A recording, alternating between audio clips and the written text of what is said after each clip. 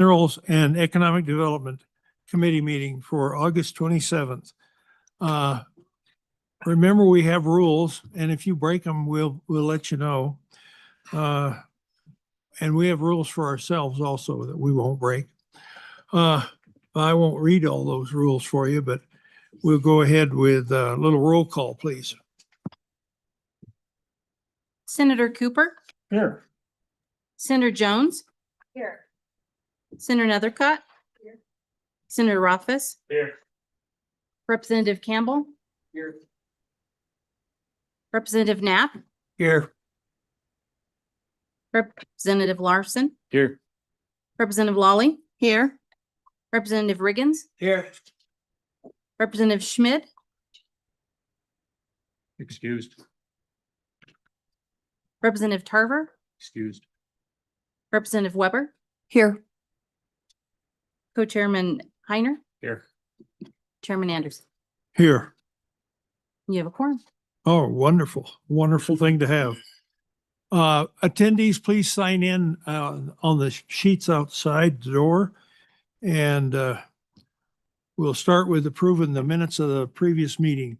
So moved. It's in your packet. Moved, Second. moved and seconded.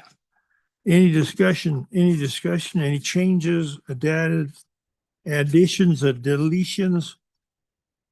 Hearing none, sensing you're ready to vote, all in favor of the passing the minutes of the previous meeting, signify by saying aye. Aye. All opposed, same sign. That motion squeaks by. All right. We'll start in. The first agenda item is the Business Council, and we have 27 LSO 20 Consensus Block Grant Local Funding Program. And did you want to brief us on that? Okay. Yep, Mr. Chairman, you should have draft 0.6. This is 2-01 in the online meeting materials.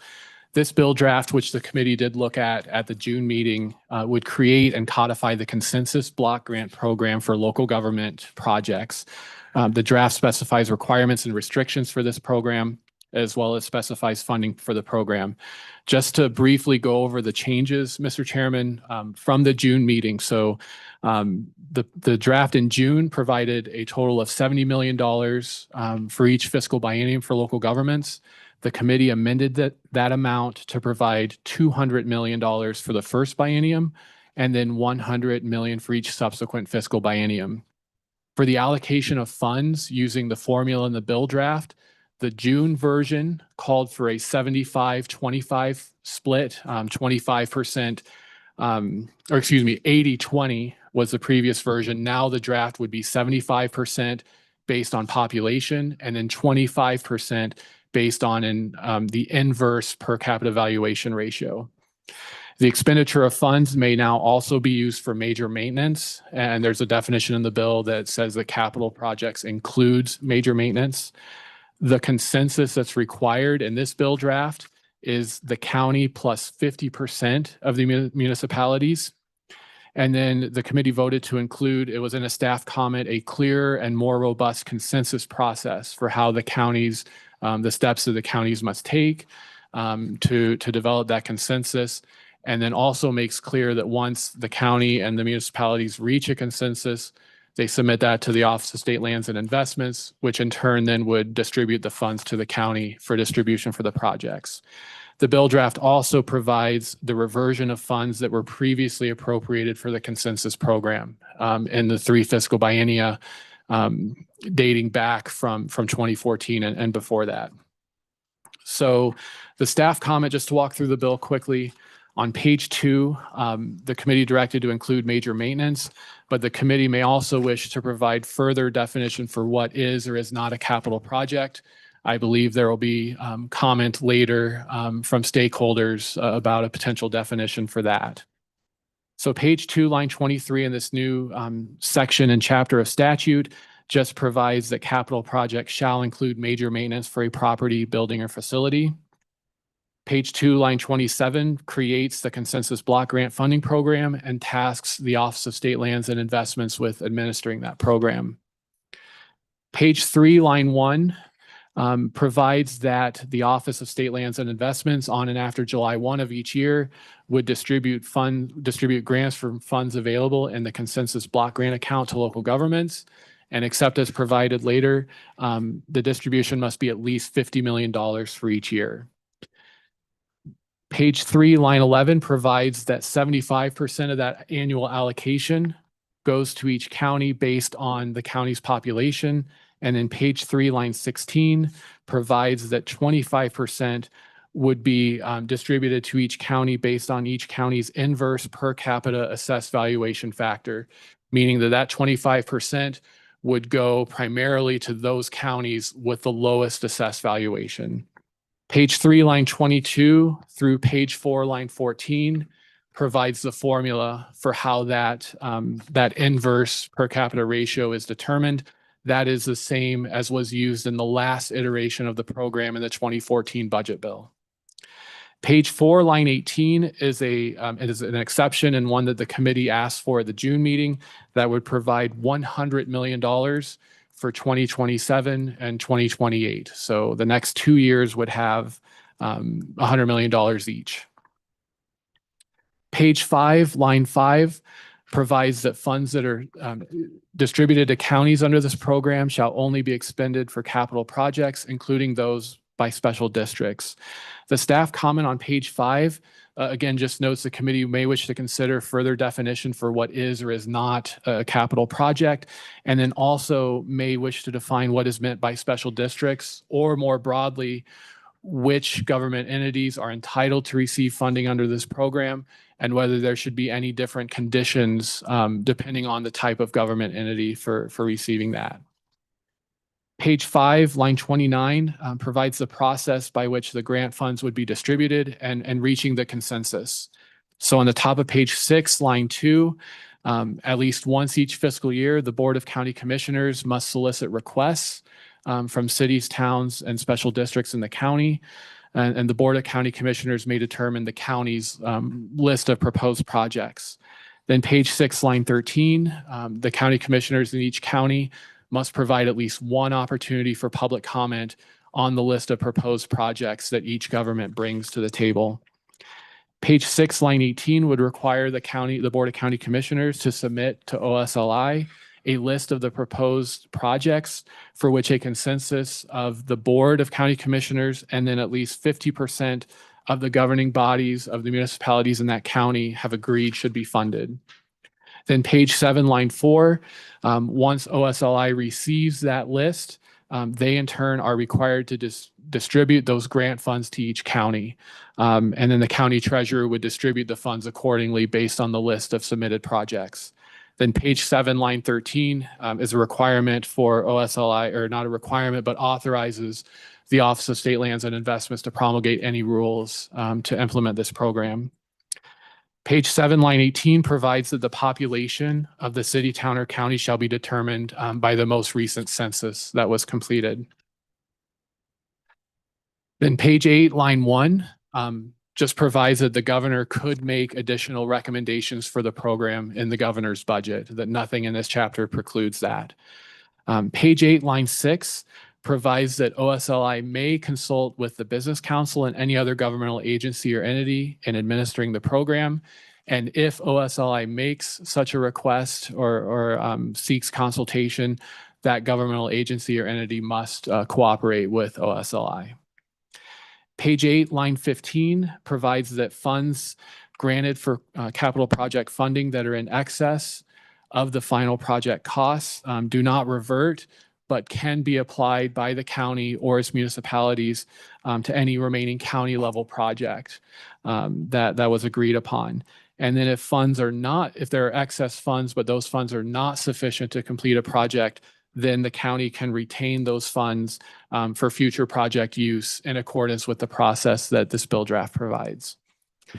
Page 9, line 4, provides that as the applicable governing bodies determine in each county, the funds that are granted for a future capital project would not revert to the consensus block grant account. Page 9, line 10 is a reporting requirement for each entity receiving funds. They have to report to OSLI And then page line 19, in turn, each year, OSLI must report to joint appropriations and to this committee on the expenditure of funds for those projects. The report has to include the amount of funds that were granted, the balance of the consensus block grant account, the approved capital projects, and the status of those projects. Page 10, line 15, creates the consensus block grant account. The funds in the account would be continuously appropriated to OSLI for distribution in accordance with this bill draft. The treasurer is required to invest these funds in accordance with law, and the earnings from that account would be deposited back into that account. Then page 11, line 5, requires a transfer of $100 million in each of the next 2 fiscal years from the Legislative Stabilization Reserve account to the consensus block grant account. And then page 11, line 10 would require each fiscal year a $50 million transfer from the LSRA to the consensus block grant account. The staff comment on the bottom of page 11 just notes that the LSRA is an account that typically does not have money that flows into the account. And so the committee may wish to consider the feasibility of using this account in terms of a long-term funding source for the program at these dollar amounts. Page 12, line 5 is the reversion language. So this references the 5 separate chapter laws, generally the 5 either budget bills or supplemental budget bills in which funds were distributed to the consensus program in the past, and requires those funds to be reverted on July 1st, 2027. And it allows the Office of State Lands to take any action necessary to revert those funds on July 1st. Page 12, line 21 is rulemaking, and then it would be a split effective date. The substantive provisions would be effective July 1st, and then the balance of the bill draft, the reversion language, and the rulemaking language would be effective immediately. With that, Mr. Chairman, I'd be happy to answer any questions. Questions? Yes. Thank you, Representative. Thank you, Mr. Chairman. Mr. Fuller, can you remind the committee how much that the reversion will be for the unexpended funds that were carried over? Yeah, Mr. Chairman, Chairman Heiner, my recollection from the June meeting that the Office of State Lands and Investments reported to the committee was approximately $1.1 million. Other questions? Mr. Chairman, Yes. thank you. Senator. Thank you, Mr. Fuller. I agree with your recommendation that we provide further definitions for who is eligible in the local government space. Do you have a proposed definition located in other sections of statute that would be appropriate here? I'm thinking the Governmental Claims Act. So, Mr. Chairman, Senator Nethercott, that definition could be used. It is extremely broad and basically includes any sort of governmental entity. I think it would need to be tweaked because that definition does include reference to the state, its agencies, and entities.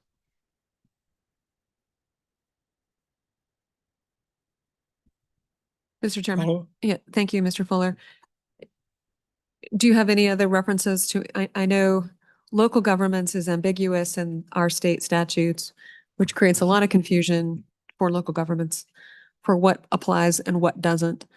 And so excluding the state, what I'd ask Mr. Fuller and the committee to look at is the definition of the application of the Governmental Claims Act to all of the entities excluding the state, to find if that definition would be acceptable or those entities' inclusion would be acceptable.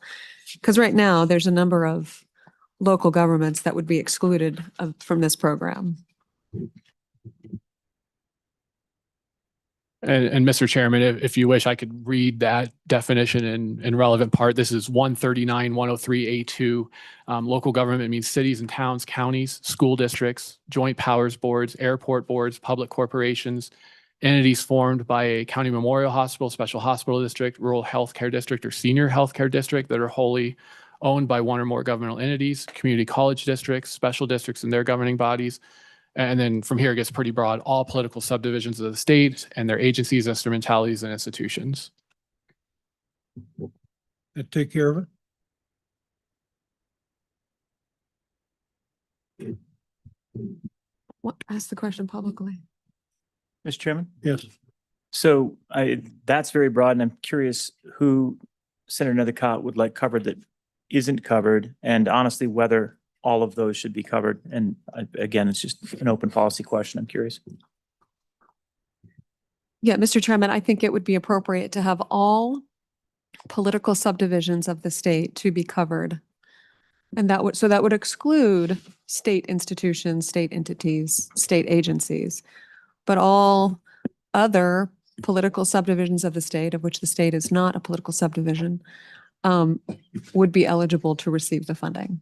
So your local cemetery district, your local water district, your local sewer district, your local hospital district, your local college district, your local weed and pest district, your local conservation district. Anybody like to throw out some others? I'm not thinking about your airport board, your joint powers board, all other publicly governed government entity would be eligible. Or are we limiting it to just cities and counties? Yes, go ahead, Senator. Yeah, and I think that's an important policy question to decide. If it's limited to cities and counties, they can still be doing it effectively on behalf of those other entities and working with those other entities. If we do it in a way that allows for all special districts, I think that opens a can of worms into some interesting spaces where special districts can be formed, where you basically have 4 landowners that are co-located that want a project and want that project to be accomplished through an assessment over 20 or 30 years, and they use a special district as a device to get that done. It's not really government, even though we give them some quasi-governmental authority. So there's the possibility of some interesting concerns where you basically are effectively taking state funds, and I'm not saying this would be approved, but I'm concerned that it could be approved, taking state funds, distributing those funds in the end in a way where private entities that formed a special district for their own specific purposes would have the benefits of those public funds. So the all of special districts, to me, seems overly broad and potentially dangerous. So my question to Senator Nethercott would be, where would we fall short if it were only directed, for example, and really I'm asking where it would fall short, to cities and counties, and then they could be working with these other entities to get that done?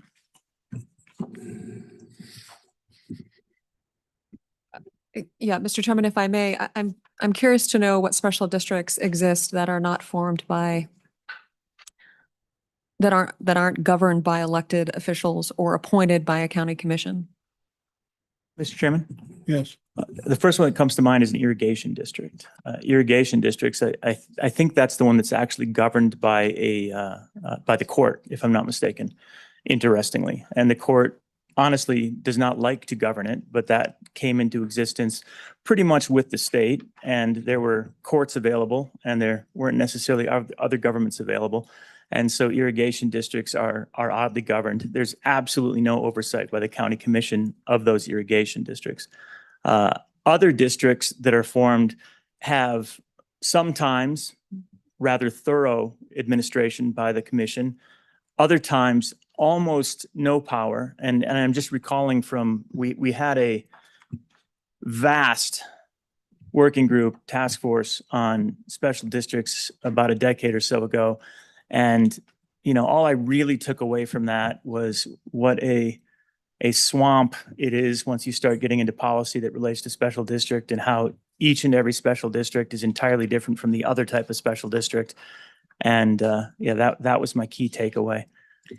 There might be others as well, but that's the concern. In irrigation district, I think, is a prime example where there's effectively no governance over the irrigation district beyond those that are members of the irrigation district.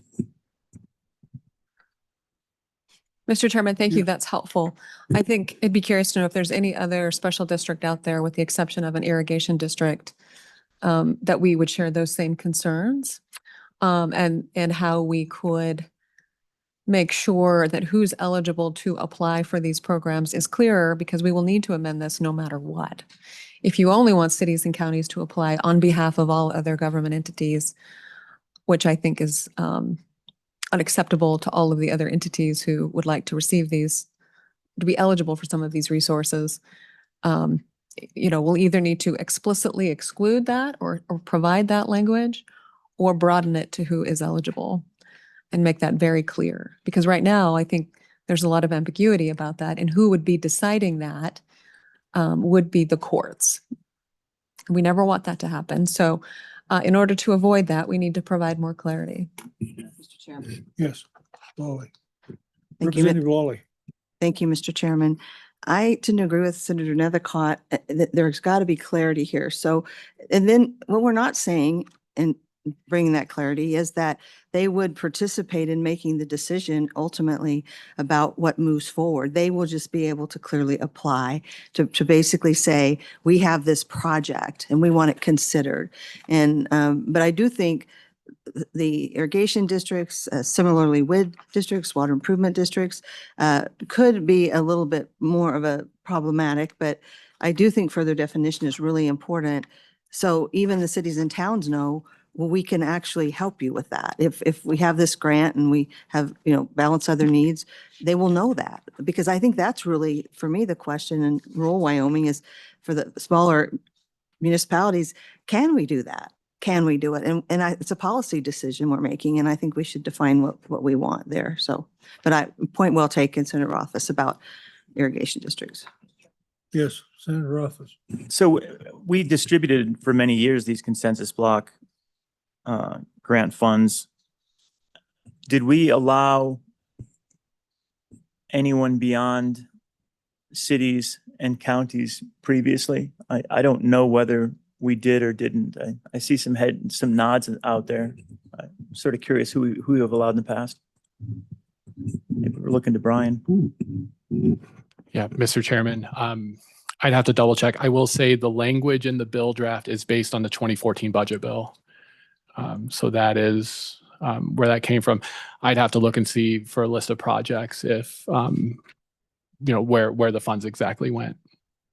And Mr. Chairman, I bet some did go to joint powers boards, for example, airport boards. I can recall some projects that I think may have been funded with consensus block grant, although perhaps different funding mechanisms were used. So, Mr. Chairman, I would propose we just put a pin in that for maybe Mr. Fuller to evaluate maybe some options for definitions for us to consider after we hear from public comment, because I think that will help guide our decisions on this particular topic. So that was just my one question for Mr. Fuller. Thank you. I'm looking at page 5 down at the bottom there on line 3031. It says counties and cities, towns, and special districts. Is that not definition enough? The special districts aren't exclusive?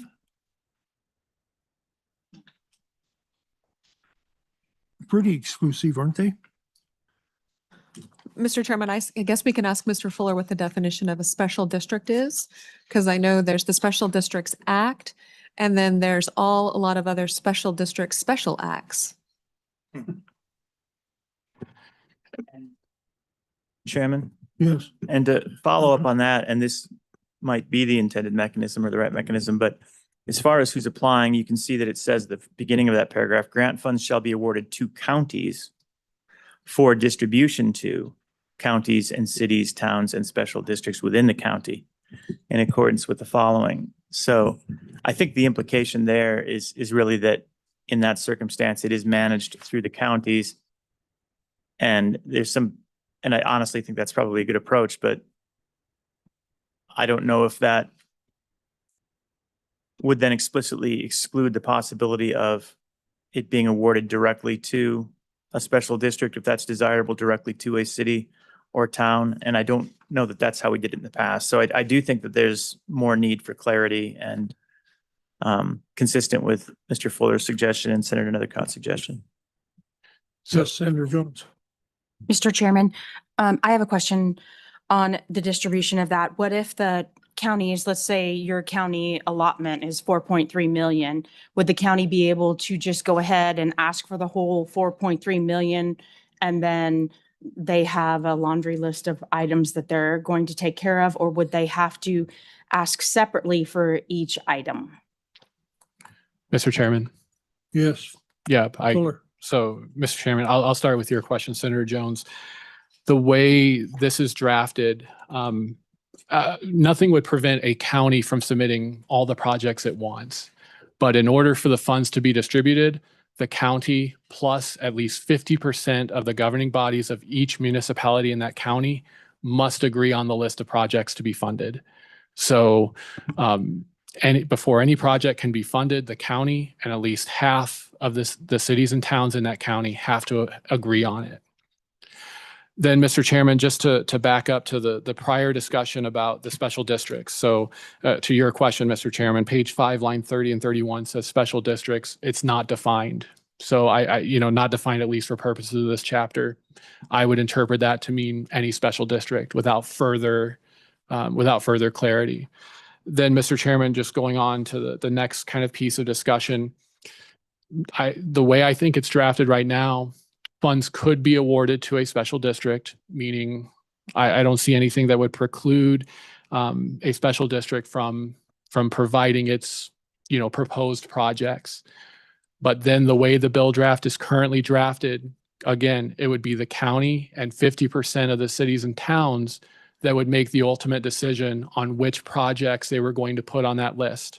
And then on page 7, lines kind of 7 through 11, that language would make clear that, let's say, a special district project is part of the consensus list that the cities and towns and county has agreed to.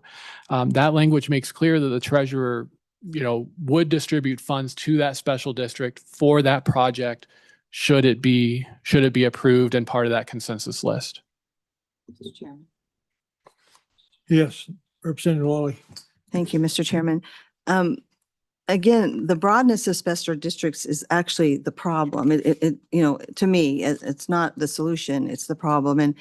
And this is just one idea, and I'm not even going to say at this point in the morning, with only one cup of coffee, whether it's a really good solution. But one idea is special districts that receive property tax money. So we're now kind of looping it around to those so that is many of what you talked about, cemetery districts, whether they receive it, through a mill levy of their own, or some of them may receive it. Washakie County doesn't have many special districts because the county shares its mills, but they are receiving property tax money. I'm not saying that that's a great idea, and I see Senator Rothfuss ready to talk about it, but it's just the idea of that's the kind of clarity I think I would be looking for in my district, is to really understand, to step out and have a district that there's certain uncertainty about whether or not they would qualify, and maybe it just being too broad too. Of how do you explain to them that we really don't feel like this is the thing to do to give you as a just general special district? But anyway, that was just one thought. Yes, Thank you, Mr. Chairman. Senator Heiner. The beauty of this idea of a consensus block grant is to give local control to the local municipalities and the counties to decide where to spend those money. So if there is a project out there that 50% of the municipalities agree is a high need, this allows that money to be expended because the local officials, elected officials, have all come to a consensus that is a need. If it's a special district over in a certain town, they've got to convince the other towns that is a higher priority than the other towns' needs specifically. So I would caution about putting sideboards too narrow that restricts local officials in determining as a consensus group what their priorities are. This is the reason we want to bring this to the local officials' discernment rather than having people in Cheyenne making those decisions for them. So my caution is don't put the sideboards too close. Let them be able to discern what their needs are But they have to come to a consensus, and that's the beauty of the whole thing is the local elected officials have to agree by a margin of majority that that is a priority to spend that money. It's not unlimited money. When you divide it up amongst 23 counties, it's not that much. So there's going to be a lot of projects out there that are not going to get funded. And so the priority, by prioritizing those with all of the local officials, it will weed out some of those projects that are not deemed as being needed by the entire county and the municipalities involved.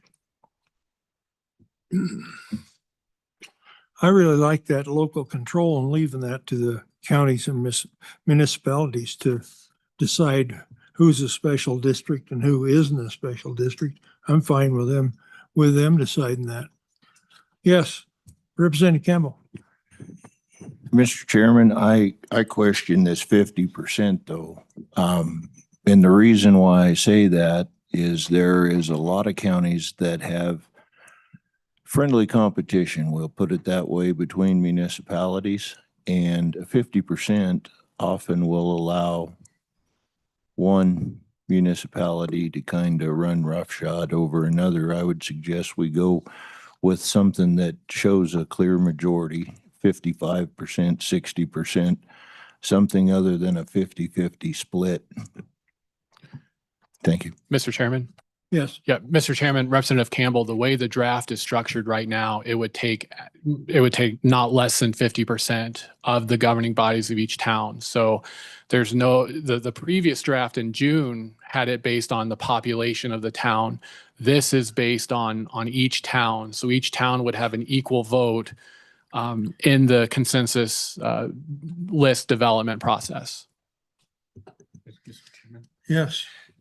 Thank you. Thank you, Mr. Chairman. For Mr. Fuller, clarification, in this consensus agreement, could the municipalities have the majority without the county's vote? So if, say, 60 or 70% of the municipalities voted for a project, but the county with their one vote voted against it, could they have the majority that way? Is the county, is their approval required? I guess the question is. Yeah, Mr. Chairman, Chairman Heiner, this is page 6, lines 21 and 22. It's a consensus of the Board of County Commissioners and the governing bodies. So it would be, both would be required. Mr. Chairman, that, the inverse would be true though as well, in that it would take the cities and towns to approve a project that the county would want as well.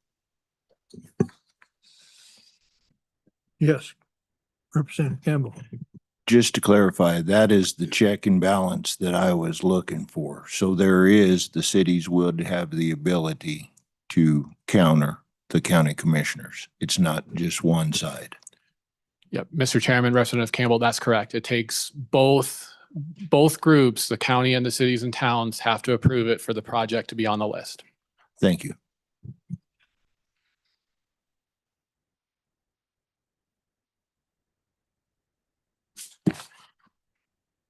I noticed one other thing, where the excess funds are going to be returned on page 8 down there at the bottom.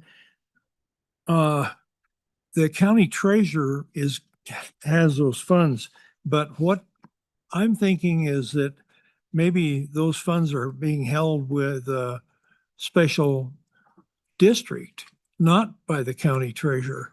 If they issued them to a special district and the special district didn't spend it all, then the county treasurer has to recover that?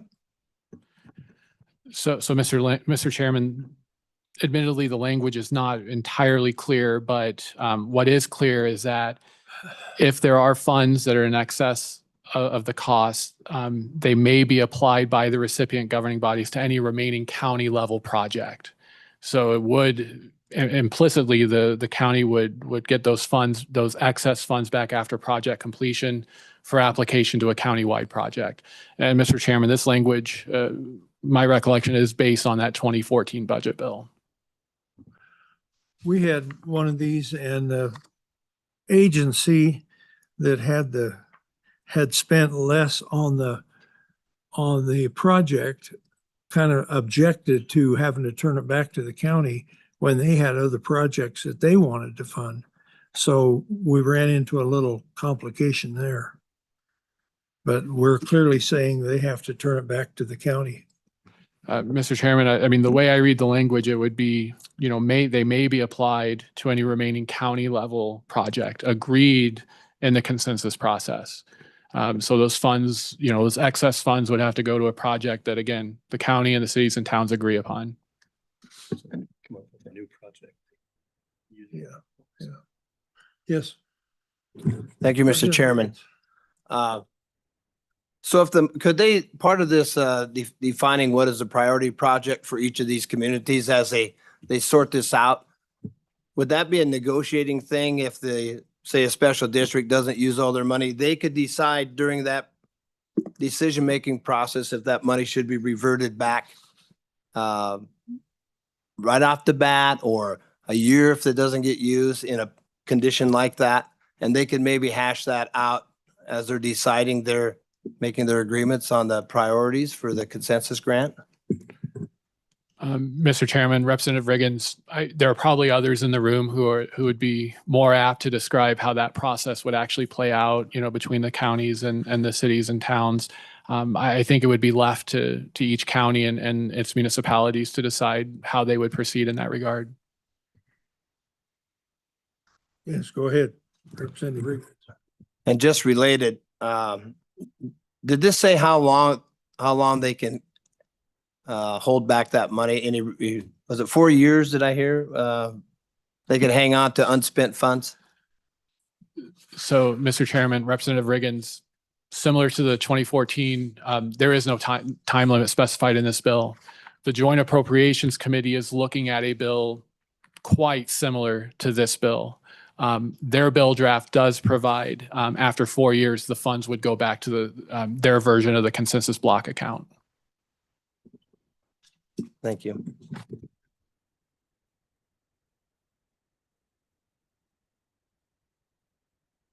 Any other discussion for Mr. Fuller? Hearing none, thank you, Mr. Fuller. Very complete. We'll move right on to some presenters about this. Ashley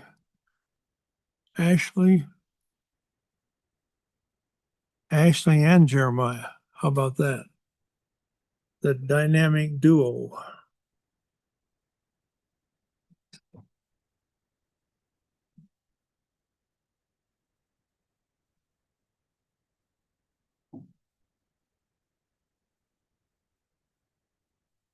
Good morning, Mr. Chairman, members of the committee. I'm Jeremiah Riemann here on behalf of the Wyoming County Commissioners Association, and I'm proudly joined by Ashley Harpstreet with the Wyoming Association of Municipalities.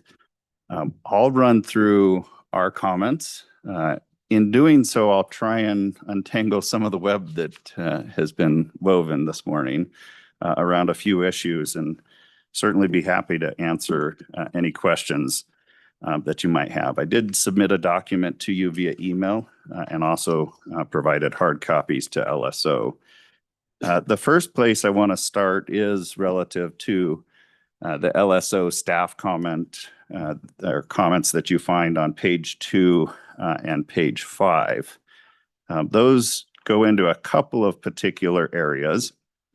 The first one is whether there should be a definition of capital project. And in fact, we do recommend that there be some clarity in that particular area. And we have provided to the joint appropriations language that I have provided to you in the document that we have provided this week.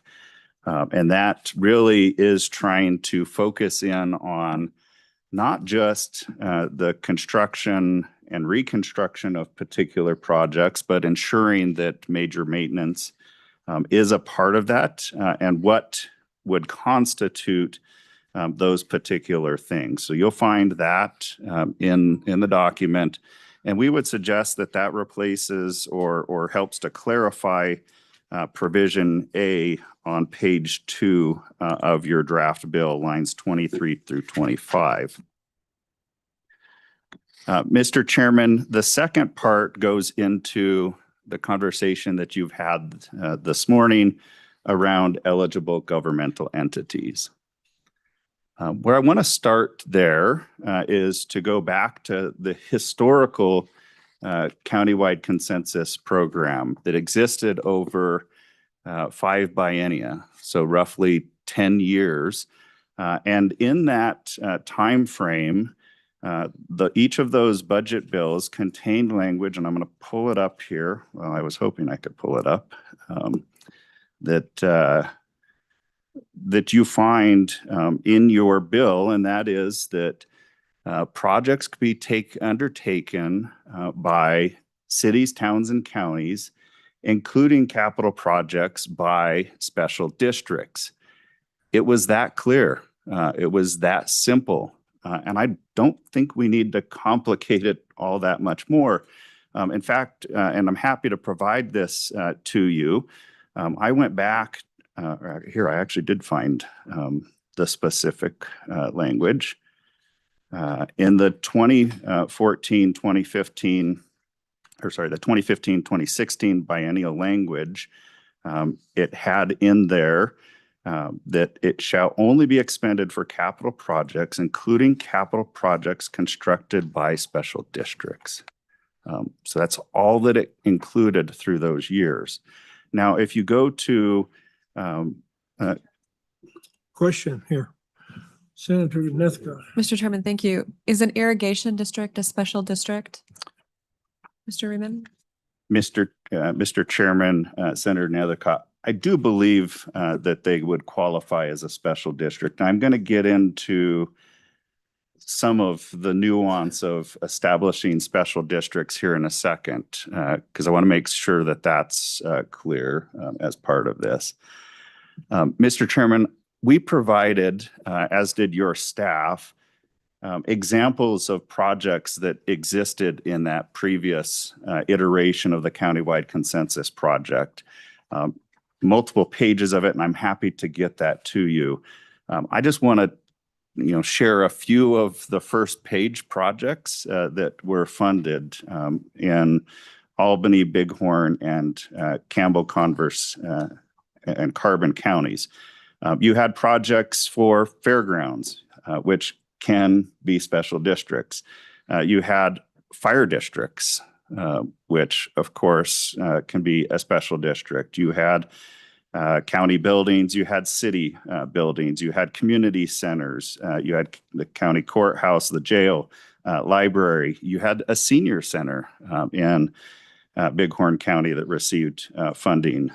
We have projects for roads, landfill remediation, a youth crisis center. There's HVAC, joint dispatch. All of those received funds through the countywide consensus process back in the 2015-2016 biennium. Some of them which still have that money, and which is what is referenced in the 1.1 million. Again, I'm happy to make sure that you get copies of those lists so you can go through and see what your county might have distributed across the state. Now, getting into special districts really quickly. If you've seen a special district, you've seen one special district, and we have over 800 in the state of Wyoming. Some of those are formed by boards of county commissioners, and they appoint the members of those particular districts, and commissioners have some level of authority over them, including the ability to veto their budget. Not to dictate every element of their budget, but to veto it. There are others which the Board of County Commissioners might have elected to establish within a particular area, and then the voters approve that, and then the voters actually appoint the members of those special districts. And then you have special districts that the citizens come forward and say we want to have this special district, and they bring that to the Board of County Commissioners. If they meet certain thresholds, it goes to the voters and they decide whether that special district is going to exist. There are many of which the county commissioners have really no power, and those could be senior citizens, solid waste, museums. You can have a museum that's established by the Board of County Commissioners and they appoint the members, and others that are just established by the voters. Weed and pest, fire protection, on and on. All of those would be, as I understand it, according to the language, eligible. As I sit here today, and I don't want to speak for Ashley, she certainly can offer her opinion on this, but I'm not overly concerned about the fact that we might have entities that were eligible to receive funding and frankly think that they should be eligible to receive the funding. I think it's more about who controls development of the countywide consensus plan and what those thresholds are that is probably more important to me, because I don't know that any of us want 800 special districts, 23 counties, 99 municipalities, all trying to develop that. It's a heck of a mess. And I don't think we need to complicate it. It worked 10 years ago. We got to consensus as it related to this. That said, providing a little bit of clarity is something that we do suggest that you provide, but please don't complicate it. I think it can be really simple as we go about that. Jeremiah, Yes, when Mr. you look back, did you see any funding for irrigation districts? Mr. Chairman, if you give me a second, I'll do a quick scan. It's a 4-page document. And these are only the county projects. There's a whole other list that is municipal. Pardon?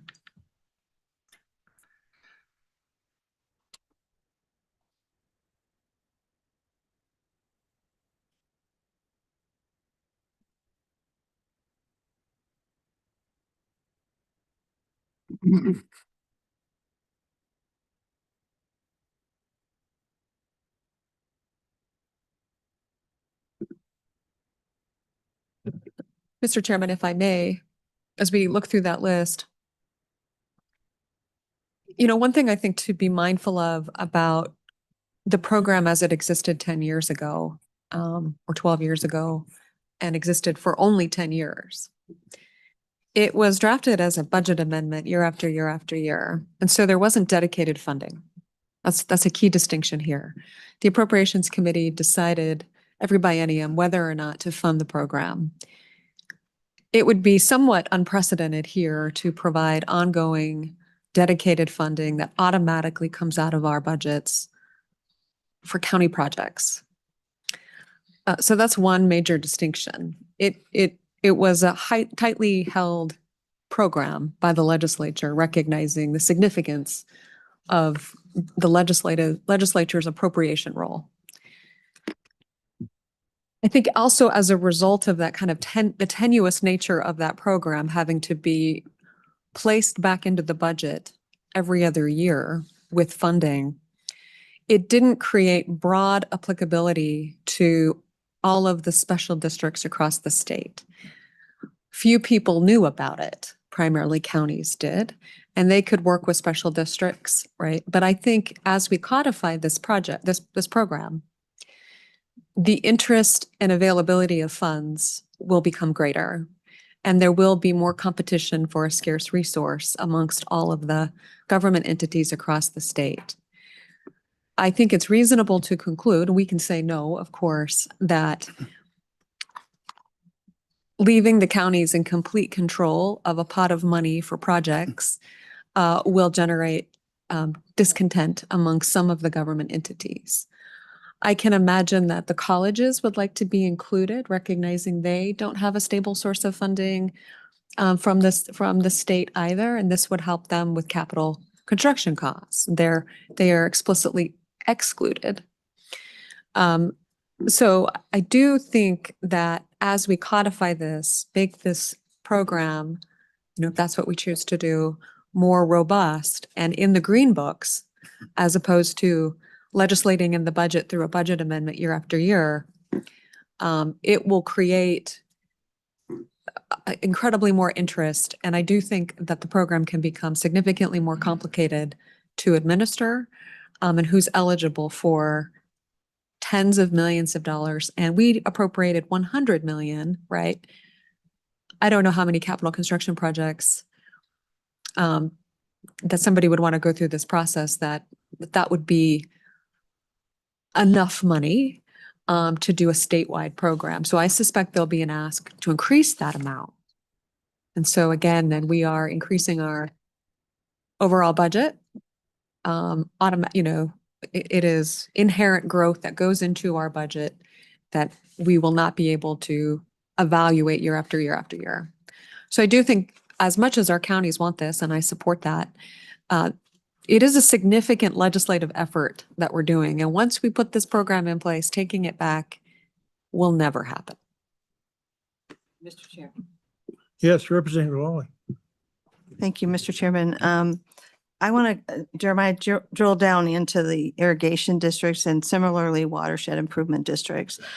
Because of the way they are uniquely created, they are really, the money comes through those members that district. That's how they raise money, through assessments. Again, they receive at this time no public money except for this.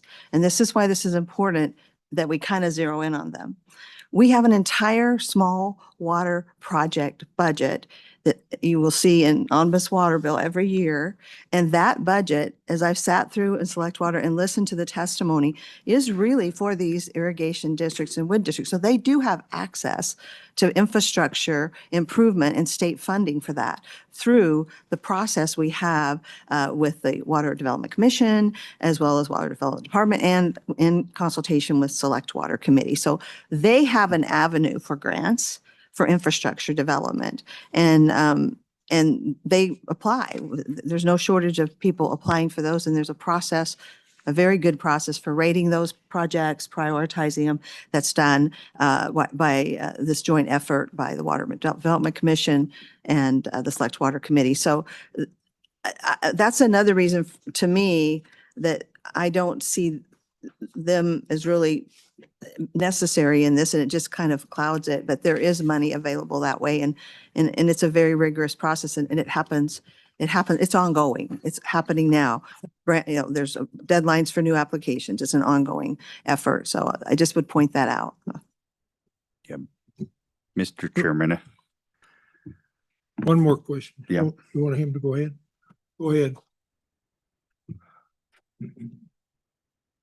Go ahead, Jeremiah, whenever you're ready. Mr. Chairman, looking at both the reports that we submitted as well as what LSO included in their memo to the Joint Appropriations Committee, I can't find any reference to an irrigation district receiving funding. You will see a couple of irrigation projects in the municipal level, but I'm assuming that those are irrigating a park or some other city piece of infrastructure, but I cannot find an irrigation district in any of those reports. Thank you. Representative Riggins. Thank you, Mr. Chairman, Mr. Raymond. When you're talking about past experience with this program, I think it's a wonderful strategy, letting these smaller communities have a lot of control of how this money is spent. So acting in their own self-interest, did you ever personally experience or go through that process and see the arrangement work? Natrona County I think is unique because so we have the county, and I think we technically have 5 governing bodies in that county, all closely associated but one.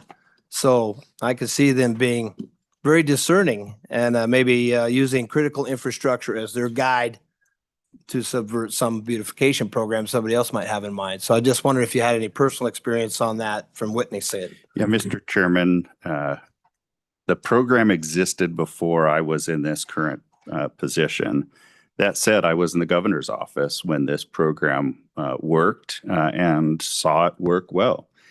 Each community, each county, collectively, when I say county and municipalities, approached it differently. Some of them divvied up based on population and said, here's your allocation, here's my allocation, and that worked for them. Others developed a plan and came forward and said, okay, here's the set of priority projects that we're going to do across the community, and it worked for them. And you know, all of them evolved in that process as they made their way through it. One of the main key changes that you will see in this iteration versus what existed 10 years ago really is around what constitutes consensus.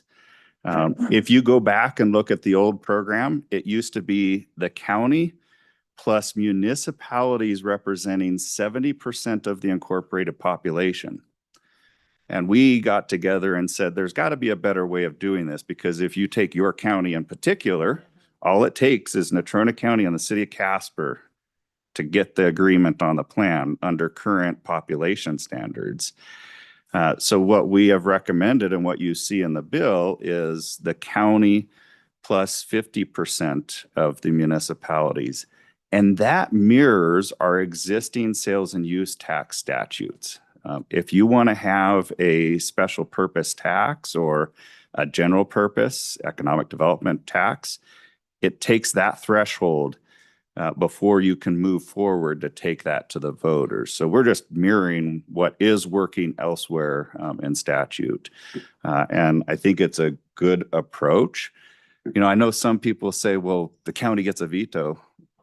Yeah, but the municipalities also get a veto if they want to say no to the county. And that's an important component of all of this. I will say that I think the history bears that there wasn't this contention around it. It actually worked really well, and we got projects done. Mr. Chairman. Yes, go ahead.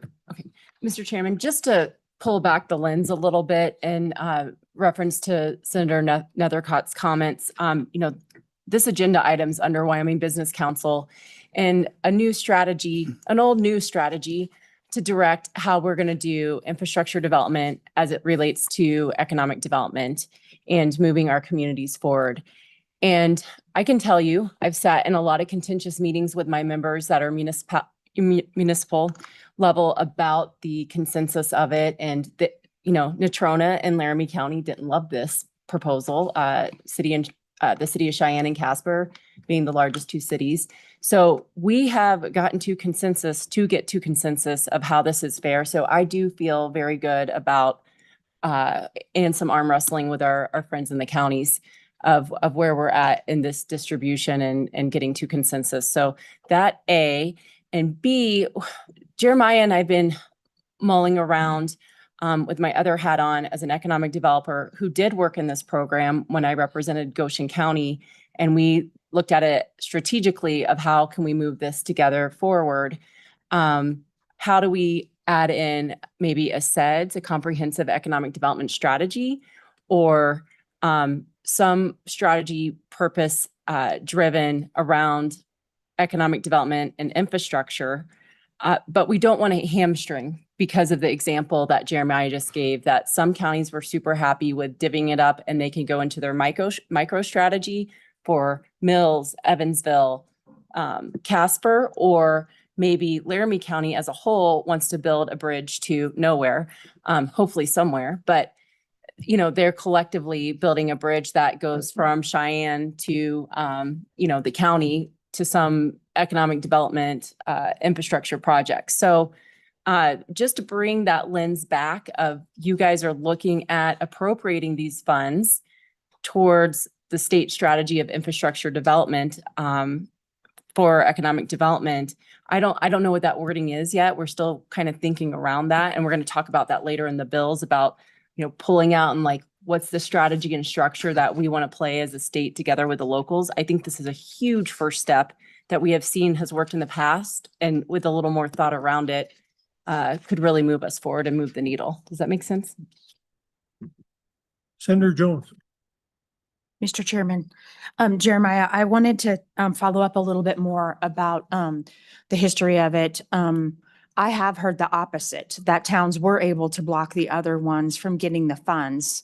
And just to use Natrona County, for example, it looks like they would actually have, if you include the county, they'd have 7 votes. So if someone realizes that one of the 7 is asking for the majority of the money and they are not going to be able to get their project in, then I can just see that there could be a lot of strategies going on, and some people's projects aren't going to get through, or consistently one area is going to be blocked out of the funding altogether. So, and I have heard that has happened in the past. So I'm wondering if maybe that is one of the reasons why the program was discontinued. If you have to have that majority of the numbers, then who doesn't get the money that they want?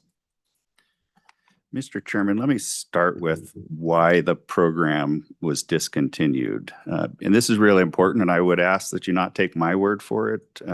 Go talk to your LSO fiscal staff, particularly Mr. Richards. We had 2 programs at one point in time. You had direct distribution and you had countywide consensus. Both of those went along during that 10-year period.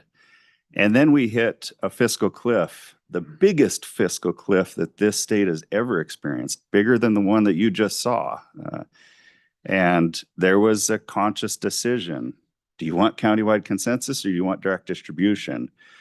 And all the parties said we have to keep direct distribution in place. And that's why it continued on. It wasn't a matter of infighting or program mechanics. It simply was, we didn't have enough money. We had to give up something. So that's why the program failed to exist then. I'm not going to suggest there weren't some issues, as you've said.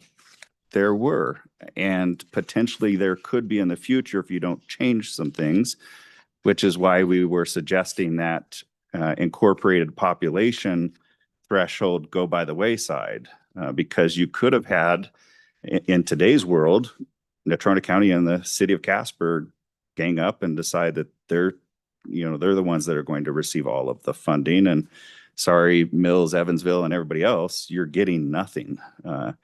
So by instituting that 50% threshold, it's actually, essentially 51%. You have to have at least 4 of the municipalities in Natrona County agree alongside of the of Natrona County in order to move forward.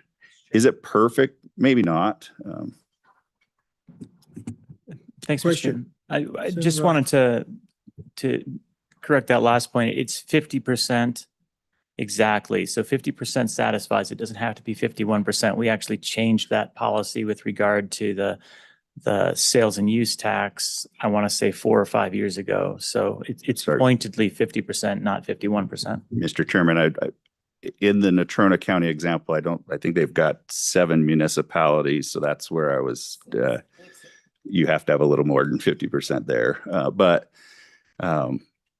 But you're right. It is 50%. And the senator is also right that changed in the sales and use tax statutes when we went to add the municipal option tax. It used to require 2/3 of the municipalities, and Laramie County municipalities in particular balked and said, this is an almost impossible threshold to get over. And so we did lower it at that point in time. But what we're doing here is mirroring that particular statute. Mr. Chairman, Senator Jones, to your point, though, one other thing that we are recommending, and it goes to the next part of the document that we provided you, and that is to add some additional definitions to your proposal here. And these are definitions that we provided to the Appropriations Committee. And in fact, if you go and look at their version of the bill, they've included them. The first one is consensus project list, which conforms with your language in this bill. And in particular, I would draw your attention to the middle part of that particular definition, where it requires that you have to have a consensus project list, which includes your priorities, your anticipated timelines, and planned future expenditures. And that it should be reviewed periodically and updated by the participating bodies and submitted to the State Loan and Investment Board. And then we've got that it can be modified. So what we're trying to do is get everybody forward thinking about what is the broader need of the community. And when I say that, all of the citizens of a county, and thinking about that as you're developing your list. It's not a what's in it for me kind of scenario. It's what's in it for the greater good. So that's one definition that we've provided to you. We've provided a couple of others, a little bit more clarity about what constitutes major maintenance and repair. And if you look at the back end of that, what doesn't constitute major maintenance and repair.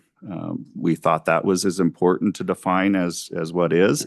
And then we have one there about what constitutes a public facility and infrastructure, so that we had better clarity about where we could use it. Because what we heard from the Appropriations Committee is somebody used this to buy a copy machine back in the day. Is that appropriate? That's not really what I think your intention is. Maybe with direct distribution, but not this. And so we tried to define that out, if you will. So I'm hopeful that helps Senator Jones with what we're trying to accomplish to ease some of issues that might have existed in the past. Mr. Chairman, if you like, I can finish out our document and our other recommendations for you.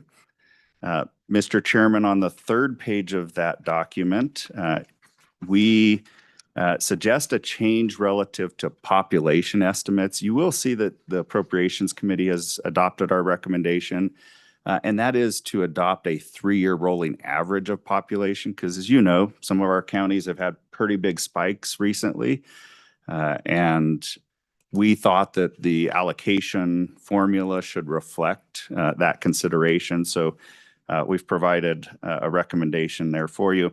And then our final comment is relative to page 8, lines 6 through 13. And that is provision J, where it indicates that, and it is a may, that the Office of State Lands and Investments may consult with the Wyoming Business Council and others. We just felt that begs a lot of confusion of what this is. Does it just add more cooks in the kitchen? Does it add a different angle to what you want us to consider using these funds for? So at a minimum, we're suggesting you delete the reference to the Wyoming Business Council. But I think it's worth considering whether you shouldn't just delete the whole provision. It really, from our perspective, provides no functional value relative to what you're trying to accomplish here. It only just begs more questions. So with that, Mr. Chairman, happy to sit up here as long as you like and answer any questions. Yes. Representative Lawley. Thank you, Mr. Chairman. Again, I'm kind of back up a little bit on this issue of special districts. And one of the things that still is concerning me is on those projects you mentioned, that long list of things that have been funded. Is every one of those entities, do every one of those entities receive public funds, property tax funds, penny tax funds, or are there some that receive the money in previous iteration of this program that did not have any nexus with public support? Mr. Chairman, I'm sitting here hard pressed to think of a special district that doesn't, one wasn't established by a governmental body or by the people themselves and now is some sort of a governmental entity. Generally, they're all funded by property taxes. Some do have fees associated with them. But I'm hard pressed to think of one that I could give you an example. And of course, we don't have the Special Districts Association here. But. Well, that's why this idea it's growing on me about some qualifier that they receive taxpayer dollars already. Again, we make allowances for irrigation districts who don't. They are a unique creation in watershed improvement districts, same. But we do help them through these small water projects because of that's based on our public policy in Wyoming about how we manage and protect our water. And so those projects they receive them in ways that eliminate consumptive use through evaporation, for example. They make the systems work more efficiently and things like that. So that's under a different kind of policy about water, which is really important to Wyoming.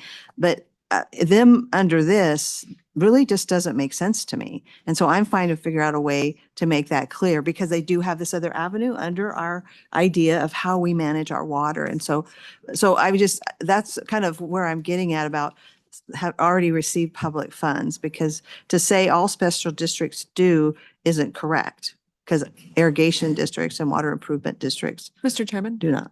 can I pile on to that before they answer? Because it'd be Yes. connected. Absolutely. Thank you. Thank you, Mr. Chairman. So to that point of having an inquiry kind of for eligibility of being, do they receive other public funds or have they availed themselves of a process for other public funds? You know, and to my concern, for some of these, and looking at the list, you know, for some of the special districts that received funds through their counties, did they ask their communities first for funding, right? And are they assessing the appropriate level of mills to maintain their operation? Or do they not have the will to do that? And if their communities have voted that down and they're not self-sustaining, should they really be coming to the state for other people's tax dollars from who, you know, so they're taking from others because they refuse to self-sustain.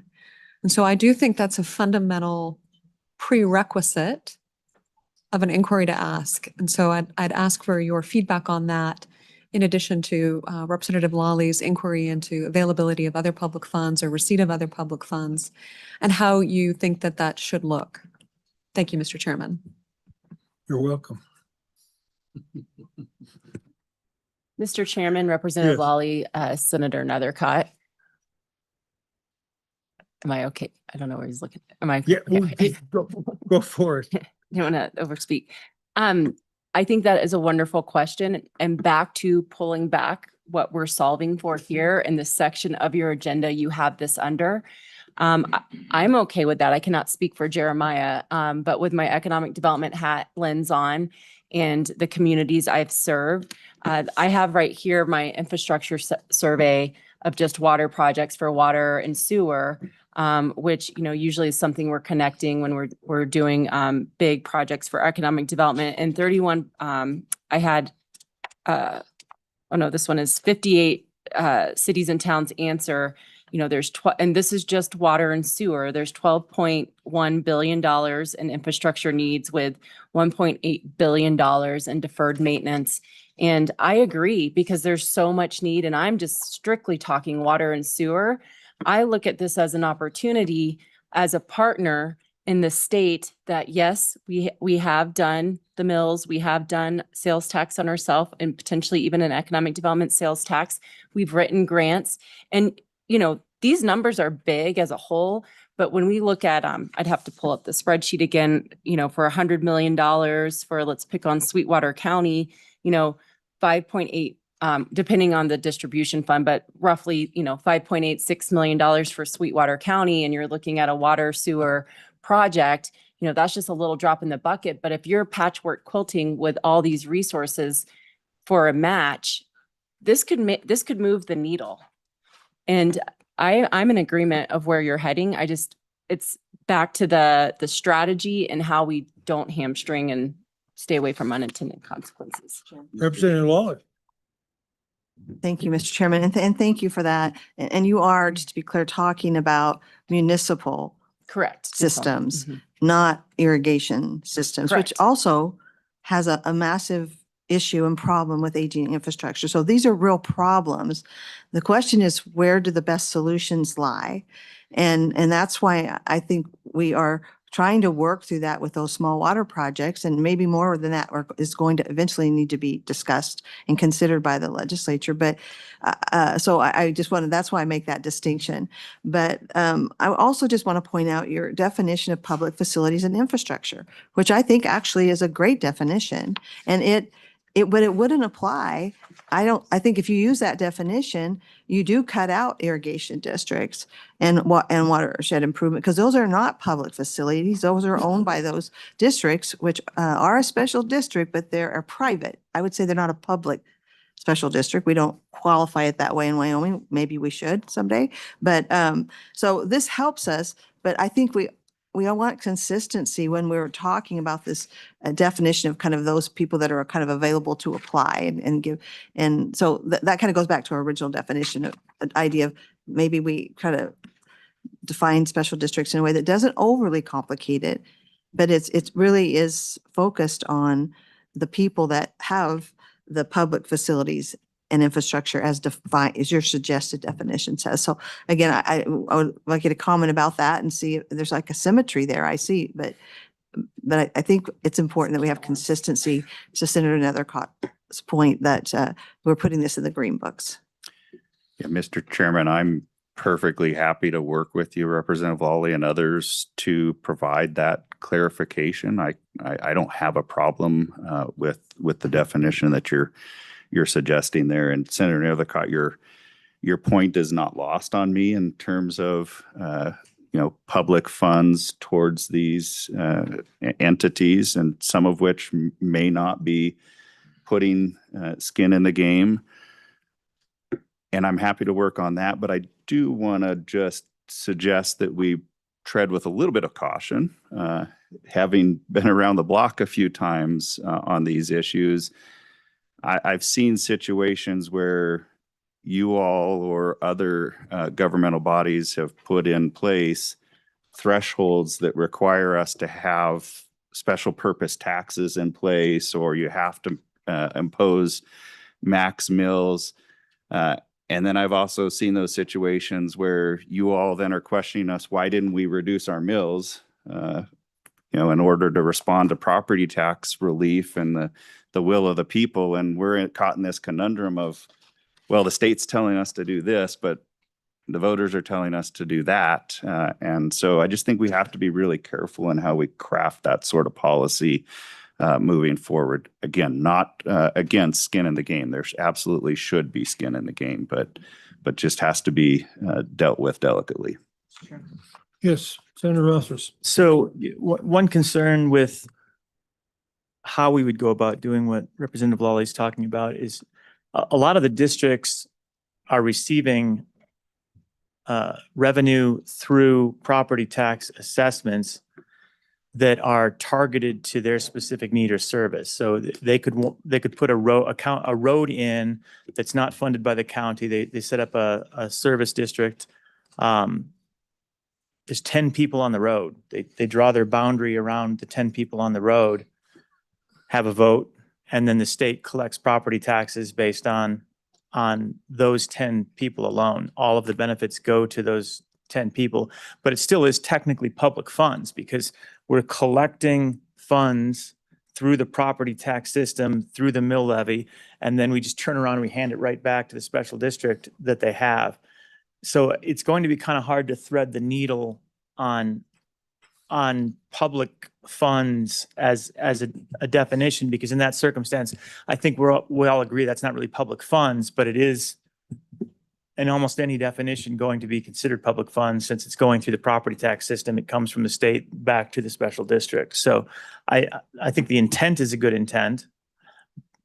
That's a district that I think is a good example of a district we don't necessarily want. Then, all right, they're providing the service for snow plowing their own road out in the county, and now we're going to identify them and put them on the list. Yeah, that's not what we want. But I think it's more challenging than just saying public funds. I wanted to raise that concern, Mr. Chairman. Oh, yes. Representative Lawley. Thank you. I agree. That was really my suggestion.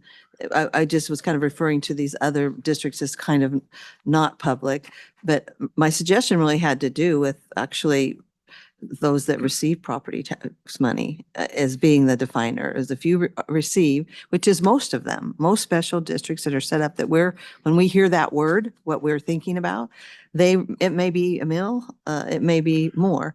And I represent a county that has, Bighorn County, the most special districts, so I think any county, just about.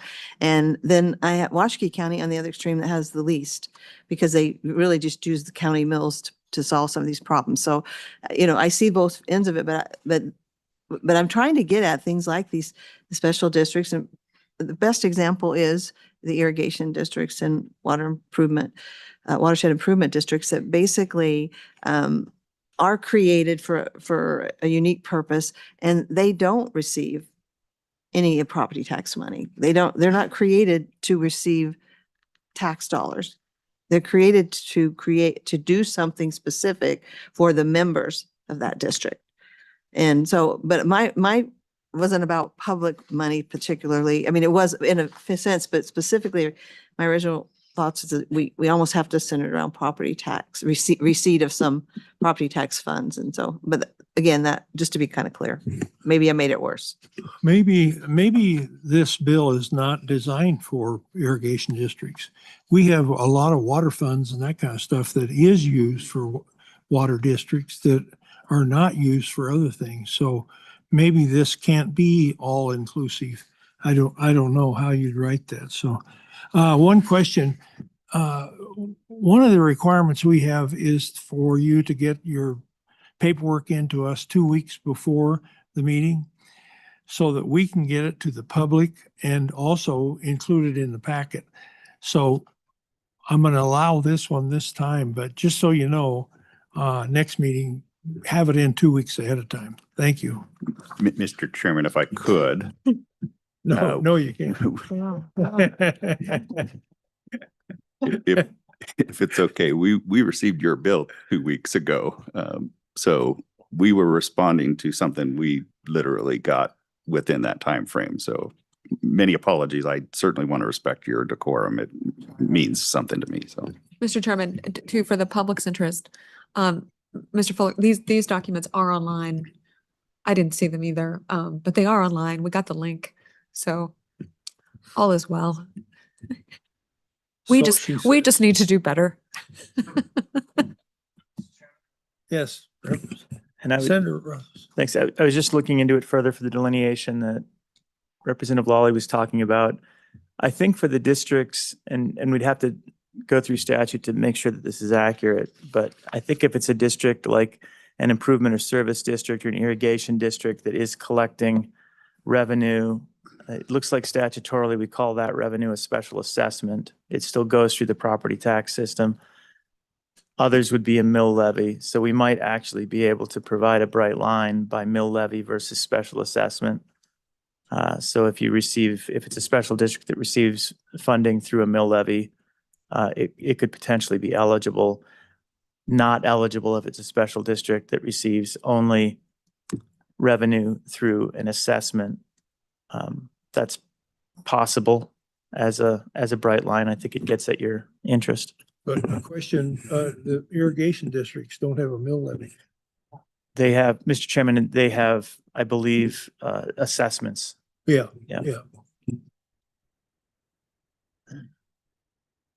All right, yeah. Oh, all right.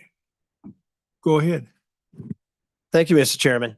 Mr. Ryman, when you brought up to our attention that project list, so to me, it kind of answered one question I had. So are we merely agreeing consensus on what the projects are going to be spent on, what the projects are, or also the priorities? And the way that project list is laid out, they can always reference back to that. Is that the intent? Because everything's a capital project, but not everything's on equal footing. And we hear a lot about critical infrastructure. And I see now the dollar amounts for critical infrastructure could be huge, as you pointed out. So so I'm looking at some points and the ability to leverage whatever grant you might be getting into. You know, if you get $500,000 for something, but you got that $500,000 because I can get a matching grant for something else, another $500,000. Does that become a priority for that year because it's available that year?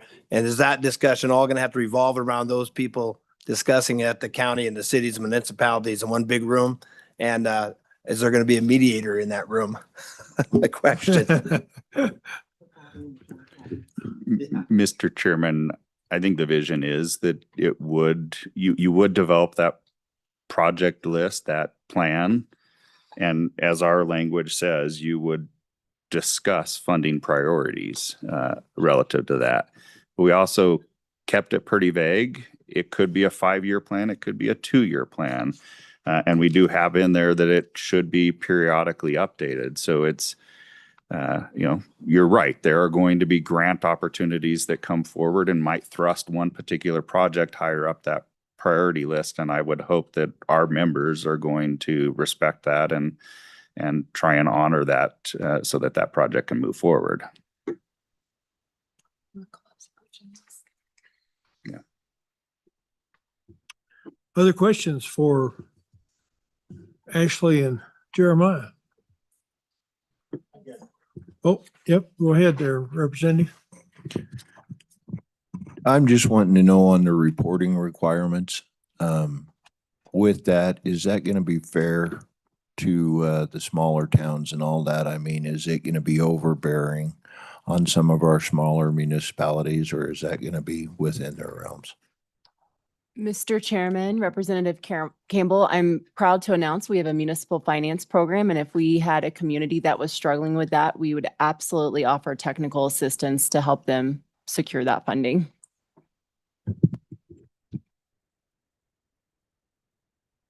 Okay. Good.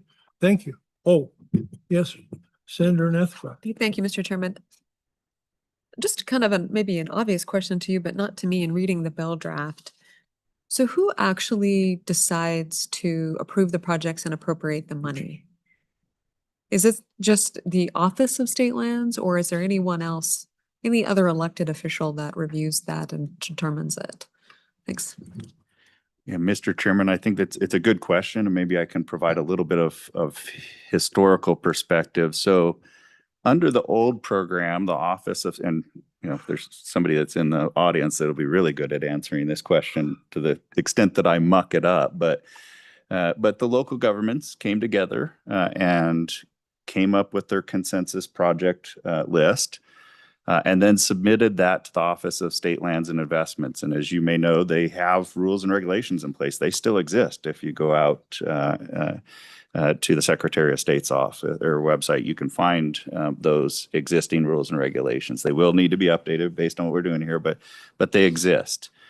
That office, to the extent that the projects met the parameters of what was granted, then had to send that project list up to the actual State Loan and Investment Board that would have to approve those. Now, as I understand, it was rather perfunctory and, it just was on the consent list and kind of moved along. What we've tried to do is to remove some of that structure and just have this revised program require that the consensus list goes into the department. The department is then going to have to determine, does it meet all the definitions of what we've put forward? Assuming it does, they're going to then send out the money to the county, which then distributes it out. So we have tried to remove some structure in this approach and simply have you set the parameters. We have to meet the threshold, and once we do, we can go do projects.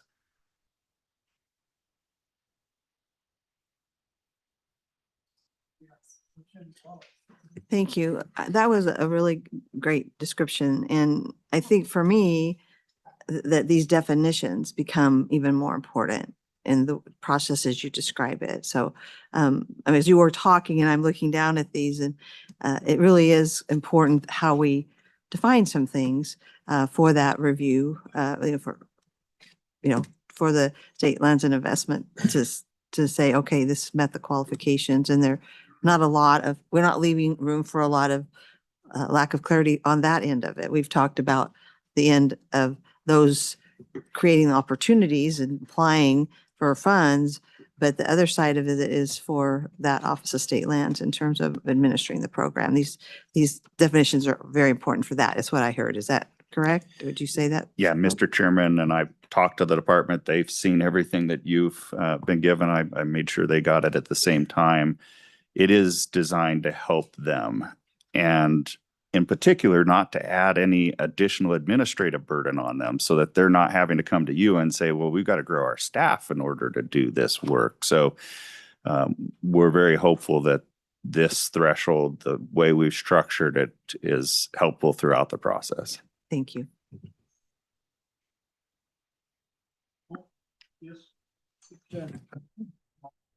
Thank you, Mr. Chairman. I didn't know if anybody from OSLI was going to be here. So once the decision, the consensus list is handed off, do we expect that they'll use their judgment to change the priorities, or once the consensus is reached by the counties and state, that basically they'll put it on their consent agenda, pass it on, and then fund it? Yeah, Mr. Chairman, I think the way we've structured it is that they will review, does this particular set of projects meet the definitions of the program? If so, then it moves forward. What we've tried not to do is give them the power to restructure that, which in part goes to that provision J that I mentioned on page 8. It just begs questions of what additional layer is, what additional hammer is going to come down on us. So removing that just adds more clarity for us around the program. And I think, frankly, based on my conversations with Director Barry about the way that we've put it forward, it would provide some clarity from them, or for them.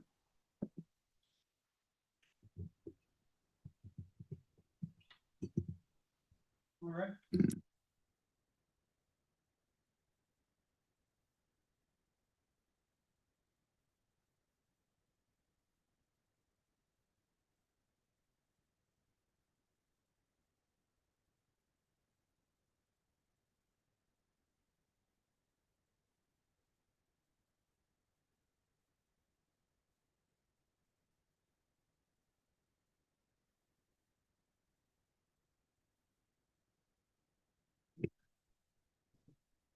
Morning, committee. You're probably thinking, oh, great, it's her again. Beth Blackwell, Grants and Loans Specialist for the City of Newcastle. My prior life, I was the grant loan manager for the Office of State Lands and Investments for 13 years. I was intimately involved with the administration of the countywide consensus program. I can walk you through what the office did and how we managed things related to that program. Once we received an application from a community, they would submit what we call the joint resolution form. On that form included the signature of the chairman of the county commissioners, as well as the required signatures at that time that represented 70% of the incorporated population. One of our jobs that we did when those applications came in was verify that they had the correct signatures, that they met the requirement. The other thing that we did when we received applications was verify that the entity that was applying for funding was in compliance with their report requirements with the Department of Audit as well as the Department of Revenue. Making sure that all of their reports have been put in, they were in good standing. A lot of times we just went through, made sure the projects didn't raise any bells. I've shared the story. The one project that I questioned was a police dog because that specific pot of money couldn't be used for personnel. So I had to ask how that dog would be classified on their balance sheet, because in my mind, a dog was personnel, not an asset. So, or an asset, but so once we reviewed and made sure they met all the requirements of the rules, we prepared the board matter, took it to SLIB. In my 13 years, I don't recall a time that SLIB question the countywide consensus in a meeting. If they had a question about a project, it was generally asked during our briefings, and it was an easily answered question. Through that 13 years, I was amazed that very few times were communities and municipalities unable to come to an agreement. I think when they sit at a table and they're looking at their neighbor and they're looking at their fellow mayor, everyone's fighting the same battles. And in Wyoming, most of our small communities just don't have the population to generate the revenue they need to provide the basic services, specifically water and sewer systems. A lot of our communities have 100 or 200 users on a system. How do you charge an appropriate rate so that you can save for multi-million-dollar projects while you're not killing your consumer with those rates? And so one of the great things about countywide consensus funding is it really helped the smallest of communities get projects done, whether they were small projects or they help those communities get their foot into a bigger funding pot. A lot of those communities can't even come up with 25% of $1 million project. And honestly, $1 million doesn't go near as far as it used to.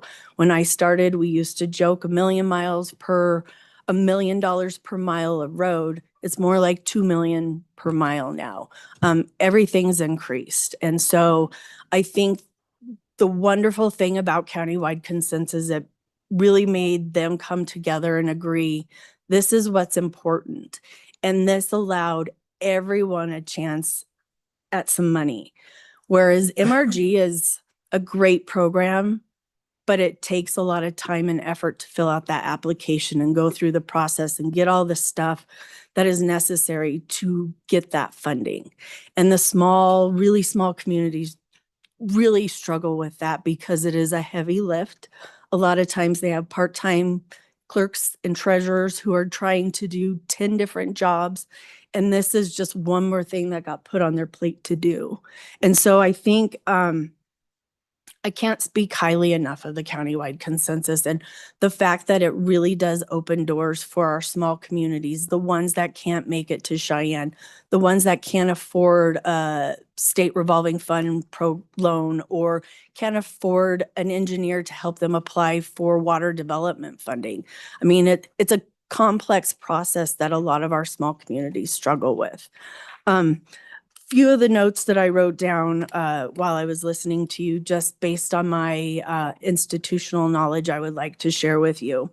I was the grant loan manager when the Goshen Irrigation District's tunnel collapsed. Their initial application was for a mineral royalty grant application. We had 2 special meetings to consider this application. The first one was to initially consider it, which then it had to be tabled because the question was, did Goshen Irrigation District meet the definition we needed for essential public service? Because that's a requirement of the MRG program. And it was determined they do not. And the reason being is their facilities, what they do is not available to the general public. So you fund a fire district, EMS, a water district, a sewer district, an improvement service district. All of those other districts, if I go into that area, I can probably drink their water. If they have a public restroom, I can flush their toilet. I can drive on their streets. That's essentially how that determination came to be. And within the MRG rules, which is Chapter 3 of SLIB's rules, they identify hospital, fire, sanitary and improvement, solid waste, improvement and service districts. They identify districts, which I don't think you want to do, but maybe using that definition of essential public service or the lines that you were going down of, they already have to receive public funding. The one thing I caution with that is, as my time at OSLI was coming to an end, what we were seeing is there are a lot of HOAs that were developed. Maybe their infrastructure wasn't the best when it was put in, and now it's dilapidated. These HOAs are not able to use state funds as an HOA. They can't come and use an SRF program. They can't apply for, I don't believe, water development funding. So they are now becoming special districts so that they have access to state funds. And so that is just something that is happening, a trend that we are seeing. And so, and I've said this a million times, there will never be enough money that the legislature can appropriate to address our water needs in this state, period. I don't think anyone can disagree with that.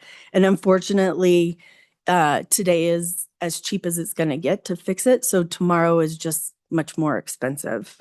The one thing that, the other things that I had written is related to the irrigation discussion. After the GID situation, the Capital Construction Loan Program, which is also administered by the Office of State Lands and Investments, was amended to allow for irrigation districts to borrow from that program. However, at the same time, that program was amended to increase those interest rates. They went from a base of 1% to a high of 2.5% for 25 years. Those rates are now tied to the market, and the duration of the loan is, your interest rate is let me start over. The interest rate is tied to the duration of your loan. So if you take a 20-year loan out, your interest rate is tied to a 20-year treasury term or note. Therefore, those rates have increased, if not doubled or tripled. There's nowhere you can get a 1% loan anywhere. And when those rates changed, that program died. There's a good opportunity there that if you go and lower those rates back to what they were, and you allow for these irrigation districts and these water and sewer districts to utilize this program again, there's $120 million available today. And so there's simple changes that can be made that can help address some of your concerns about irrigation districts. And so it's just one of those things that wanted to bring to your attention,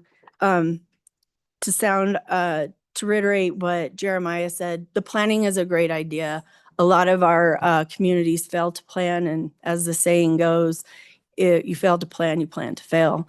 And so a lot of times, I think if we're going to force our communities to come together and make this plan, it is a wonderful idea because it makes them think forward and it makes them say, okay, what's more important to me, fixing this park or making sure I can provide clean drinking water to my community?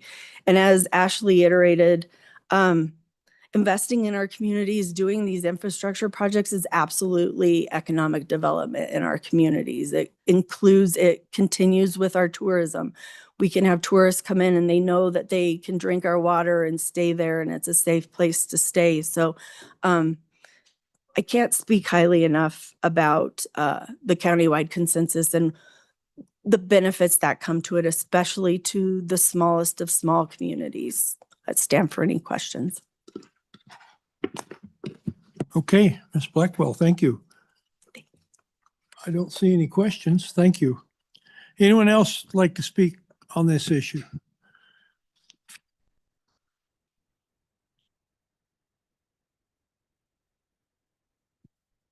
Senator Anderson, Council, I appreciate it. Mayor Juarez with the City of Mills. I just wanted to touch on the note, I am from Natrona County, obviously. And the question was, how do we all get along? And we get along pretty dang well over there. We're like siblings in the same house, essentially. We might fight a little bit, but at the end of the day, our decisions are what's best for all of our residents. And a lot of our utilities are dependent on each other. Casper Water serves Bar None, Midwest, Edgerton, and Casper. So if they're going to propose that project, it's likely that that will get passed as the group, favors that. And similarly with the sewer system, we all share the sewer system. So it's a lot easier for us to agree on things than it appears. We might be a little upset that we don't get our way, but that's really how that is. So We work with this model kind of with the federal highway money where we have to take turns taking funding. And so we've in-house made agreements or arrangements with the other municipalities to say, you take the go this time, I'll take it next time. And in exchange, can you guys come help us pave over this road? And so those are some of the agreements that we've made in-house. So I just wanted to touch on that note, and I can offer up any other clarifications if you all have any. Appreciate your time. Questions for Mayor Juarez? Any questions? Yes, Representative Riggins. Thank you, Mr. Chairman, Madam Mayor. So is 4 years long enough for, I mean, they want to return the money if you don't use it in 4 years. Is that a sufficient time for project completion? I don't know how big these grants will actually be, so that has a lot to do with it. So I just know how long they take sometimes. Chairman, I appreciate it. Representative Riggins, I would like to say in the majority of the time, yes, 4 years is good. We can probably expend that money pretty quickly. You know, obviously construction is construction. I can't control all of that, but in my experience, the second we get the ball rolling and we put those bids out, we're ready to go. We're just waiting on the money almost all the time. So. Other questions of the mayor? Thank you. Thank you for coming down. Anyone else like to speak on this bill?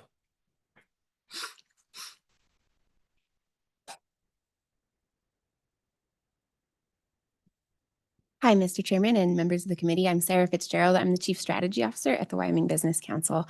The Wyoming Business Council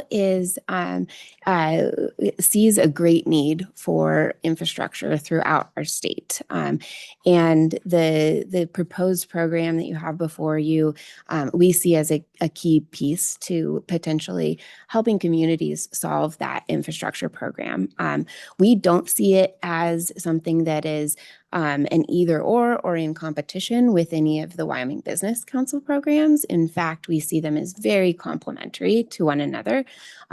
For example, the Business Ready Community Program often gets applications for basic infrastructure, for things that are definitely go into the foundation of economic development, but aren't necessarily, the highest, best use of economic development dollars. And we believe that this program could help alleviate that program. So see them as very complementary to each other. We did see that the public comment from the County Commissioners Association and the Association of Municipalities recommended removing reference to the Wyoming Business Council. And we are completely fine with that. We believe that our programs such as assessment to action and our dollars for community planning in the Business Ready Community Program will help communities to make good decisions about countywide consensus grants and things like that. But we don't believe that we need to have a statutory mandate for those for the Business Council's services to be utilized as it relates to this program. So happy to stand for any questions.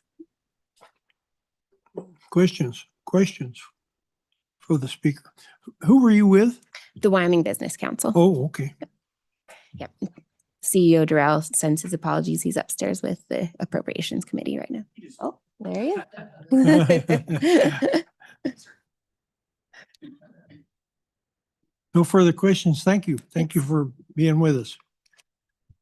Anyone else like to speak on the LSO 20?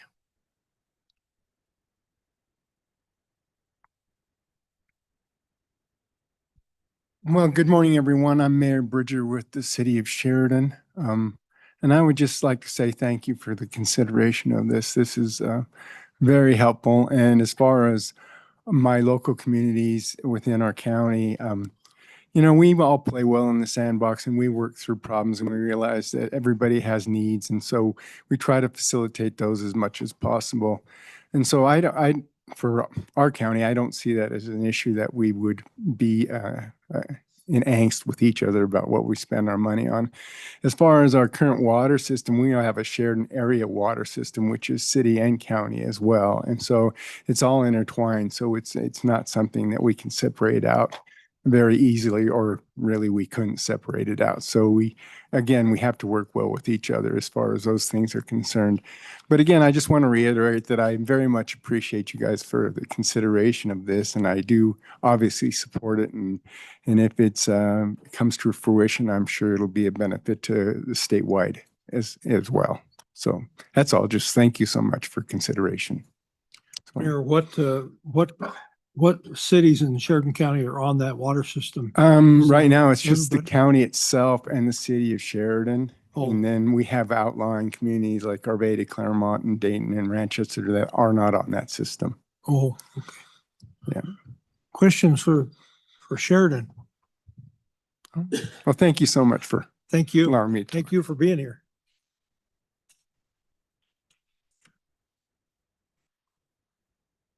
Any other volunteers? Seeing none, are there any online? Mr. Chairman, there's one individual online, Mike Wendler. Oh, okay. Is he for this one?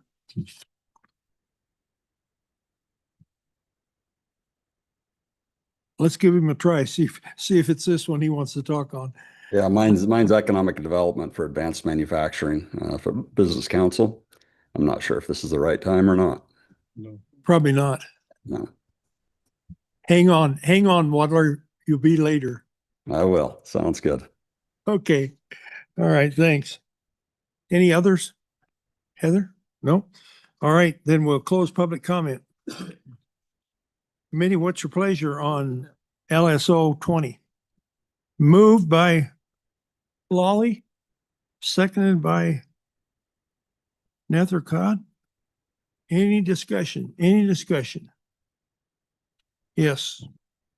Representative Heiner. Thank you, Mr. Chairman. As I've reviewed the recommendations from the Wyoming Association of Municipalities and the Wyoming County Commissioners Association, I would like to move the amendment that we adopt those considerations that they've proposed in its entirety. That includes additional definitions of capital projects and the wording and additional wording and deleting subsection J in its entirety. Moved and seconded. And when you say all the updates, is that the consensus project list? Yes. Major maintenance and repair and public facilities and infrastructure? Yes. All those? Yeah, okay. Okay, everybody understands the amendment? Yes, Senator. And I support this, but there is one challenge that I see is with regard to the definition of major maintenance and repair. We have in statute in Title IX, a definition that we passed either last year or the year before as a uniform definition of major maintenance for like all circumstances under every condition ever. I voted against that bill. I hated that bill, but it is there. And this is part of the reason why I didn't like it. This could cause some challenging conflicts because it really is a comprehensive definition that then applies everywhere else we use the words major maintenance and statute. And now we're going to create a new and better definition of major maintenance in one place. And I don't know how we want to deal with that. We can do this and then try and figure out how to make that work later.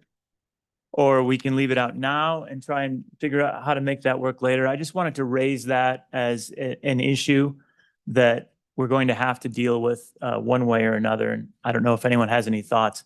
I'm fine to pass the motion, but I think it's just important to raise the fact that we're causing some statutory conflict. Mr. Chairman, Yes, Senator Nethercott. I'd offer a friendly amendment that the definitions as applied herein apply only to this act. Only to what? Only to this act.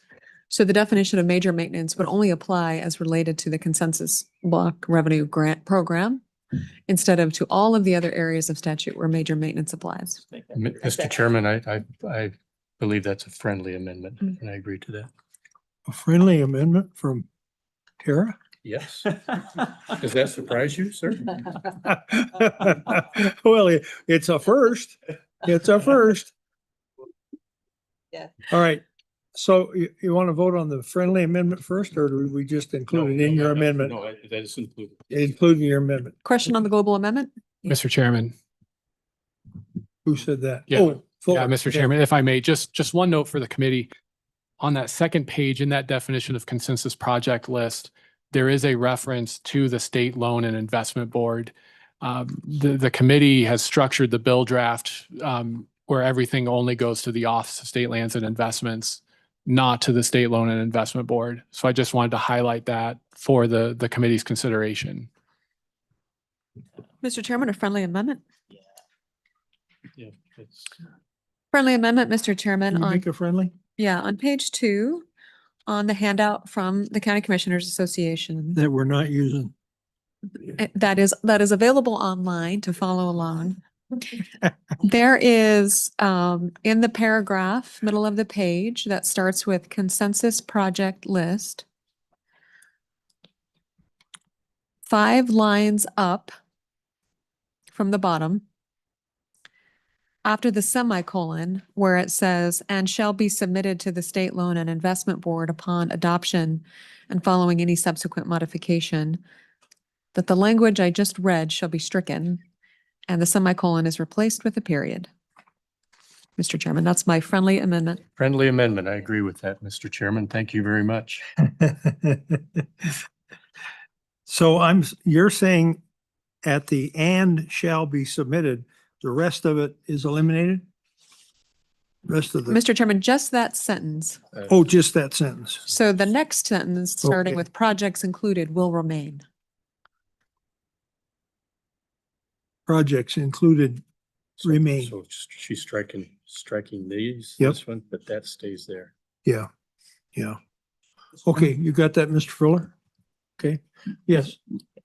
Let's add to the amendment to provide flexibility to our good LSO staff to make sure that the language ends up really good at the end of it, based on his judgment as well, because I think that first semicolon then starts to present a problem, but he can conform. You got that, Mr. Fuller? Okay, any other friendly amendments or otherwise? Everybody understands the amendment? All in favor of the amendment, signify by saying aye. Aye. All opposed, same sign. That amendment squeaks by.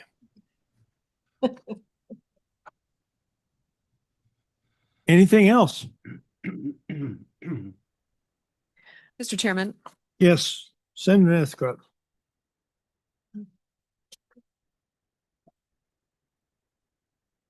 so I think that the committee, and I would ask that the committee that we evaluate the automatic appropriation of funds into this account. So again, I want to reiterate, it's fairly unprecedented in our body of laws that we automatically fund a grant program and it becomes, and as soon as you do that, it becomes a part of our ongoing overall expenses. It's very hard then to review that, which is why for 10 years we didn't. So I do believe we did a lot of good work. This bill is moving forward. I know the room will panic at this, but our obligation and our duty as stewards of the public funds, and a reminder that we eliminated the program when we reached a fiscal cliff, that the decision to just automatically fund this, send it off to the Office of State Lands to the tune of $100 million, I think lacks prudence. And believe that we should have further deliberation about that. I mean, I would propose just striking that for further discussion later for how that gets appropriated. But I would like to hear more discussion from the committee about this automatic appropriation that gets subsumed into our budget, never to be seen again until people ask for more money. Yeah, thank you. Mr. Chairman. Yes, go ahead. Thank you, Mr. Chairman. I agree with Senator Nethercott that the LSRA, we will put this under strain, this budget account under strain if we appropriate this on a continuous basis. So I agree with her that maybe we do the first tranche for the next 2 years and let future legislative bodies decide if that should continue. So that would be on page 11 to delete subparagraph C that creates that ongoing appropriation. Maybe we just start this off with a bang, $100 million for 2 years, and then let the future legislators decide what the condition of the LSRA is and whether they want to continue appropriating and at what level. Mr. Chairman, I would second that. I think the other consideration that I feel very strongly about, just to support the need to reevaluate this very carefully, is the November ballot of the People's Initiative and the reduction of 50% property tax. There is this myth out there that the state will just come in and save local communities from the elimination of property tax. It's my position the state will not. I believe this would be a revenue or an avenue to start that process of the state just starting to fund everything and having no local skin in the game. And I think that's a dangerous path. And so I do support the temporary funding with the recalculation depending on what happens with the People's Initiative and just our overall fiscal picture. Is there a better place to take it from than the LSRA? Mr. Chairman, there is, of course, but I think for purposes of now, $100 million out of the LSRA is certainly something we could manage. And Mr. Chairman, I believe that's part of our discussion tomorrow with the Appropriations Committee is where this funding would come from if it should pass. Okay. Senator Rothfuss. Mr. Chairman, I think either way we leave it today, we need to look at this some more. If we don't have an automatic mechanism, then we shift the politics to having to find the money each and every year, and it makes this challenging. Right. So this was something that we spent a lot of time working towards for the direct distribution, where we now have that standard. But we do have that standard. So it's probably okay for us to be more thoughtful about this if we have excess revenue.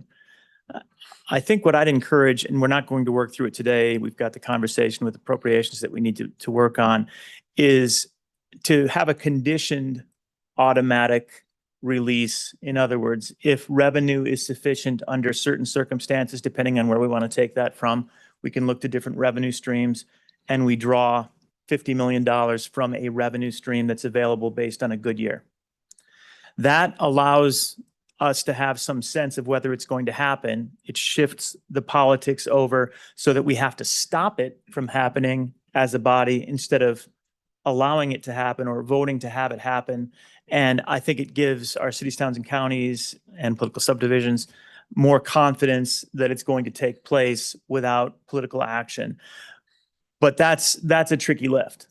So if the inclination right now is we get rid of C and recognize that we want to come back later and build a new C that appropriately identifies an ongoing funding stream based on sufficient revenue, I think that's a prudent approach. That's probably the compromise, and we can do that during the session. We just start now. Maybe this is the announcement to the folks out in the room that have been paying attention that we need to give some thought to what that funding stream might be. I think targeting 50 million a year, which is Chairman Heiner's interest from the previous meeting, is appropriate. But in a down year, if we don't have those funds available, if we, for example, pass that ballot initiative in November, we're obviously not going to have these funds as of December if that ballot initiative passes. So hopefully everyone does their due diligence in November to make sure that we have funds available. Thank you, Mr. Chairman. So I'll support the motion and we'll work on it later.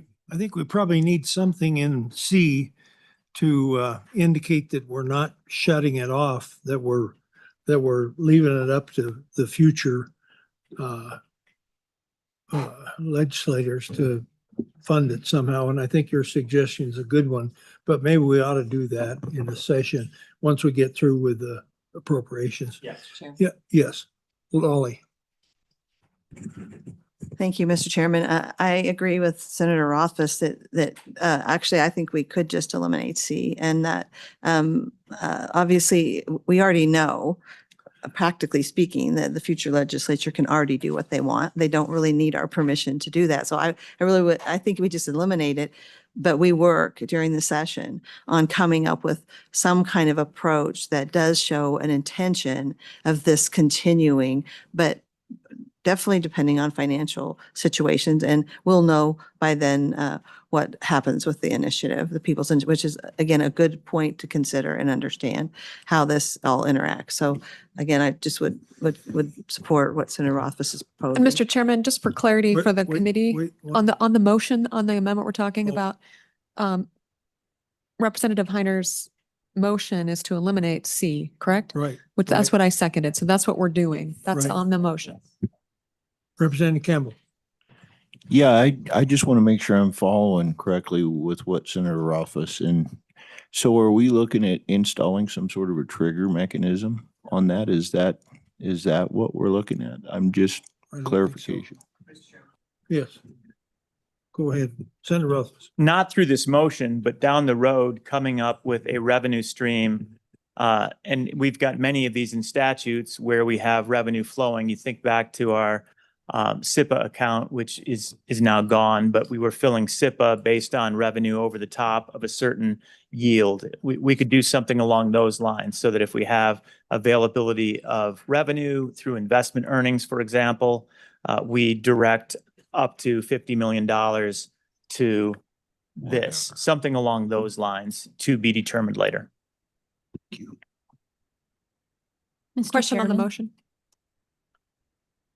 Question on the motion. Everyone understands the motion is to eliminate C, paragraph C on page 11, lines 10 through 13.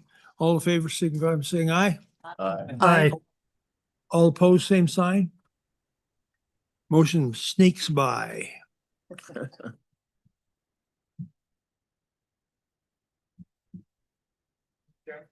Yes. On the issue related to the special districts and how we define them, consistent with Representative Lawley's discussion a little bit earlier, I think the potential bright line would be to just allow distributions to any special district that has authority under Wyoming law to levy an ad valorem tax. So that's the language that basically means if you've got mill levy authority under statute, then you could receive. If you don't have mill levy authority, then you're not the right type of special district to receive it. I think that draws a bright line that captures all of the interests of Representative Lawley. And I wanted to throw that out there for a little bit of discussion and look to Mr. Fuller and see if that's sensible before making the motion. Mr. Chairman, I would propose a friendly amendment that language be modified to say any government entity that has the ability to levy ad valorem. Any government entity that has a mill levy, right? The ad valorem tax is going to mean any type of appropriate tax. I think that's what we would use in statute for that circumstance, but it could be any government entity that has authority under Wyoming law to levy an ad valorem tax. That right there incorporates cities, towns, and all the right special districts. What say you, Mr. Fuller? So two thoughts, Mr. Chairman.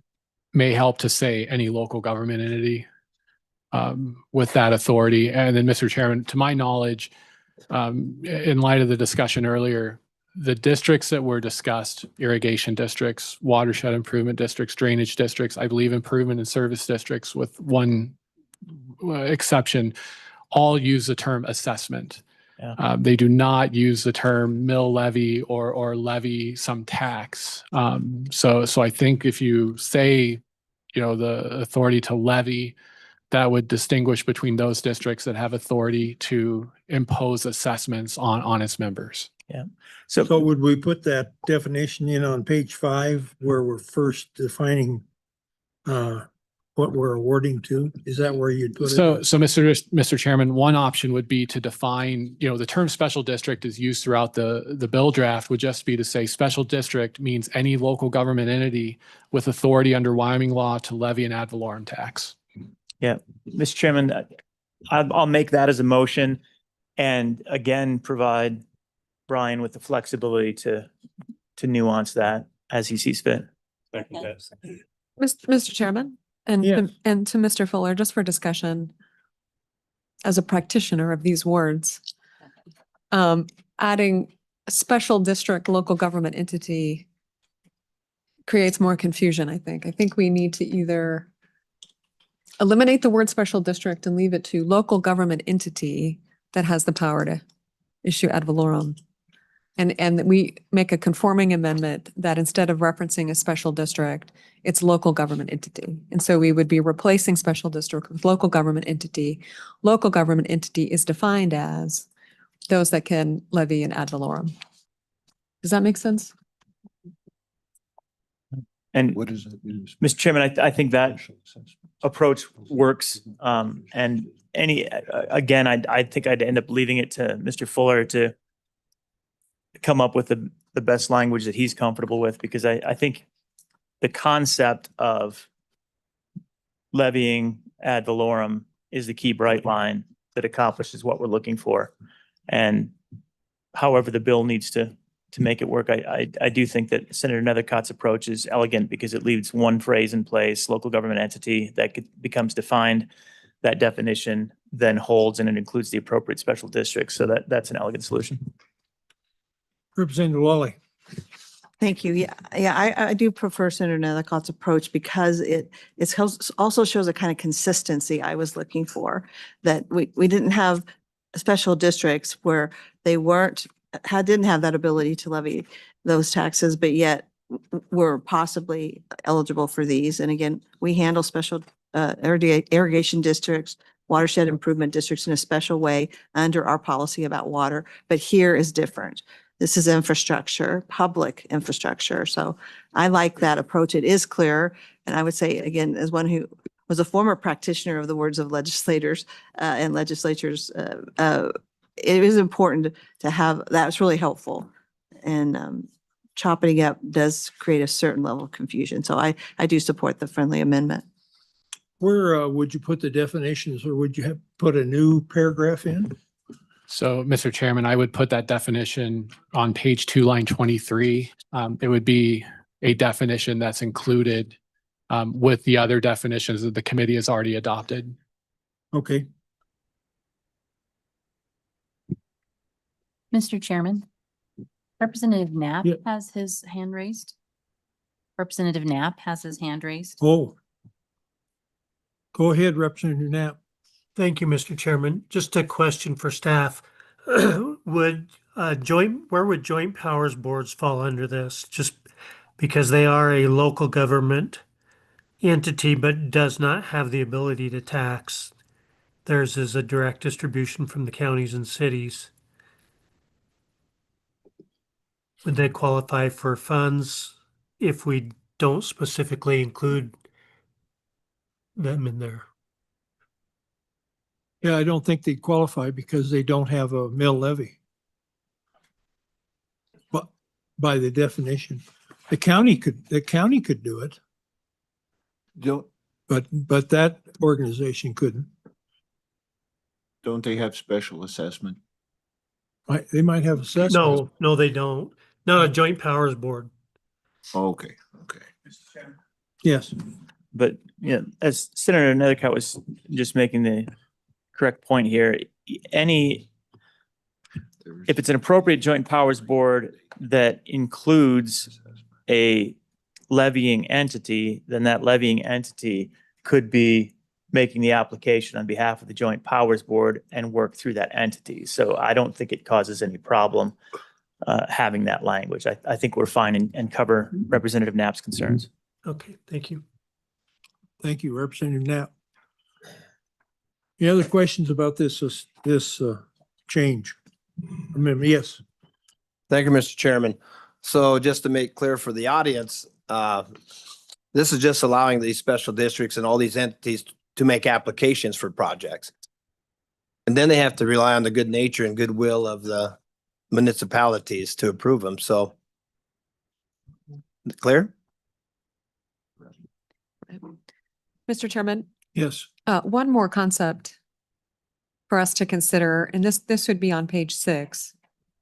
I think is where this amendment could go, and I'm seeking further discussion from the committee, which is a prerequisite for the county to kind of pre-screen any applicants, including themselves, and then also for the state lands office to evaluate, which is an inquiry into how that entity receives any other public funds currently, what public funds they currently receive, the availability of other funds that they could receive but don't, and then how they tax themselves already. Is this on the amendment or is this next? This is next. Is there a pending amendment? We got a pending amendment, yeah. No, we didn't vote on that. Yeah, we didn't vote on. In the my mind, we amendment. did. Yeah, you'd already moved on. Question on the amendment? All right, let's go over the amendment. What's the amendment we're talking about now? Local government entity. And the definition of that. Yep. Yep. We're gonna put that in a definition, right? Yep. And then that definition will work for us to have the other definition of special districts in it, or Well, will we Mr. change that? Mr. Chairman, I would change the term special district throughout the bill to reference local government entity. Okay, all right. All right. All right. All in favor of the amendment, signify by saying aye. All opposed, same thing. That one squeaks by. Mr. Chairman, my Okay, apologies. now what was your amendment now? This is for discussion. There may be an amendment, but on or about page 6, I strongly believe, in hearing some of the further discussion from the stakeholders, and I think from this committee, that there is a desire to have prerequisites included in this application process that requires the consideration or evaluation of whether or not the entity requesting the funds receives other public funds and what those are. Then the other inquiry is the availability to them of other public funds of which they don't receive, but could, right? And have they taxed themselves and at what rate? Are they availing themselves of independence and autonomy first, and other pots of money that they may be eligible for, like other grants and other programs that the state offers, before they come to this program? And so, is this a program of last resort, or is this just a program eligible? I feel strongly that if they're not fully availing themselves of their ability to levy a mill, then they shouldn't be coming to the state to fund their projects. I believe in skin in the game. Some of examples of this that the state is currently involving itself in, right, would be ambulatory services or emergency medical services. And so a number of years ago, the legislature passed legislation allowing for communities to establish emergency medical services districts. A lot of legislators took a lot of hit over that opportunity for the people to choose to vote themselves for that type of infrastructure. There were efforts in some counties to put that initiative forward, and they have failed every time. And so those counties and those communities have said, we don't want ambulance services. Yet the state is now coming in and paying for that and providing emergency medical services through the Rural Health Transformation Program Act. I think this is bad policy for the state to be participating in, that when a community itself votes to reject a service, that we provide it to them anyway. I don't think that creates the independent personal responsibility culture that we are so proud of. So I do believe that there's a prerequisite that should be included before these communities come to the state for infrastructure-related grant money, that they have exercised their right to tax themselves. Further discussion? Yes, that's a question. Yes, Representative Woolley. I understand and really agree with what you're doing. My question is, are you looking for something on a form? And then the local community can still decide even though that's not there? Or is it something that would be an actual requirement before that? And so the county can't decide to fund a part or all of a particular project if they haven't done those things? Yeah, Mr. Chairman, really for discussion to develop and hear feedback. I mean, I'm balancing the interests of community leaders knowing what they need to do for their communities, but are struggling with getting community buy-in. Meanwhile, dangerous circumstances can continue to advance. And so I feel I'm compelled by their circumstances, right? That they would like to provide a stormwater infrastructure, right? But can't afford to do so, and the people won't support it. And yet a very dangerous circumstance is presenting itself where people can get injured, or the community can't grow. So I understand that need to balance it. So what I'm proposing right now is it is just an inquiry that the Office of State Lands evaluates and considers when determining whether or not to approve a project. Yeah. But it isn't a hard necessity. Mr. Chairman, follow up. Yes. Wally, go ahead. Thank you for that. That helps. I represent 2 hardship counties who always take all their mills, for most part, using the penny tax to do some things. We have one on the ballot coming up concerning EMS services. So this, I think, does help those of us who are struggling and really doing everything we can with what we have.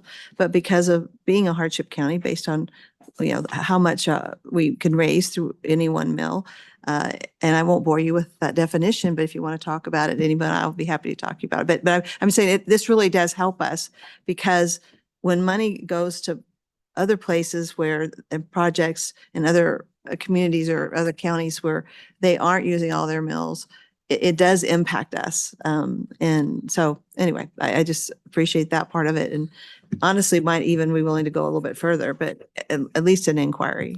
Yeah, Mr. Chairman, and perhaps the language could be preference shall be given to those proposals where the entity has fully exercised its ability to levy mills, right? Representative Campbell. Actually, that clarified a lot of things. I was just wanting a point of clarity on that it's basically a transparency issue, that we're looking at all funding available before there's any decisions made. Thank you for clarifying that. Senator Rothfuss. Thanks, Mr. Chairman. And I'm in the same boat as Representative Lawley. My county and my communities, they have every tax in place I think they're allowed to, for the most part. I can think of a couple of potential exceptions there, but the one challenge I see is that the report won't influence a policy outcome, and I don't think we want it to, because we don't want a decision to be made at the state level that gatekeeps. I don't think we want the Office of State Lands to say, well, we looked at how you were spending and we don't want it to happen. So it falls back to the county commissioners that what they put forward is going to be accepted. If what we want is just the transparency, which is what Representative Campbell was just saying, so that it goes along with it, so that the public sees it, and we've got in Romanet 2 that there will be an opportunity for public comment on the list. I guess providing the taxpayers already turned this one down, why is it higher than my project on the list? We had a chance and we voted no. Probably can be compelling and is probably worth the work. So I support the concept. I want to make sure it doesn't become overly bureaucratic as a result of the concept. And I think we can probably do that by adding a new Romanet 2 and then renumbering. So I'll support the intent. I just want to make sure that it doesn't grow to the point where now we're gatekeeping. I think that would be hazardous to this process. I have a little different outcome on that. I was in Campbell County when we were taxing all we could on the golden goose that everybody in the state was living off of. And it came up that we were applying to the state and they would not fund our project, whatever that little project was, because we weren't using all full mills. And so I have a little different view of that complete mill levy being assessed. So go ahead. Thank you, Mr. Chairman. And I agree with you. One of the things I've heard repeatedly is that those requirements are already in place for numerous grants, that you have to be at max mill levy to be able to apply for and be eligible for these grants. And so it constricts and hurts some of these communities where the elected officials are trying to be prudent and not impose additional taxes than are actually necessary on their people. The way I view this consensus block grant is it will go out to the communities, and those kind of discussions will be held around the table when the community members are together, the mayors and the county commissioners, and that will help them to prioritize that list. But from a state's perspective, my vision is let's send the money out, let them decide locally what their priorities are. And if there's one group that wants to get money where they're not taxing their people, that's the discussion for the locals to have as they prioritize that list. I don't think the state needs to do that. So I'm in favor of letting the locals decide and not treating one community different than another or one county different than another. Let's disperse this money to the counties and let them decide where it should be spent, regardless of whether they're at full taxation or not.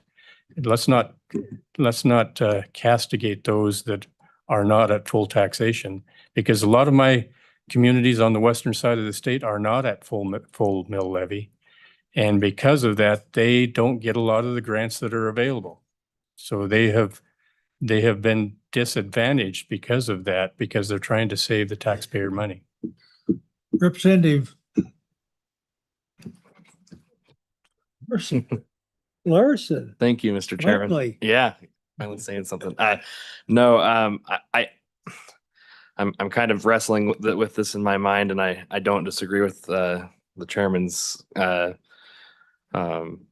point. I do think that, you know, we have a unique circumstance where we have the richest county in the nation that could also qualify for this grant if we don't put something in place that, because right now they don't assess their full mill levies, from my understanding, and so up in Teton County. And so if there isn't some sort of backstop, we're just going to give money to that town that really doesn't need it. That community doesn't need it. They can assess their own levy and they have the funding available to do that. So I do think there's some consideration we have to give to this idea. Mr. Chairman, if I may. Yes. I hear a narrative developing that I want to eliminate, which is full mills. So no one has proposed that, including myself, but really is a discussion of what other available sources of money do you have, including that of self-governance. Have you made the hard decisions already within your community, whether you think it's prudent or not to tax? I could use the example of Campbell County in the exact opposite perspective, right? Which is Campbell County, that county itself has funded the state of Wyoming for decades. There's a lot of bitterness there that we hear about all the time, right? So why would one county, Laramie County, fund someone else's county who chooses to tax themselves? Because this is the people's money. You're just taking it from a different pot, right? So let's remember that. There's this big disconnect that the state's money isn't the people's money. It is. It came from Campbell for a long time. And we distribute that to those communities that aren't contributing and choose not to. This is where these programs get dicey, right? And so there does need to be skin in the game, right? And why I would not want to greater support a hardship county that is doing everything within its power to self-sustain itself, doesn't have the resources to do large capital construction project despite all of its own efforts. Why would I give preference to Teton, or Campbell in exchange for this hardship county if I'm trying to be equitable. Not equal, but equitable. And so I do think that it's important for us to have an analysis take place, probably at the county level. That is a prerequisite, but doesn't bar the applicability or the ability of some counties who aren't exercising full mill levy power. I understand that's not really happening in most communities. I don't know that that's a prudent, decision either, but there has to be some type of indication that this is the will of the people and their elected officials have exercised that. Again, the state is now giving taxpayer dollars to counties that have rejected ambulance service. They said, we don't want government-funded ambulance service. We said, we're going to give it to you anyway. Not a good policy for self-reliant cowboys. Other discussion, other discussion. Other discussion. I don't think we have an amendment on the table. We're just discussing this. Yes, Representative Regan. Thank you, Mr. Chairman. I tend to agree. I tend to think that during this consensus and collaboration process through all the towns in the county, that they'll know who's not using up their mill levies. And they'll argue that out amongst themselves. And so I'm inclined to let them do that. And if 3 years from now we find out they can't agree on anything, then come to us and we'll revise it then. But I think we advertise this as an opportunity for them to come to that consensus. And so I'm just going to acknowledge that they know what the other people are doing. So that's the way I would lean towards this. Other discussion. Lawley, Representative Lawley. Thank you, Mr. Chairman. Let's remember that the distribution model of the money is not changed by any of this conversation. But when we bring it down to the county level, it does provide a kind of transparency and an understanding. And that might further inform us in the future as well. But for now, and as you recall, at our last meeting on this bill, I did propose an amendment that would help hardship counties in terms of the split of how that formula works from 75-25 from 80-20 to 75-25. So that we are helping them there, but this discussion doesn't really change the formula and how the money is distributed to counties. So just to keep in mind and keep a perspective. But I do think Senator Roth's suggestion of adding a new Romanet 2 with really a requirement of kind of that reporting of that, a recording of that in the county process, and that be made public so that before public comment, they know that people in the community understand that. But I just wanted to have that kind of back up a bit and point out that it has not changed the formula of distribution. Although, one day that might be a thought.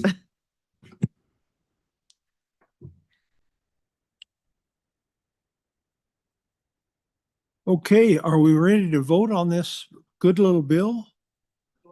Mr. Chairman. Huh? I don't know if that's just discussion. Okay. Yeah, all we're doing is discussing it now. Okay.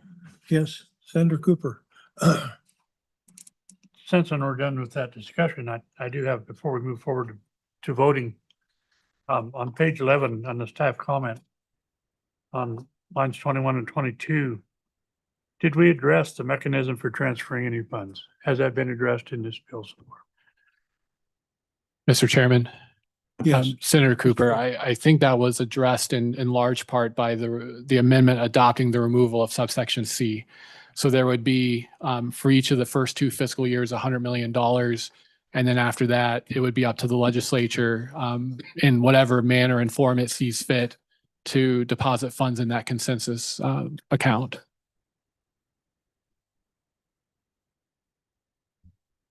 Anything else?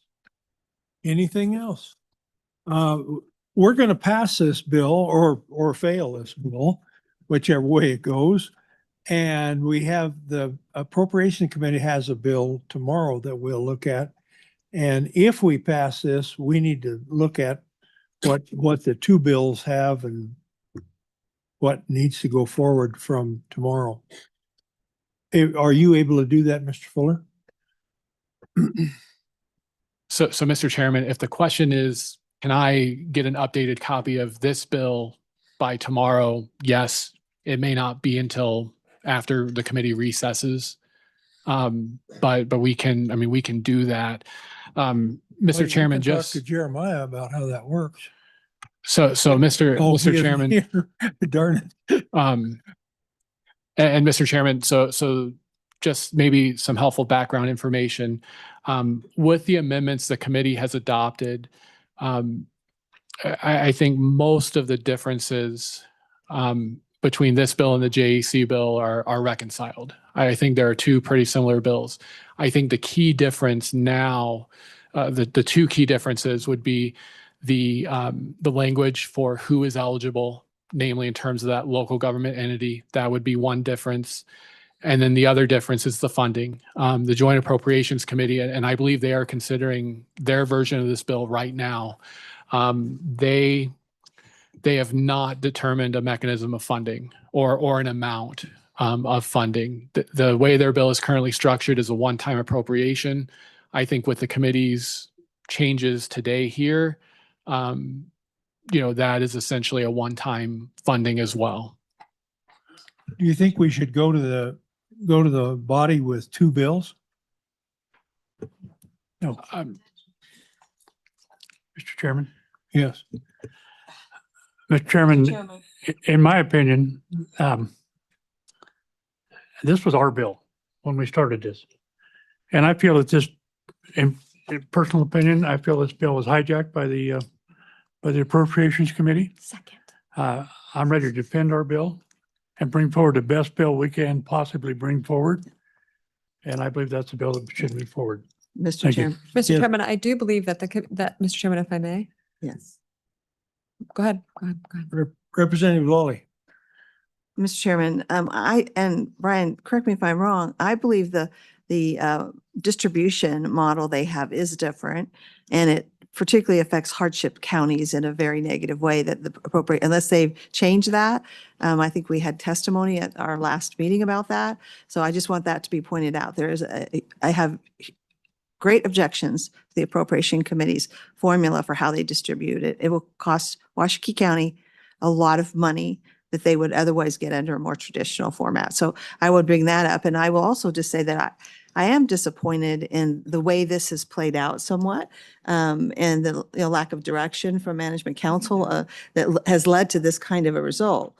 But I echo my own good senator's comments about this is our bill and our consideration, and I don't know how that's going to be reconciled in a joint meeting. I'm still completely confused about that. And Senator Nethercott obviously can help us with that. Mr. Chairman, if I may, the Management Council directed the Minerals and Economic Development Committee to evaluate this topic. That is a statutorily based directive where the committees are then required to follow those directives to avoid this very outcome of a waste of the taxpayers' time and legislative time and all of the people who are trying to be in multiple meetings at once. So it's my position that the Appropriations Committee's actions of disregarding the law makes it unlawful, and our bill is the appropriate bill to move forward and consistent with the institution and the processes that were adopted, accepted, and put into law. So that's my very strong opinion on the waste of time and resources of all of the stakeholders that have tried to talk to two different committees acting separately and simultaneously, creating a great amount of confusion when there is a law in place to prevent that from happening. And that was just blatantly disregarded. Okay, so it sounds like we'll keep our bill going right into the session. If we pass it. We may not pass it today. I would say let's vote. Question. I think we have to have a roll call vote on this, though. Let's go ahead and do a roll call vote on LSO 2720. Senator Cooper, Aye. Senator Jones. Aye. Senator Nethercott. Aye. Senator Rothfuss. Representative Campbell. Aye. Representative Knapp. Aye. Representative Larson. Aye. Representative Lawley, Aye. Representative Riggins, Aye. Representative Smith, Aye. Representative Tarver, excused. Excused. Representative Weber, Aye. Co-Chairman Heiner, Aye. Chairman Anderson. Aye. That passed 13-1. 13 ayes and 1 excused. Thank you. Okay, we'll carry that one forward. Next up is LSO 61, Wyoming Business Council Program Amendment and Repeals. This is a small bill, not of much consequence. LSO, do you want to go over what we're doing to this thing?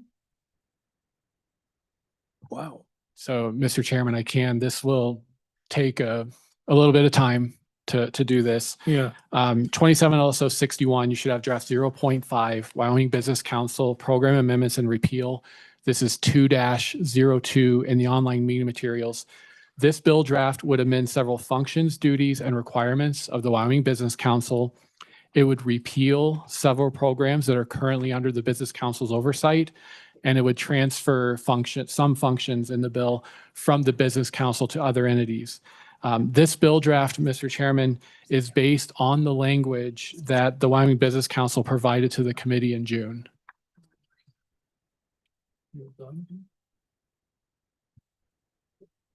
Can I interrupt you just a minute, Mr. Fuller? Sure thing, Mr. Chairman. We have a guest here that we'd like to introduce and have him speak to us. Come on up.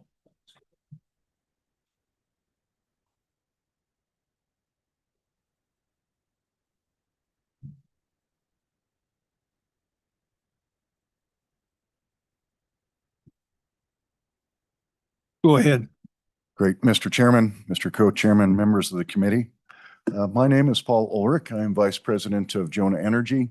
And today I get the distinct pleasure of wearing my hat as a University of Wyoming trustee and introducing the two gentlemen to my right.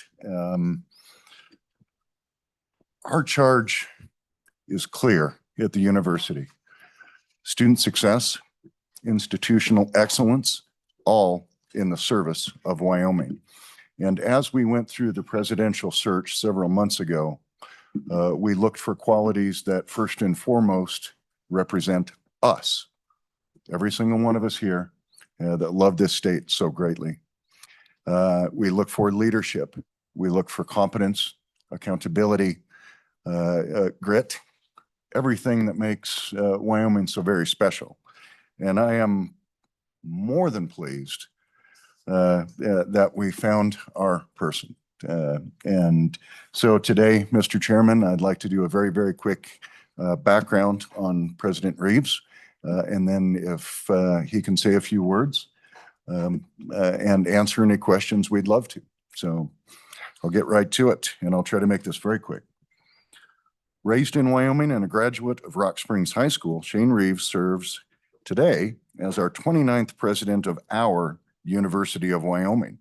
Prior to his appointment as president, he retired from the Army as a brigadier general, most recently serving as the 15th dean of the academic board at the United States Military Academy at West Point, where he led the academy's academic enterprise and served as its chief academic officer. Respected leader, educator, legal scholar, he's built a career defined by service, innovation, and a deep commitment to developing leaders of character. His experience speaks directly to the work and his work of a public university, teaching and mentoring undergraduates, developing faculty, growing research and partnerships, and aligning academic programs with the needs of the students and the state they serve. And Mr. Chairman, a little editorial on that, that's exactly what we need in Wyoming. That embodies it. A 1996 graduate of West Point, he began his Army career as an armor officer in the 11th Armored Cavalry Regiment, leading soldiers at the platoon and troop levels. Selected for the Army's funded legal education program, he earned his Juris Doctorate from the College of William and Mary. before completing an LLM in military law at the Judge Advocate General's Legal Center and School. As a judge advocate, he served as Chief of Legal Assistance at Fort Riley, Brigade Judge Advocate in Iraq with the 1st Armored Division, Senior Trial Counsel with the 1st Infantry Division, and Deputy Legal Advisor at Joint Special Operations Command. His service was recognized with the Army Distinguished Service Medal, the Legion of Merit, and the Bronze Star. Before relocating to Laramie in 2026, he and his wife, Kimberly, called West Point home for 15 years, 3 children. And Mr. Chairman, I would love to welcome back to the great state of Wyoming, the university's 29th president, Mr. Reeves. Wow. Well, for those of you I know, it's great to see you again. Those of you I haven't met, I am Shane Reeves. I am the president of your university. I'd like to thank Mr. Chairman and co-chair for allowing me to speak to you for a moment. I'd like to thank Trustee Ulrich for that fine introduction, and I will pay him his appropriate fee immediately following this. I'd also like to introduce to you, right to my right here is Dr. Craig Sheets. He's the executive vice president. If I read his bio, you'd be like, that guy should be the president of the University of Wyoming. He loves this state. He has been connected to Wyoming since 2002. And I cannot tell you how fortunate we are to have Dr. Sheets as part of our leadership team at the university. As stated, I'm originally from Rock Springs, and it's been a lot of fun to get around the state. We've been all over the place so far.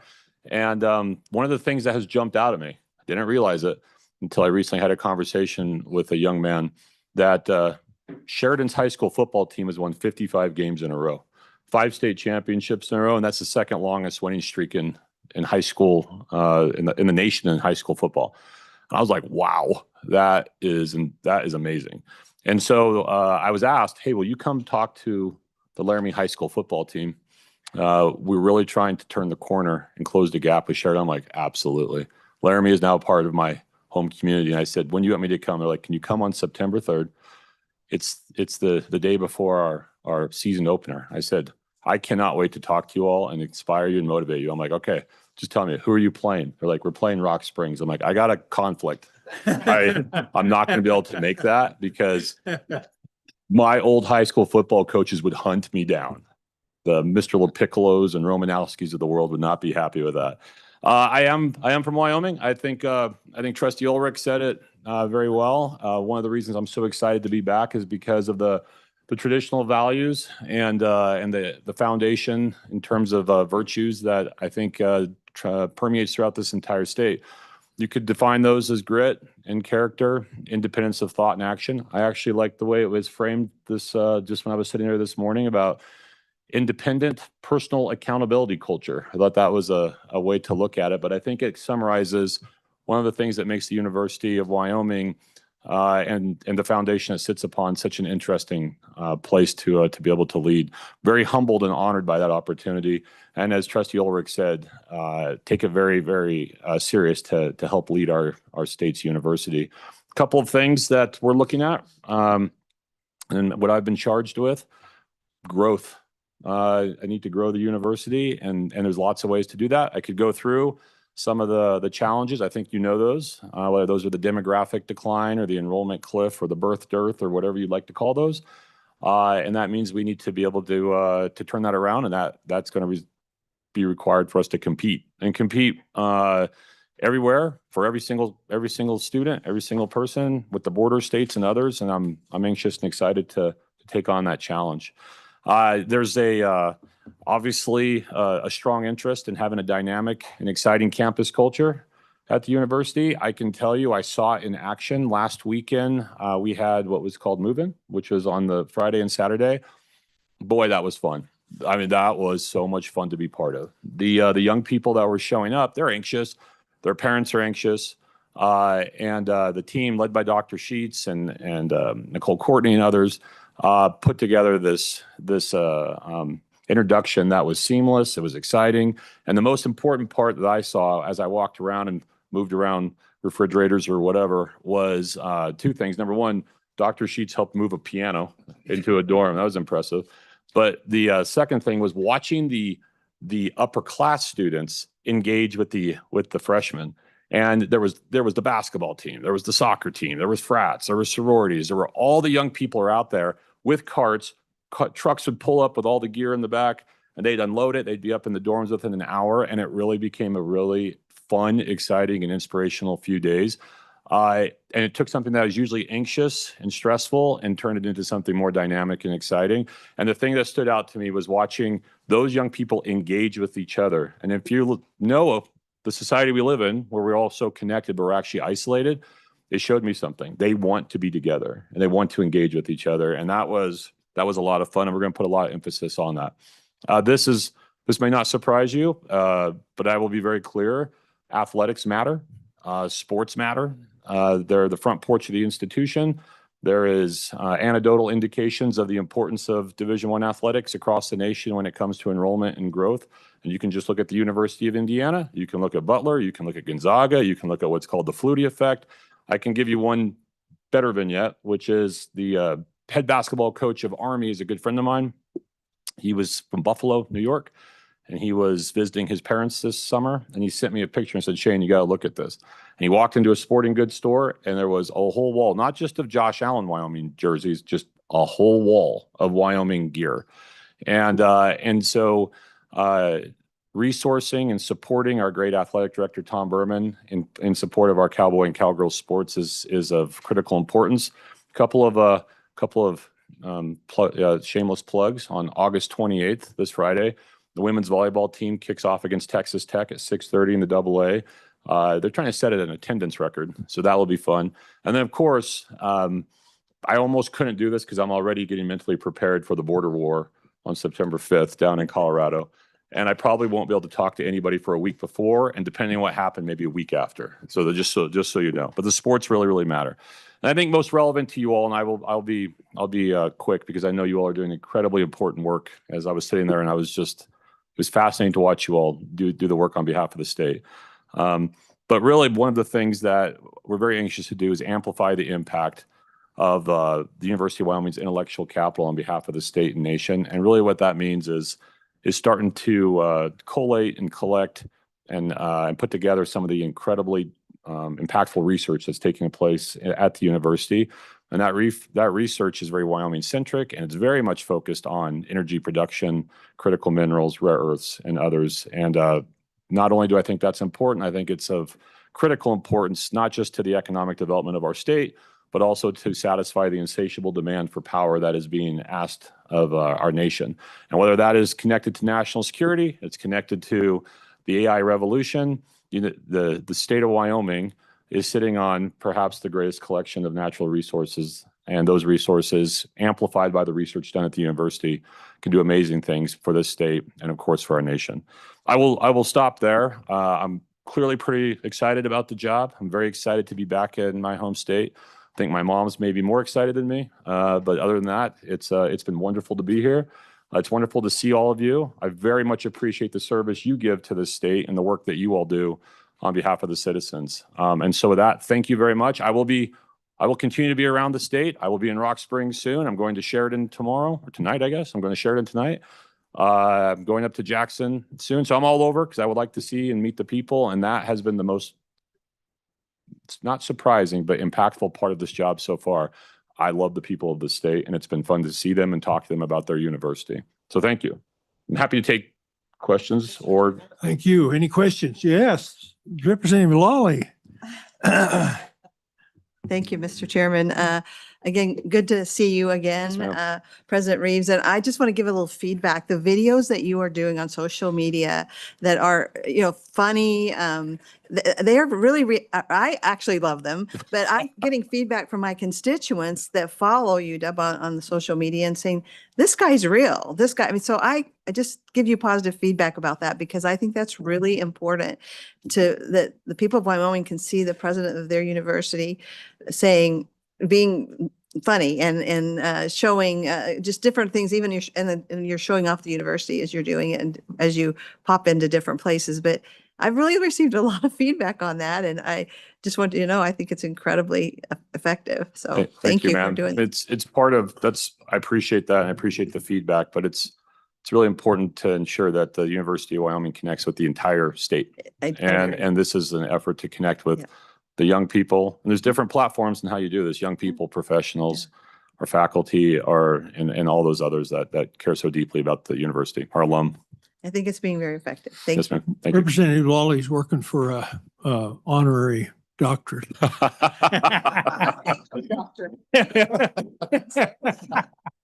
Yeah, yeah. We know what you're doing, Lawley. Any other questions or additions for the new president and vice president? No, thank you very much. We Thank you very much appreciate for you the coming. opportunity. I look forward to seeing you all soon. Yep. Thank you, bet. Mr. Chair. Thank you. Appreciate the time. Thank you.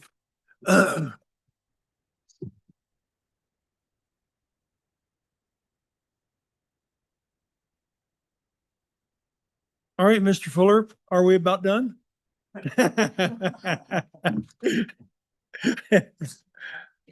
Yeah. Yeah, Mr. Chairman, a little bit to go. Okay. Okay, so with this bill draft, Mr. Chairman, this is based on the language that the Business Council provided to the committee in June with that large catalog. The concepts that were included in that bill draft are incorporated here. The structure is somewhat different than how they did it, just to conform with our bill drafting standards. So starting on page 2, line 6, this is section 1 of the bill, is a non-codified section that would repeal the following programs of the Wyoming Business Council effective July 1st, 2027. So first, line 9, the science, technology, and energy financial aid functions, and these are in 912-201 and 912-202. Second would be the partnership loans to community development organizations and state development organizations under 912-302. Third, the Wyoming Main Street Loan Participation Program in 912-304G. Next, the Natural Gas Fueling Infrastructure Loan Program in 912-304H. Then the Large Project Loan Program, that's in 912-308. Moving on to page 3, the Wyoming Community Facilities Program in 912-801 through 912-804. Next, the Wyoming Workforce Housing Infrastructure Program in 912-901 through 912-905. And then finally, the Wyoming Small Business Investment Credit Program in 912-1301 through 912-1302. Page 3, line 12, repeals the following accounts and funds on July 1st, 2027. So first, the large project account within the revolving investment fund specified in 912-308A. Second, the Brownfield Revolving Loan Fund, Fund 098. Mr. Chairman, just a bit on this program. The Brownfield Loan Program is not in statute. It's not codified anywhere. And what happened is in 2017, the EPA provided funds to the tune of approximately $800,000 that flowed to an account that was kind of under the Business Council's purview. They, in turn, with the Department of Environmental Quality, worked on distributing and using those funds for that program. The repeal of this account would not preclude the Department of Environmental Quality from continuing to operate that program should other funds eventually become available. My understanding, I believe the account balance of that fund is approximately $500. So next, Mr. Chairman, page 3, line 21, the Community Facilities Program account in 912-804. Moving on to page 4, the Workforce Housing Infrastructure Program account in 912-905. And then the Economic Diversification account in 912-1404A. And the way this will work, and I'll explain this a bit later, is that those separate sub-accounts that are created in statute would continue as separate accounts. And those are amended later on. Page 4, line 10 provides that all of those accounts in subsection B would revert to the general fund, except as in subsection D. And subsection D would provide that the unobligated funds in the large project account would revert to the revolving investment fund that was created under Article 16, Section 12 of the Wyoming Constitution. Then, Mr. Chairman, page, Question, Mr. Fuller. And why are these being discontinued? Is it because they didn't have any use, that nobody was using them, or what's the reasoning for discontinuing all these? yeah, Mr. Chairman, I'd leave that to the Business Council to explain the specific, maybe each specific program. I think generally the, in large part, I think two reasons. First, the funds or these accounts and programs have not been used or have no money in them. And second, I think there is an intent by the Business Council for some of these to utilize other existing programs to provide the functions that are being repealed here. The clearest example I could offer would be that large project account. I think the Business Council's intent is to use another existing program for funding those kinds of projects. Yes, Senator Rothfuss. Just a quick question on that D paragraph that just came to mind. Is there any, does the D paragraph trigger a 2/3 vote? I don't recall the structure of the revolving investment fund. Was that one that needed a 2/3 vote to pass when we created it under statute because of the constitutional link to 1612? Or is that clean so that it's just a simple majority? So Mr. Chairman, Senator Rothfuss, just pulled up the language. I'll have to double check. I think it's when funds are appropriated for those purposes, you would need a 2/3 account. If you're appropriating funds for that revolving investment fund, you would. I think the reversion of funds and Mr. Chairman, this would just be a reversion of funds back to that revolving investment fund. I'm not sure a reversion would require a 2/3 vote. Mr. Chairman, and that's something we should just double check and look into. I don't think the large project account originally, and maybe the large project account, I don't think it needed a 2/3 to establish originally, or did it? I don't think it did. Mr. Chairman, Senator Rothfuss, I'd have to look into that. You know, it was created as a non-codified account first. The legislature then codified it. I don't recall that bill that continued the account requiring but I'd have to double check those. Mr. Chairman, Brian, let's look into that and make sure that everything's okay with regard to the reversion as opposed to an appropriation with regard to the constitutionality. Did you say paragraph E or B? That's paragraph D on page 4. Yeah. Yeah.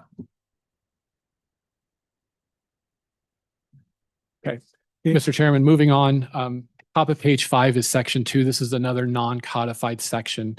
And this would just basically provide the kind of structure for repealing those programs that were specified in section 1A of the bill draft. So first, no plan of reorganization would be required. Second, beginning on the effective date of this section, which would be effective immediately, for these repealed programs, the Business Council cannot accept any new applications for funding. They could not process any pending applications, and they could not approve any grants or financial aid or disperse any funds for projects or applications that are not approved before the effective date of this section. And then page 6, they can't approve any loans. They can't encumber or obligate any funds from the repealed accounts. And then the Business Council would be required to take all actions necessary to wind up these programs by July 1st, 2027. Page 6, line 20, just provides that nothing in this section would be construed to affect the administration of any grants, loans, bonds, or other financial aid that was approved or dispersed before the effective date of this section, as well as impair any existing contracts, agreements, or other obligations that were entered into before the effective date of this section. Page 7, line 11 is a reporting requirement. The Business Council would be required to report to Joint Appropriations and this committee on the amount of funds that would revert to the general fund, the amount of funds from the large project account that revert, and then all remaining obligations from the repealed programs. Then, Mr. Chairman, page 8, line 9, begin the amendments to the existing programs of the Business Council. Some of these amendments are conforming amendments in light of the repealed programs. Other amendments, though, are substantive changes, and I'll spend a little more time on the substantive changes and move a little more quickly through the conforming amendments. So first, page 9, line 8. This is just a clarifying change for the removal of who can be removed from the business council, just to specify directors rather than members. Director is the term that is used in 912-103 in the creation of the business council. Page 9, line 20 is, these are conforming amendments to referencing of accounts. There would no longer be a sub-account. It would be its own standalone account for the this workforce development priority economic sector partnership. That's true on page 10, lines 15 through 18 as well. Then page 10, lines 7 through 10, this priority economic sector business, there is a striking of language that refers to the 20-year comprehensive economic diversification strategy, which really is something that was created within Dow. So it would provide that the business council or the governor could identify a priority economic sector for this partnership program. Page 11, lines 1 and 2 strikes a reference to the coordinator of economic diversification. That was another Endow initiative. Then page 11, line 6 and line 19 are just references, getting rid of references of sub-account to account. That would be true as well on page 13, lines 2 and 10. Page 13, line 20, and just the general definition of this act for the Economic Development Act, just correcting a statutory reference. Page 14, line 14 in 912-103, which creates the business council, there would be language added that provides that one senator and one representative would serve as non-voting legislative liaisons to the council.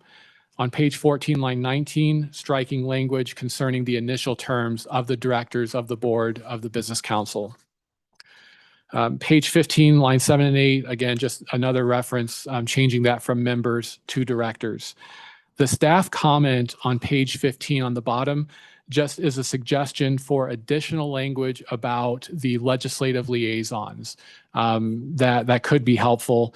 It would just provide that they may attend council meetings and participate in the council activities.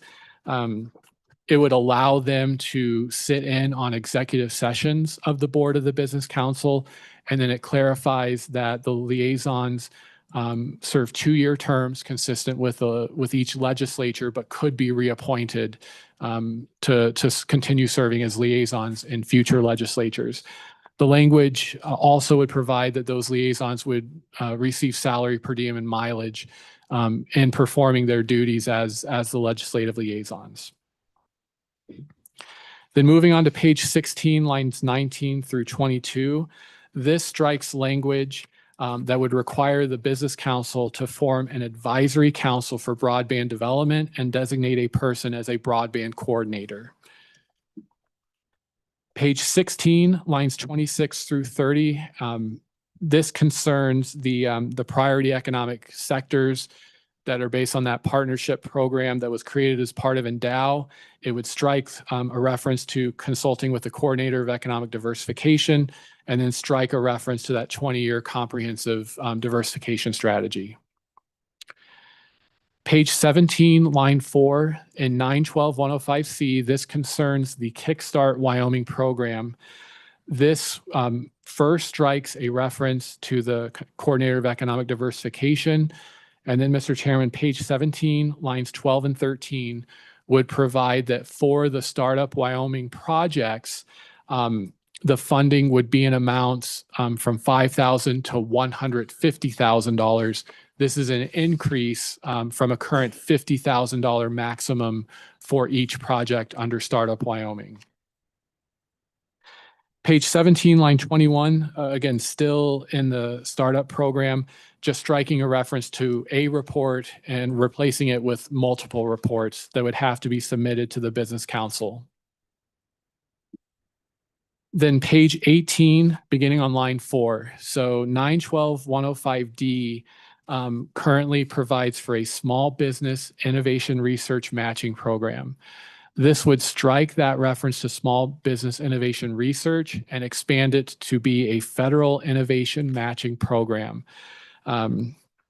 which would allow funding for under this program for Wyoming-based companies if they've received funding under any federal innovation grant program. And that language is referenced on page 18, lines 16 through 19.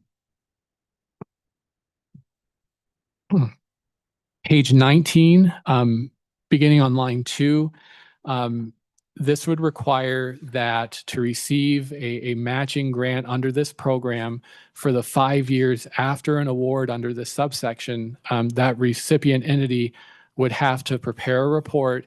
And then the language on page 5, beginning on line 7, provides the information that must be included in that report.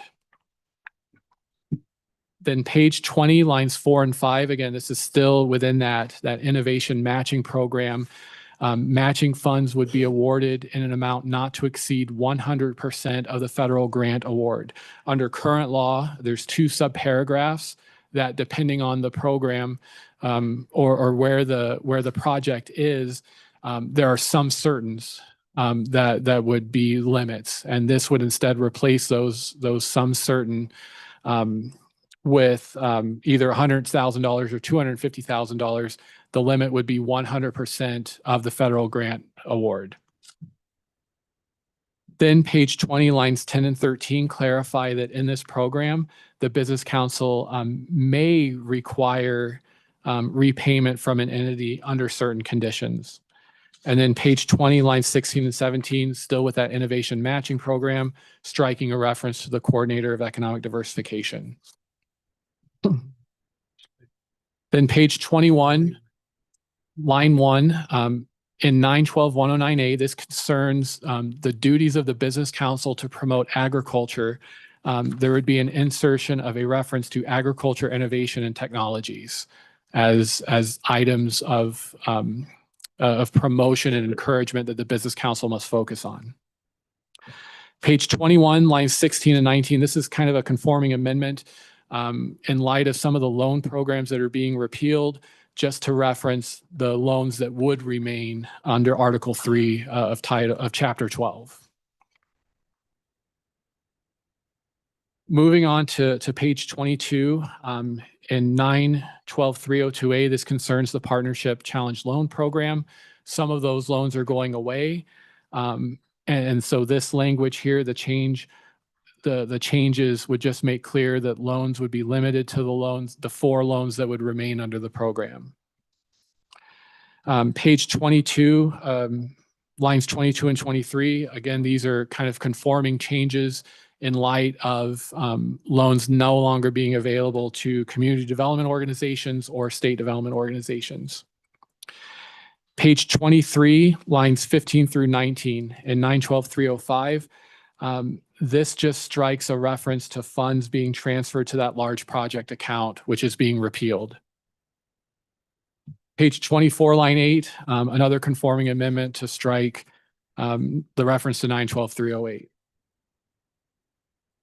Moving on to page 25, lines 22 and 23.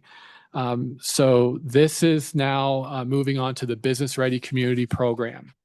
And the language that is stricken on the bottom of page 25 would provide that planning grants and loans would be available in accordance with this section.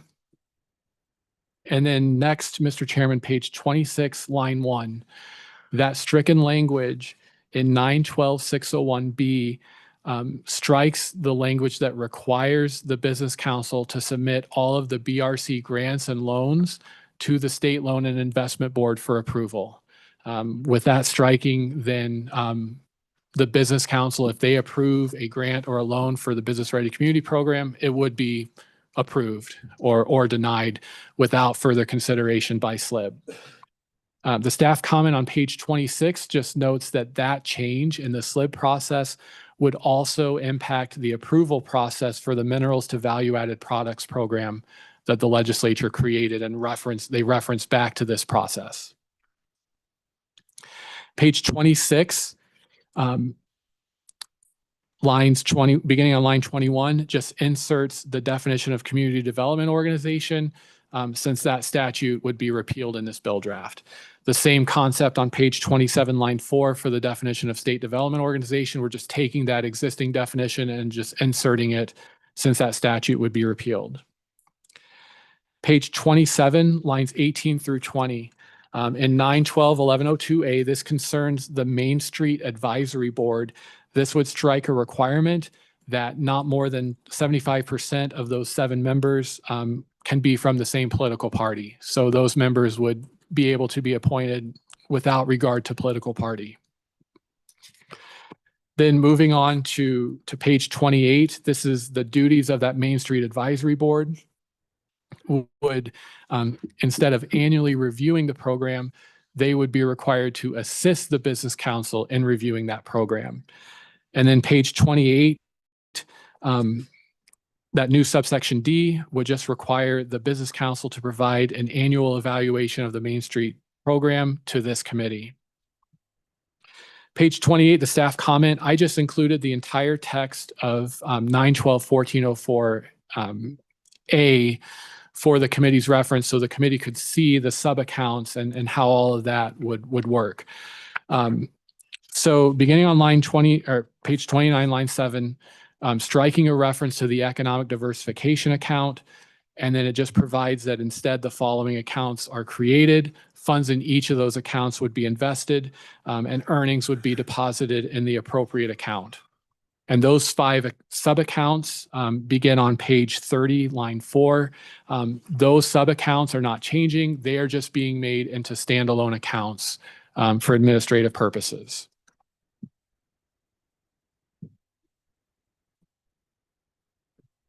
Then moving on, and Mr. Chairman, throughout this section, striking references to endow. There are several references between pages 30 and 32 to endow. Those are being stricken.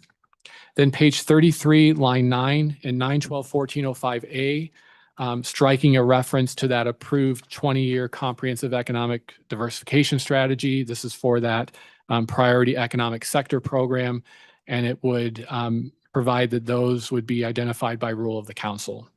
Page 33, line 17 strikes a reference to the Endow Executive Council. Then page 34 in 912-1501, this concerns the state broadband development program that was established. And this would amend the internet speed thresholds that would be required for funding of those projects. Current law says that broadband service would have to be at least 25 megabits download, 3 upload, and change that to 120 for residential areas. And then for business areas, it would change that speed from 900 megabits per second to 1 gigabit per second for download speed. Then page 35, beginning on line 1, this is 912-1509C. It would strike reference to the Endow Council and Governor's Office for the Business Council to designate an employee as the coordinator of broadband services. And that would be the same for page 35, line 6 through 8, and line 14. It strikes reference to the Broadband Advisory Council, which the Business Council would no longer have to form and operate. Page 36, lines 6 through 10. In 107103C2, this is for the Commercial Air Service Improvement Council. It strikes a reference that 2 of the appointees have to be members of the Endow Executive Council, and it would just provide that those 2 members must be business representatives participating in economic development or diversification activities. Then page 36, beginning on line 18, this is the Wyoming Energy Performance Program. This renumbers those statutes, it keeps the program and moves it to the Wyoming Energy Authority. Those are the only changes in this portion of the bill, just really correcting references from Business Council and replacing it with Energy Authority. And that would, Mr. Chairman, take us to page 44, so we can skip several pages. Section 5 on line 4 renumbers 2 statutes to a different chapter. And the 2 statutes are statutes that provide for the Wyoming Tourism Board and its duties. This just, it makes no changes to those statutes. It just moves them out of the Business Council's chapter of statute. Then page 44, line 18 are the repeals. And the staff comment on page 45 outlines all of those repealed statutes with a brief kind of description of each. So, you know, the definition of endow council, the requirement to adopt a state broadband enhancement plan, the reporting requirements for that federal innovation matching program, those were moved elsewhere. And then, Mr. Chairman, the remaining are really just the programs that were repealed in section 1A of the bill draft. The bill would have a split effective date. It would be effective July 1st, 2027, except that section of the bill that tells the Business Council to freeze the repealed programs would be effective immediately. With that, Mr. Chairman, I'd be happy to answer any questions. Before we do questions, if you're here for the industrial siting, we're going to move that till the afternoon, till after lunch, because we're just not getting through this fast enough. So if you're here for that, we'll hear that after lunch. So any questions for staff on all the changes to 61?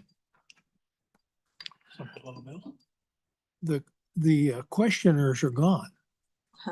They're out of the room. Okay, Lolly. I'll take one for the team here. No, Yeah. this is a little bit off of the bill itself, but it relates to the bill. So we talked at the beginning of this interim about the role of the governor in sort of reorganizing the business council. I think the statute maybe refers to that, as I recall, in some way, but I guess I'm trying to, in my own mind, look at, you know, are we interfering with that process? Not necessarily intentionally, but getting ahead of a process that we know will take place by the governor in terms of his view on the how the business council should function. So I'm trying to wrestle with that issue in my head as we look at all of this. And I don't know how to parse that. And I don't know if you can necessarily help me, but I'm asking. So Mr. Chairman, Representative Lawley, I'll try to maybe reframe it slightly. You know, does the bill draft do anything maybe in response to my good colleagues, you know, research about how other states structure economic development? You know, for example, one state, you know, the office is within the office of the governor. This bill draft does not do that. In terms of what the bill draft changes about current law, really it's primarily the reference to endow. That was an initiative passed, I believe, 8 or 9 years ago that required the business council to consult with a person in the governor's office designated as the coordinator of economic diversification. This bill draft would remove that that kind of consultation. It removes, you know, the position, to my understanding, doesn't really exist anymore in light of that. Otherwise, though, Mr. Chairman, the bill draft does not change how the governor would appoint or the role that the governor plays in, you know, in the business council's board. You know, the membership and all of that does not change in this bill draft. Thank you. I was looking at tomorrow's agenda. I think the Appropriations Committee has a bill just like this, right? Is it the same as ours? So Mr. Chairman, the Business Council has 2 different bills that I would say are somewhat similar to this bill draft, certainly not as comprehensive. So those 2 bills, the first one focuses only on really the legislative liaisons, and it provides a lot more detail and structure for those liaisons and the role that they would play in the business council. They would, you know, they would be entitled to, in fact, the language in that staff comment on, you know, concerning those liaisons comes from that bill draft. Mr. Chairman, the second bill the Business Council is looking at is limited only, really, you know, limited to the repeal of programs. There is significant overlap between the two bill drafts and between this bill draft and theirs that repeals programs. Their bill draft, though, repeals programs that are not repealed here. Namely, the state broadband program is repealed, and then two other kind of market expansion grant programs that are not in statute. Their bill draft repeals those. This bill draft does not. And we're saying the business council, but we really mean the appropriations committee, right? Mr. Chairman, that's their bill draft. Yes. Yeah. My apologies if I misspoke. Yeah. Yeah. So again, we're going to pass or fail this bill, and we'll hear it again tomorrow with appropriations, with our bill draft and theirs. Mr. Chairman, certainly the will of this committee to proceed with, the 27-61 as it sees fit. My understanding from the Joint Appropriations Committee is that they are not planning on voting on any of their business council bills until October. Oh. Okay. All right. Any other questions for staff?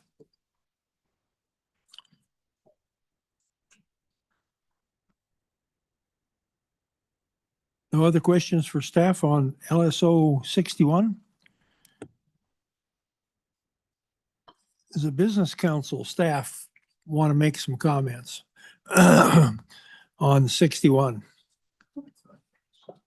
So if they're not voting until October, we just go forward with our stuff. Hell and let yeah. them do whatever they want afterwards. Yeah, they can do nothing after that. Yeah. We do these. Let's just go forward. Yeah. Cancel tomorrow. Yeah, really.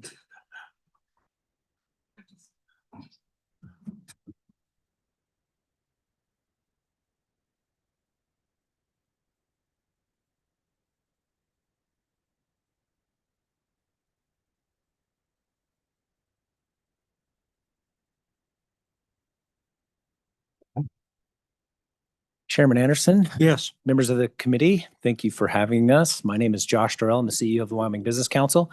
With me today, I have Sarah Fitzgerald, our Chief Strategy Officer, and Derek Smith, our board co-chair. If I might, perhaps I could just take a quick moment to talk a little bit about the summer work that we've done. I think that this committee was instrumental in helping us see the value of that, and kind of put together a lot of work that's been done to understand what is happening on the ground in Wyoming. And so you should have in front of you a page that starts like this. You should have some information. Josh, can you pull your microphone a little closer? Please. That might, how's that? Is that better? Good. The first time anybody's told me I'm too quiet. So this document really kind of should provide some support and backing for many of the changes that we're talking about. And it's important to note that, we've been doing this work for quite a while, but over the past 6 years especially, we've been looking really closely at things like ROI, return on investment of state funds.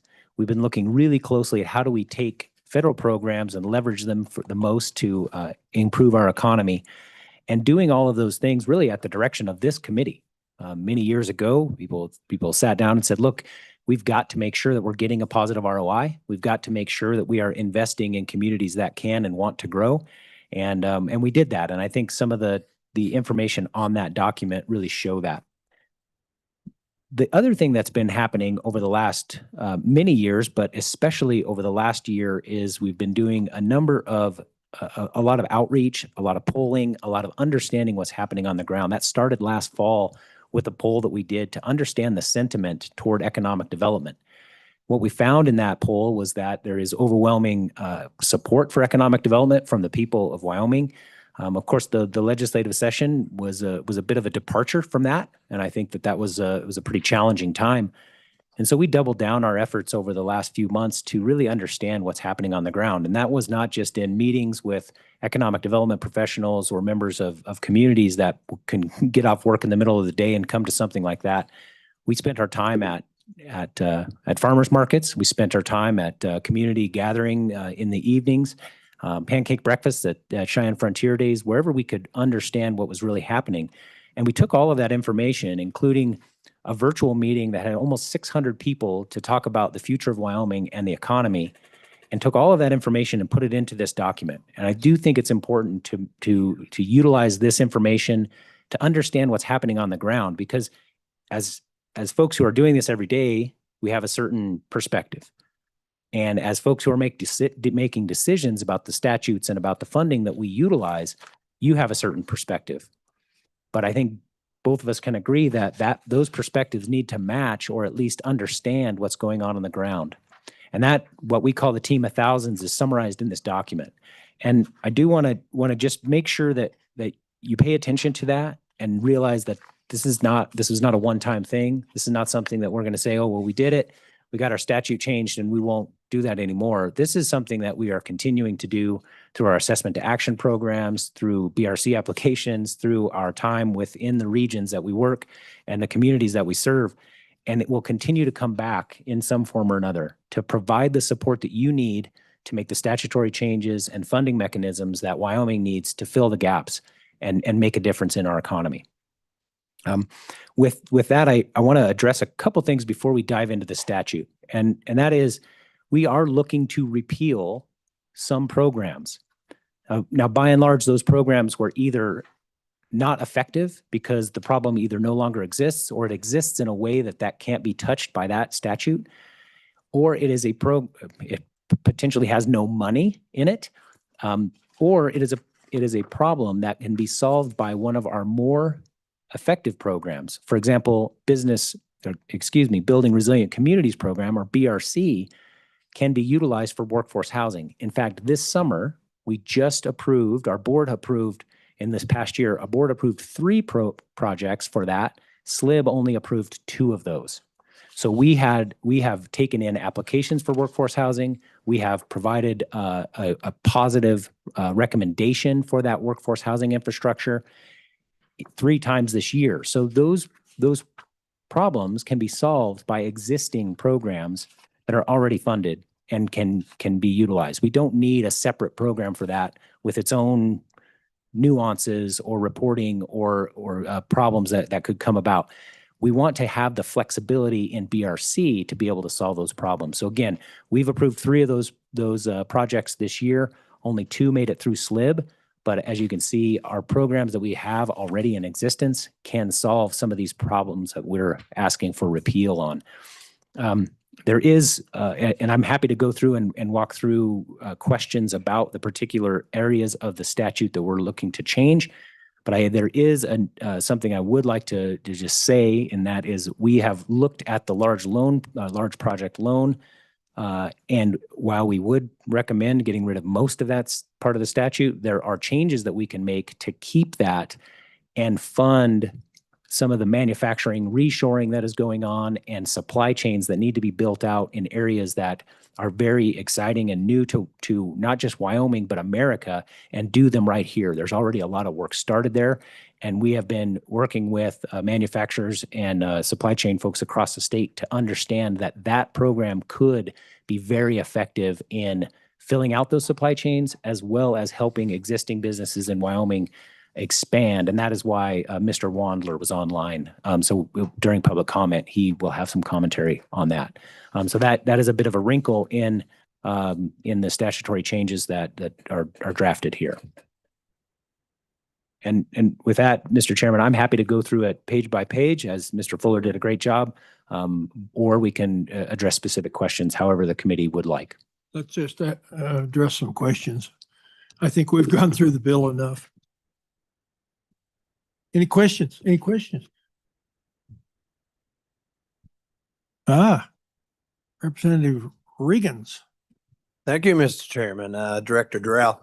I appreciate, we had these meetings here 6 months ago, it feels like. We talked about reforming the program, and when you came out with the bill with all the red lines on it and stuff, I thought they did a lot of work on that. So appreciate that.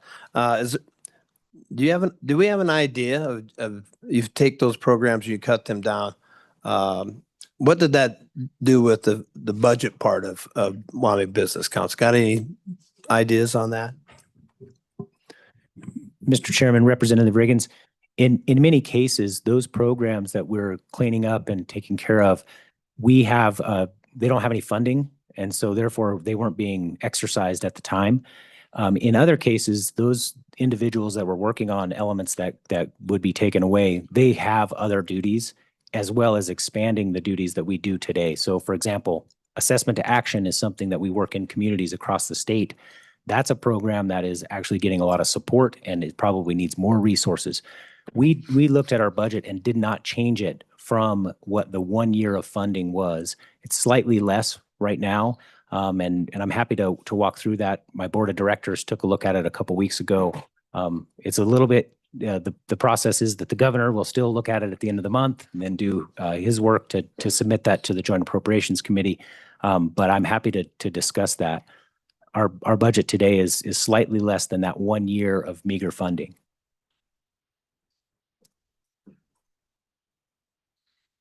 Other questions for Josh? Other question? Yes, Senator Rothfuss. Thank you, Mr. Chairman. So the legislation that we have right now that we just went through, my takeaway from your testimony is that you're comfortable with everything that's in it, with the exception of a desire to improve rather than repeal the large loan program. Is that accurate? Mr. Chairman, Senator Rothfuss, that is accurate. Okay. And Mr. Chairman, one more question. Is there anything that we're missing from the draft that were recommendations that you provided that we should be keeping in mind or potentially considering as we're moving forward, or is this relatively complete in its current form? Mr. Chairman, Senator Rothfuss, it is complete, and I thank this committee and Mr. Fuller for doing such a great job in taking our compendium of information that we provided and really, digesting it, taking it to heart, and putting it into a bill draft that will work for us. Again, minus that one change to the large project loan program. And so, thanks for all that hard work, because I think it accurately reflects what we would like to have as an operating system for our agency. Okay. Thank you. And Mr. Chairman, one more follow-up. You described a little bit of what the large loan program could be used for in its alternative form, but I didn't necessarily take away the changes of how it would operate relative to how it is now. Could you explain that a little bit? I have the amendment. I appreciate seeing that a little bit earlier, but can you walk through the practicality of how it would be different from now and why that would be beneficial?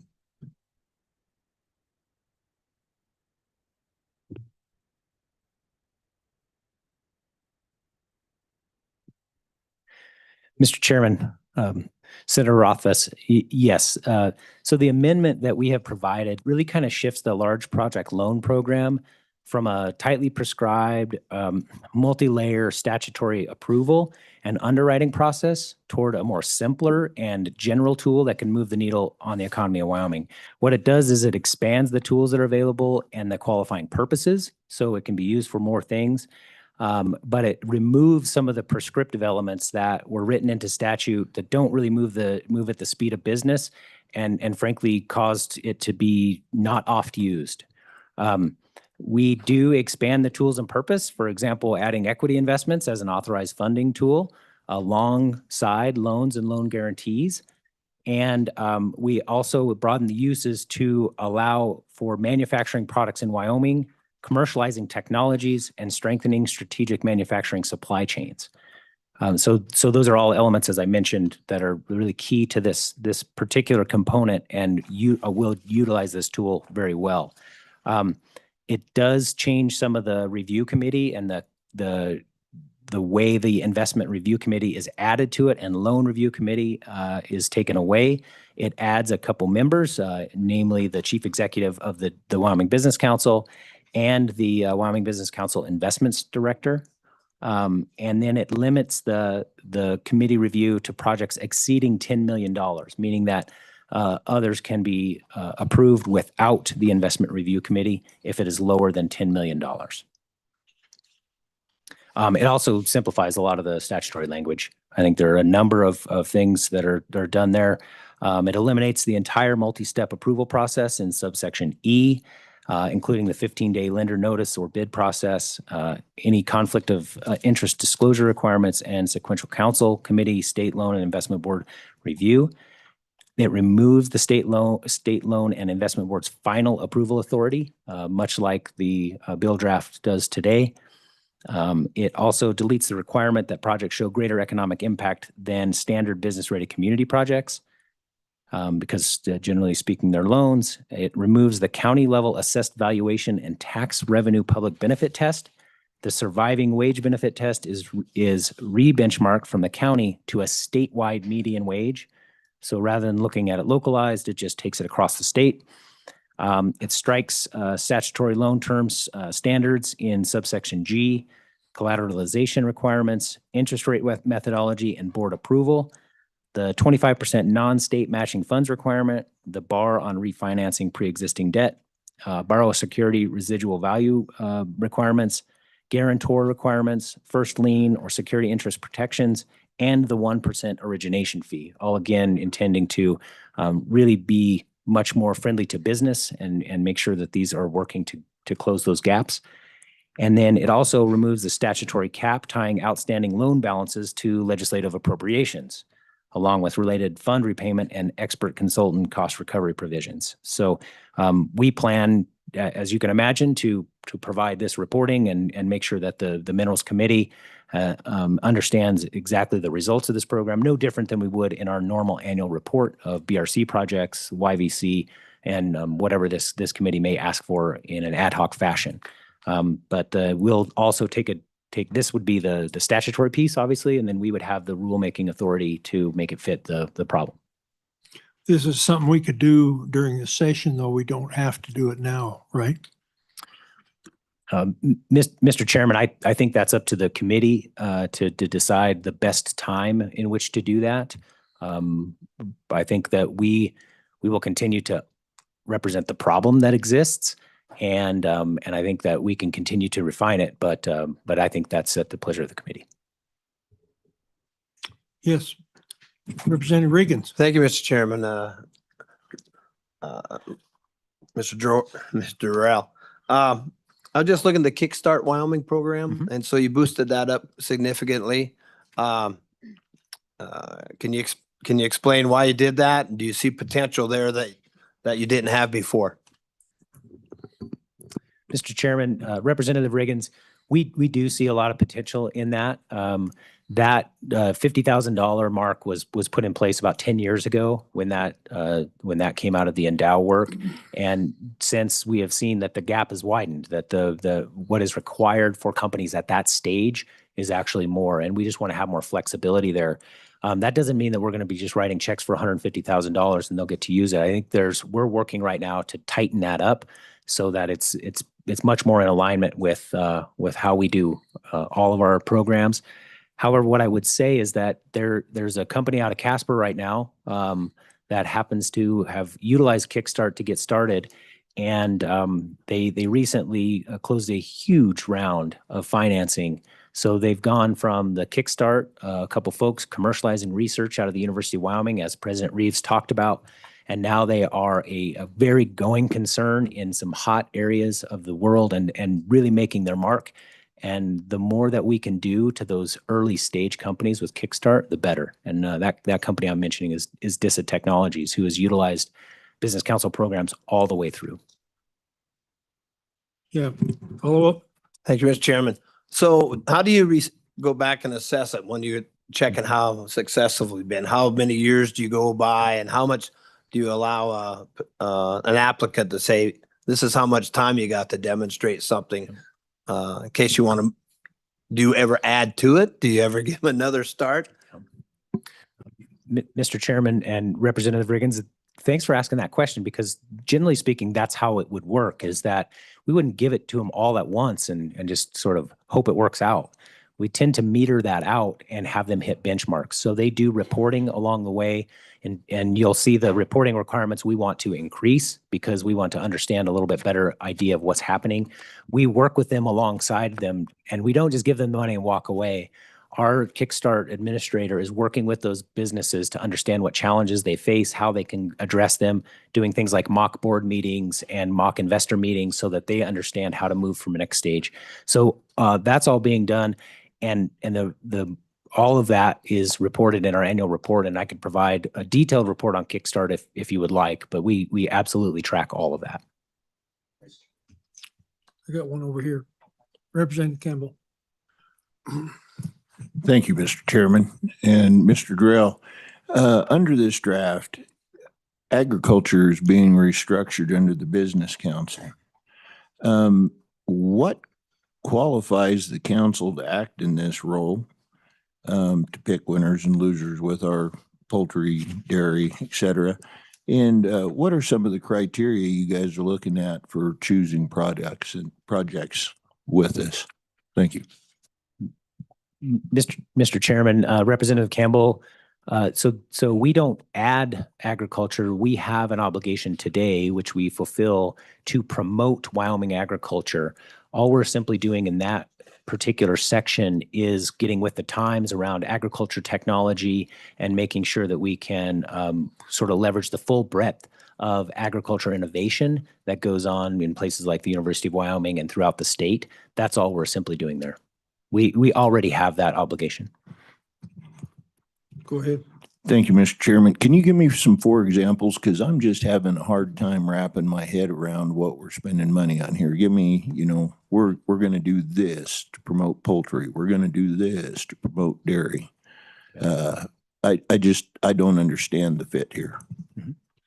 Mr. Chairman, Representative Campbell, so that for us, that typically means going to industry shows to open up markets or to increase the amount that our agricultural companies might be selling. We work closely with the Stock Growers Association, and we have an agribusiness manager who not only understands the pulse of Wyoming, but she also travels the United States and even globally to understand the markets that are there and how our products might fit there. Senator Rothfuss. Thank you, Mr. Chairman. So I did note the addition of reports instead of a report, for example, on, I think that was on Kickstart, and some additional reporting requirements. When we drafted that language, however many years ago it was now, it wasn't an accident that it said report, because it was between $5,000 and $50,000, and it was such a small amount of money that we didn't want anyone to not want to apply for it because they didn't want to engage themselves in the endless reporting that tends to come with government dollars. And we were sensitive to things like SBIR funding, where, boy, if you get the full amount, it's probably worth it. But if you were to get a quarter of the amount, you probably don't want to do the paperwork for that amount. It's not worth it anymore. So that did raise a little flag for me, the sensitivity that it still goes down to $5,000. And I would sure hope nobody would have to do more than one report for $5,000, or even more than a page of reporting from a business standpoint. So what are your thoughts on that reports aspect? I want to make sure that we're not making this onerous for those smaller tier projects. Mr. Chairman, Senator Rothfuss, thanks for that question. And, we're sort of looking to work together on this one. A lot of the reporting that comes out of the reason we ask for those reports is because from our companies is because we're asked for them from you. So it's a matter of, are you getting the ROI? And I have a couple things to think about there. Is that, one, I don't want them to be onerous either, but I may not always be sitting in this chair, and the people who are working with them may not always be there. So I can appreciate that. The other thing is that generally speaking, the things that we're asking for are readily available or we're helping people get. And so I'm happy to have a robust discussion on reports, or I'm happy to take it down to something more simple. Just know that we have the same opinion on reporting.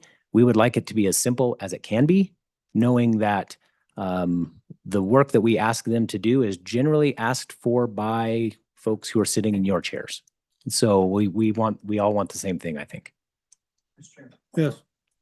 And yeah, that's the irony of like time passing and different legislators sitting there, because when we wrote that, it really was, what is the least we could ask for and still have it be constitutional? So the state was receiving appropriate Adequate compensation in lieu of the funds that we're granting over. And that was it. That was the least we could come up with. So I appreciate the fact that you're sensitive to that. And I guess I'd just encourage you to continue to be sensitive to the fact that if you're giving $10,000 to a company, they really don't want to then have a lifetime relationship with you for that $10,000.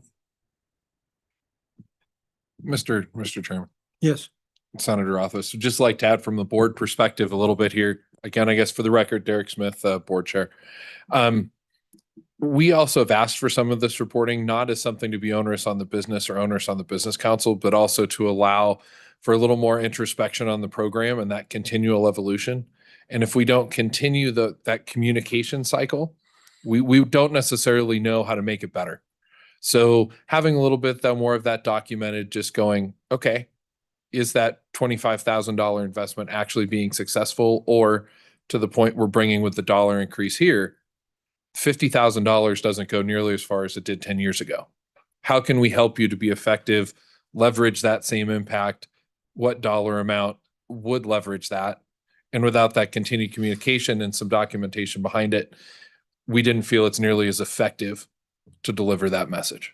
But very much heard, yeah, you don't want to create a lifelong obligation over $5,000. That's for sure. Other questions? Other questions? Oh, Representative Campbell. And this is just for a point of clarity. On page 8, on, I guess it's page 9, line 7, 8, says the governor may only remove the director of the Wyoming Business Council as provided in Wyoming statutes 912-103. Why would we set you aside from any other state head? Mr. Chairman, Representative Campbell, that the director in this case is for the board of directors that I have. So I work at the pleasure of the board. They can remove me. The governor probably has a pretty big sway on that, even though he's a non-voting member. So I have a board of directors, and that is the entity that they're referring to, the board of directors, which are 13 people in the state that are appointed by the governor, not the CEO of the business council. Did that help clear it up? Mr. Chairman. Yes. Mr. Chairman, Representative Campbell, to answer your question, I think the reason that there is a separate sentence for the business council is if you look in 912-103A, it says that the governor may remove a director of the board for cause. I think that's a little different than the language here, which really, the people who can be removed here can be removed at the governor's pleasure. The other language in that subsection, Mr. Chairman, provides that if a director fails to attend 3 consecutive meetings, the governor must remove that director from the board. So Mr. Chairman, I think that's why they had that separate sentence there. Other questions? Other questions? Thank you, Josh and Derek and Sarah. Thank you for your testimony. Thank you, Mr. Appreciate Chairman. it. Thank you, committee. Okay, public comment. Do we have any public comment in the room?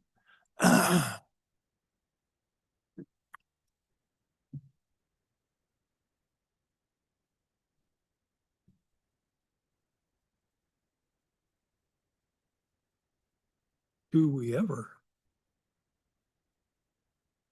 Couple. Yeah. Mr. ahead. Chairman, members of the committee, good afternoon. For the record, my name is Ashley Harpstreet.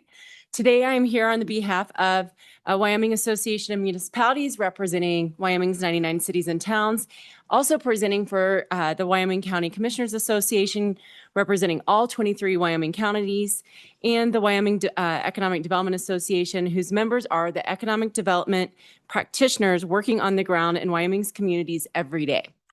Together, we represent the full spectrum of local government and economic development in Wyoming, the grant applicants, the loan recipients, and the communities working every day to build a resilient economy with these tools, representing all the people in the state. I am joined by Mr. John Conrad, WIDA's newly appointed chairman, and Kevin Kirchiznik, and I've known him so long, I should say that right, of IDEA Inc. out of Riverton, and also serves on the WIDA board. We come before you as advocates for the principle that has always defined Wyoming as approach to governance at its best, local control and locally driven solutions. We agree reform is needed and it must be locally driven. We did a survey as well. Over 250 pages of programming is too much, and consolidation, modernization, and accountability are long overdue. Where we respectfully but firmly part ways in the method is this is a reform designed from the top down. Without meaningful participation from communities it is meant to serve will produce the same disconnected results that have brought us to this moment. The most consistent theme we hear from our county commissioners, city councilors, and economic development practitioners is they have no meaningful voice in how programs are developed or resources are deployed.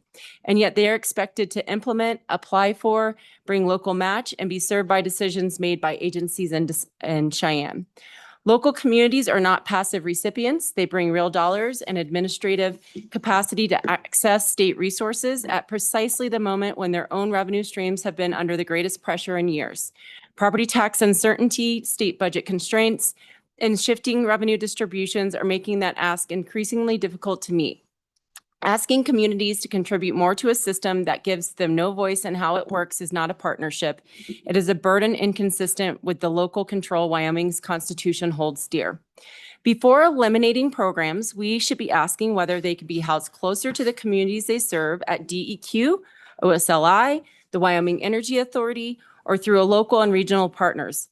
How low utilization has been evaluated alongside local awareness and accessibility, or is it simply treated as a signal of failure? A structural problem is not a program problem. The fundamental challenge we hear from practitioners is not too many programs, it is the absence of local voice and community level alignment in how the system operates. Our survey respondents made this unmistakably clear. One wrote, "Spend less money on staffing and bureaucracy in Cheyenne and give those funds directly to local entities to help with economic development at the local level." Another observed that the Wyoming Business Council supported has been minimal for small municipalities and early stage businesses, which often experience the organization as oriented towards large flagship projects rather than the smaller, under-resourced efforts that make up most of Wyoming's real economy. And perhaps most pointedly, every community feels like all the help goes to other places in the state. No one thinks the money is being fairly doled out. That is a structural and capacity building problem, and elimination alone will not solve it. We encourage this committee to explore whether a consensus-based funding model for economic development, similar to the approach being advanced through the consensus block grant infrastructure, could provide a more effective framework, a model that requires local consensus, rewarding regional planning, and deploys funding based on a community-driven priorities would fundamentally reshape the relationship between the state and local economic development in a way that program consolidation at the Wyoming Business Council level simply cannot accomplish. The goal must be a leaner bureaucracy, doing the same things in a smaller footprint. It must be a system where local communities drive the strategy, regions implement it, and Cheyenne coordinates and supports.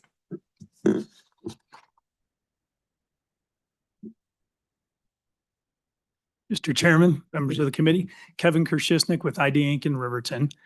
And a couple of things. One is I first off want to state that I appreciate what you guys have done as a legislature and what the Business Council has done to date to help small communities. For IDEA Inc., with the original BRC program, and this was back in 2005, it was a very beneficial program that made a huge impact to our communities. And that, I'd say Idea Inc. likely wouldn't be here today, but we now are able to help out other community entities, air service, entrepreneurship, et cetera. So that being said, we want to talk specifically about the bill here, and it eliminates 8 programs that outright effective July 1, 27, while preserving in some cases and strengthening others.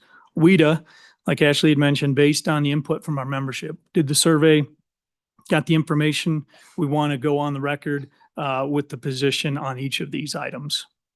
So in general, we support the repeal of the natural gas fueling infrastructure loan and the dismantling of the Endow network, as you had mentioned.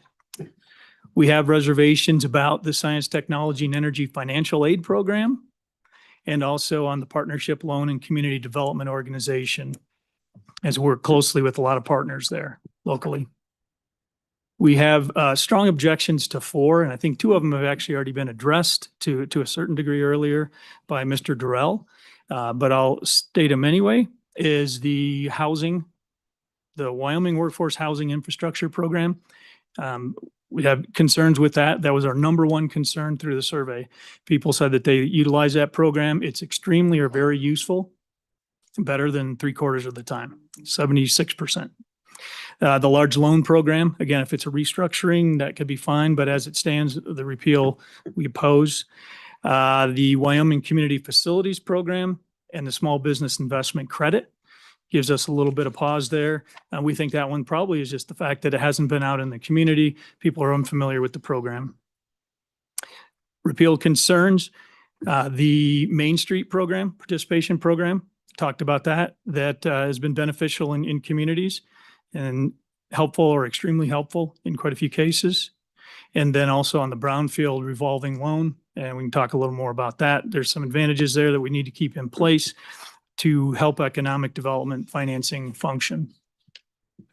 The support side, we're pleased to support the Kickstart program, as was mentioned. It's a great program. You saw what happened with DISA. There's multiple entities across the state that have benefited from that program, and we're glad to see the expansion of that program. Also, the support of the Startup Wyoming, the broadband funding, Wyoming Research and Innovation Program are all retained, consistent with our survey findings and our position. So at this point, WIDA would recommend a more holistic, locally informed review before any final action is taken. And thank you for your consideration. Thank you. Chairman, members of the committee, thank you. As mentioned earlier, my name is John Conrad. For the record, I'm the chairman of the Wyoming Economic Development Association. To culminate that previous testimony, which we've just heard, I want to share with you what we're asking for. It's really 4 things: strategy, structure, and funding and accountability, all locally driven. WAM, the WCCA, as well as WIDA are unified in our position. The path forward must be guided by 4 principles, all built on the foundation of local control and locally driven decision-making. First and foremost, strategy. Strategy means starting with local and regional economic development priorities and building state support them around them. Any reform of the WBC must begin with a comprehensive, locally led stakeholder review, and it must be anchored in a comprehensive economic development strategy called SIDS. That provides the overarching framework for where Wyoming is going and what tools are needed to get there. That strategy does not exist, and eliminating programs before it does is getting the order exactly backwards. Local communities, businesses, and economic development practitioners must have a meaningful seat at this table in building it. And critically, so must the incoming executive branch, which is statutorily responsible, as you know, for Wyoming's economic development framework and has not yet been consulted in this process. Secondarily, structure. That means reorganizing the Wyoming's economic development infrastructure from the community up, empowering local communities. And let me reemphasize that, empowering local communities to lead, support regional implementation, and repositioning the state as a coordinator and a resource provider. We urge this committee to explore a consensus-based funding model for economic development modeled on a consensus block grant approach, where local priorities drive resource development rather than the other way around. Thirdly, funding. Funding means asking the right questions before reverting funds, whether programs could be administered closer to the communities, whether low utilization reflects a design and outreach failure rather than the absence of need, and whether the communities most affected have been given a genuine voice in these decisions. I believe most importantly, and lastly, is accountability. What gets measured gets results. That means tying every program that remains to clear, measurable local outcomes. As an example, job creation, capital investment, business retention, and community capacity, so that future decisions are driven by evidence rather than agency-level perceptions. We agree that some housekeeping is necessary and can begin, but we urge this committee to lay this bill back, engage local governments, businesses, and the incoming governor-elect in a structured stakeholder process and return with amendments that reflect that full impact. Patience now could prevent years of unintended consequences for Wyoming's communities and economic future. We are ready and we are committed to being partners in that work. Thank you. We stand for any questions. Any questions? Yes, Kevin. Representative Kevin. Thank you, Mr. Chairman, and thank you for coming in here. On this Main Street project that you're talking about with the strategy and all that, we get down to accountability with that. Can you give me some success stories with that where we can look at, like you say, we got to have accountability and be able to have metrics. Can you show me something that shows where there's been jobs created from this program, return on investment, that sort of stuff that shows the merit behind these programs? Thank you. Mr. Chairman, Representative Campbell, are you talking specifically to the Main Street program? Okay, I didn't know if you were calling us Main Street. Okay, thank you. So I would have to get that data and get it back to you. We're not saying save it yet. We want to do that digging ourselves with accountability on all these programs. And it's just taking us time to go through so many programs that are on the chopping block, if that makes sense. Follow up. Thank you, Mr. Chairman. Yeah, no, I'm just going off what we said, and I understand I'm looking at all of these programs to where we got to have, basically it comes down to accountability is what I'm looking at, if they work or they don't work. That's the reason why we're eliminating a lot of these today. But I've heard of Main Street a couple of times about what a wonderful example it is. So I would very much like to see some examples of where it is a success story. Thank you. Mr. Chairman, I have marching orders. All right. All right. Yes, Representative Reagans. Thank you, Mr. Chairman. This for anybody who wants to answer. So most of this was generated right out of the Wyoming Business Council. You think they did a poor job of objectively analyzing their own programs? Mr. Chairman, Representative Riggins, that is what the opening comments alluded to. We did not feel consulted, and we surveyed our membership, and the results were resounding that there had been no consultation, and they felt a lot of these programs did work, but the specifics of it we'll come back with, and that's what we're asking for more time on.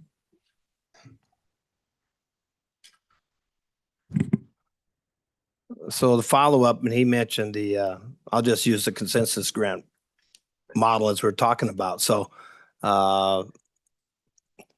if you save some money, for example, there's been business council budget has been as high $300 million and $100 million, $50 million on and on, different levels.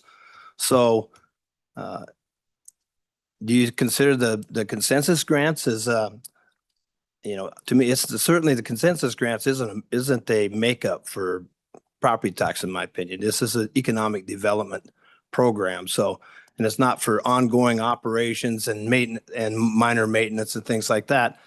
So it's kind of, I'll say a replacement for BRC.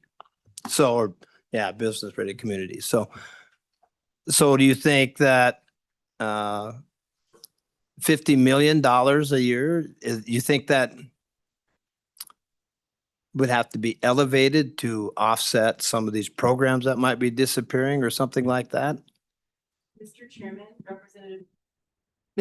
Representative Riggins, I think that's an excellent question and one that we would like to further evaluate. And when we had the very in-depth conversation around consensus block grant funding, that's where we're trying to understand where the strategy comes into that and making sure it's moving the community forward and we're not replacing carpet in a hospital district, which is we've seen before come before SLIB on MRG projects and the minor maintenance and lack of just general funds, right? So yes, I think there's a lot of ways structurally to flip this on its head, but I don't want to get over my skis in front of an executive branch that we haven't seen their vision yet.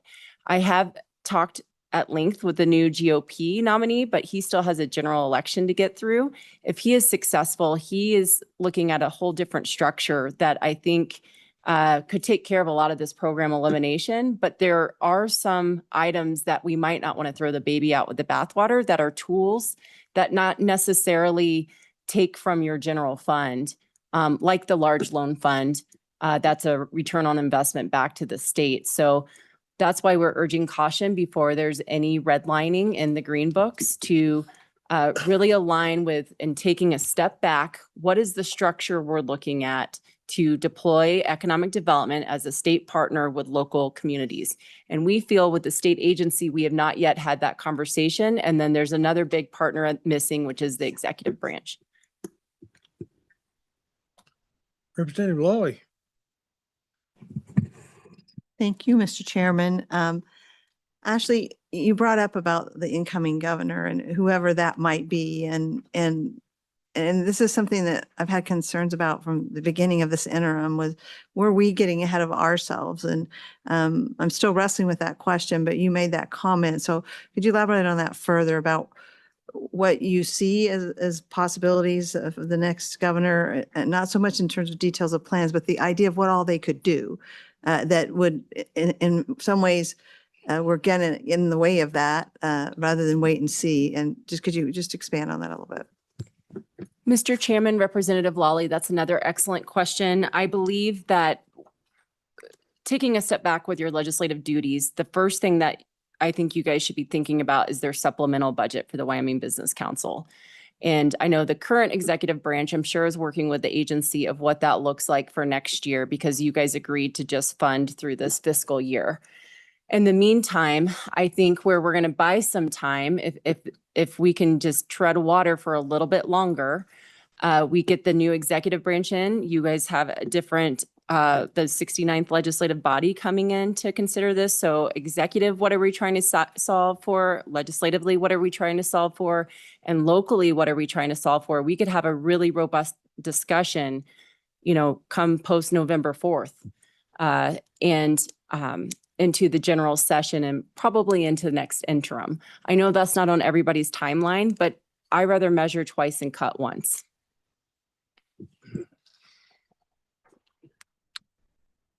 Any other questions? Any other questions? Hearing none, thank you very much. We appreciate your input. Anyone else in the room? Public comment in the room? Switching hats on you for public comment. Sure, sure. So Derek Smith, for the record, I actually am on our local Gillette Main Street board, and then I also am on the Wyoming State Main Street board in addition to the Business Council. So just wanted to provide a little color around what sounded like some confusion around the Main Street program from your comments, Representative Campbell. What's being contemplated in this action before you is the repeal of the Main Street loan program. It is not tied to the actual Main Street program itself that serves our communities across the state. This was a loan program that was established, forgive me, I don't know when, but it is not a program that has been used to date. So that was the reasoning behind the staff saying the program could be repealed. Now, I would not argue that there is likely an opportunity where it could be adjusted or revisited, but just wanted to clarify that what we're talking about here is purely the Main Street loan program and not the overall Main Street program itself. Does that make a little more sense? Representative Campbell. Thank you, Mr. Chairman. Yes, it does, but I would love to hear all the win stories and the return on interest on the mainstream program that's the winner. Well, I will tell Not the sorry, loan. sorry, through you, Chairman, to Representative Campbell. The short answer is I would direct you to our Business Council website, and in particular, the Wyoming Main Street website. Our Wyoming Main Street director, through our Main Street board, actually produces an annual report that shows all of those metrics of the Main Street program. We just recently celebrated 20 years as the Wyoming Main Street program and have had quite a few wins with some fantastic metrics on there. And I don't want to misquote any of them or say them out of turn. So I would direct you to take a look at that report. Okay, other questions? Other questions? Thank you. Thank you for the Gary. opportunity. You bet. Any other comments from the room? No comments from the room. We have a Zoom comment. Let's go to Zoom then. I'm up. Mr. Mike Wandler, Wandler. Hello, Mr. Chairman. Mike Wandler with L&H Industrial. I'm one of the owners and the president of L&H Industrial. L&H, for anybody that doesn't know, started in Gillette, Wyoming in 1964, so we're about 62 years in. Heavy industrial manufacturing and repair.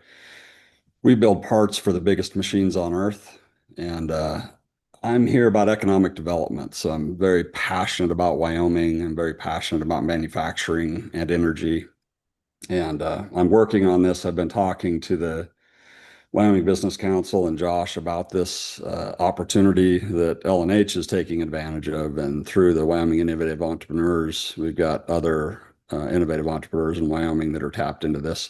But the opportunity is so big that it can't be.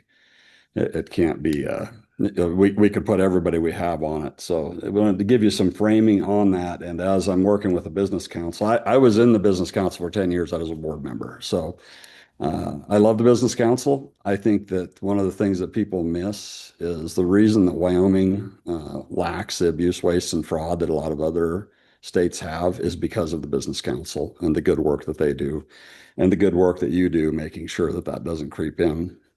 And that's important and needs done. But this opportunity is bigger, and the vision is that we need to reshore heavy industrial manufacturing to the United States or to the free world from China. And that was already coming and already happening. And then on top of that, we need to double the amount of energy that we have in the United States as quickly as possible. Probably take 10 or 20 years. And that hasn't been done, I think, since the 70s.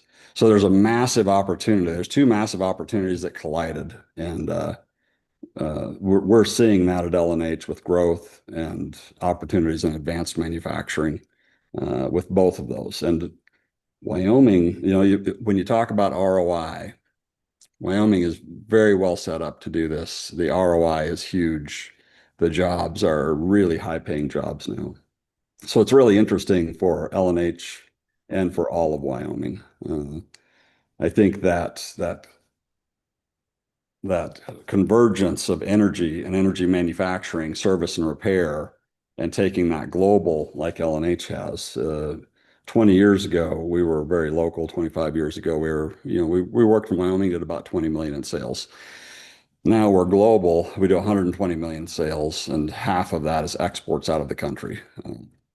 90% of it's exports out of Wyoming. So it's very stabilizing, and all of Wyoming can do this. And I'm going to talk about manufacturing, building parts, fixing machines, doing service and repair, but you could apply this to BWXT's Triso fuel plant, all kinds of other manufacturing. It's business is business, and these things apply universally. So why Wyoming and why now? Technology, robotics, and AI especially is making each person more capable. So the 500,000 people that we have in Wyoming used to be a barrier. In order to manufacture, you needed really cheap people, and you needed a lot of them to do the manufacturing. That's no longer true. So all of a sudden, Wyoming's in the game. And this is a matter of national security. And I'm working with the federal government on it. I'm working with INL. I'm working with MIT. And they're looking towards the middle of the country. And they're looking towards me and us to lead this. And so why is that? Why are the people in the United States looking here? Well, one, we're in the center of the United States. So logistically, it's very positive. But mostly, it's our culture. You know, we are, our energy IQ is really high. We want to manufacture. Most states don't. We have, we have work ethic. So we're welcoming high energy IQ, and the work ethic is a really interesting combination. And we're welcoming BWXT and the Trisol fuel plant and others into Wyoming. We're also welcoming manufacturing. So the fit, we're already doing mining, mineral processing, power generation, all power generation repairs, whether you're hydro, wind, coal, that continues, right? And then nuclear. So add nuclear on top of it because it fits with what we're doing. The interesting thing that we need to know on nuclear is that's a brand new supply chain. So the other stuff is reshoring, and it's us too. Nuclear, there has not been a supply chain. So there has to be a brand new supply chain set up, whether you're talking about fission or fusion. That's an opportunity that I haven't seen in my lifetime. I don't know when the last time this happened, where you've got a resurgence of the large nuclear that your grandpa and grandma knew, and you've got a brand new SMRs, the TerraPower plant, and microreactors that we already have the lead of this because of TerraPower, because we invited TerraPower here.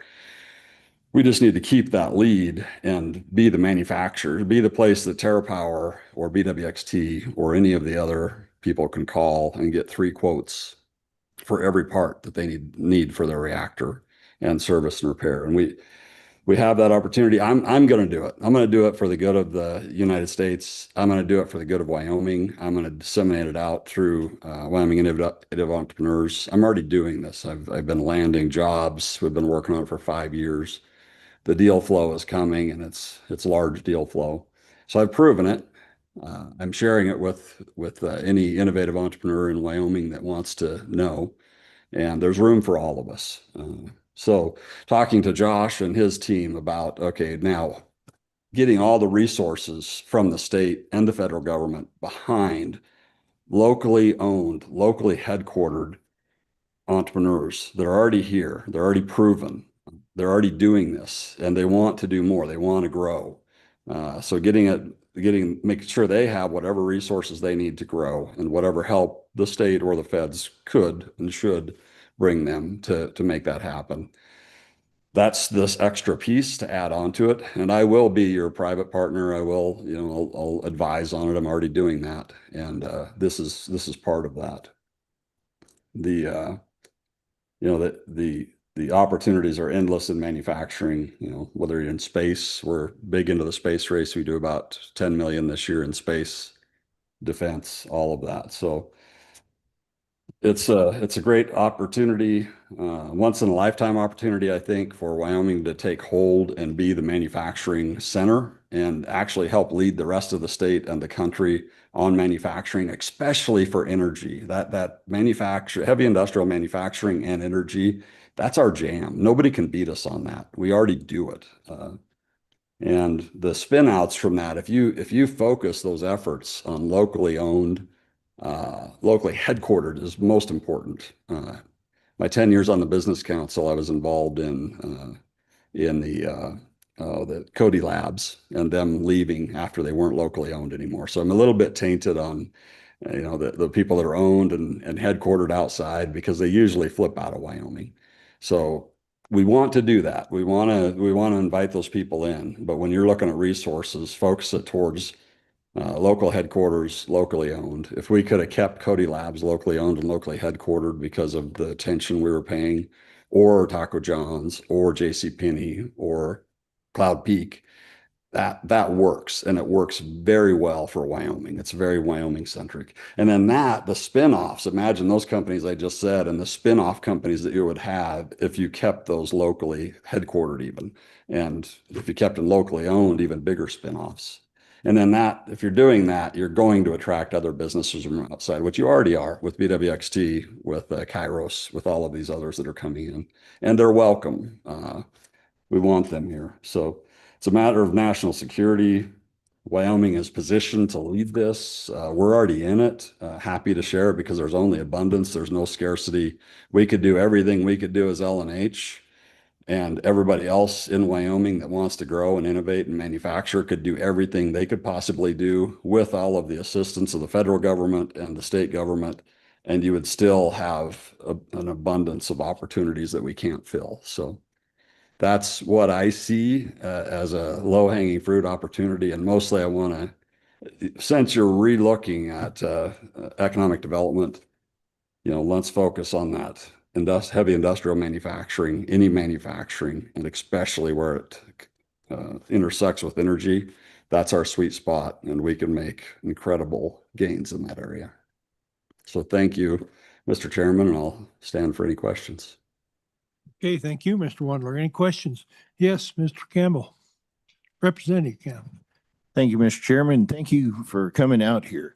I'm just wondering, have you looked, because I agree with you 100%. I think there is a ton of opportunity for Wyoming to get into a lot of heavy industries, especially in the energy sector. Have you had anybody approach you? I understand you talked with uranium contractors. Has anybody talked to you about thorium and the opportunities of thorium in the state of Wyoming? And I'm saying that because right now the Chinese they've had a thorium generator running for years. And I'm reading that the Dutch, the Swiss, and the Italians, the Swiss are looking for a place. They want to build small thorium reactors, much like what Radiant Industries was proposing to do in Casper.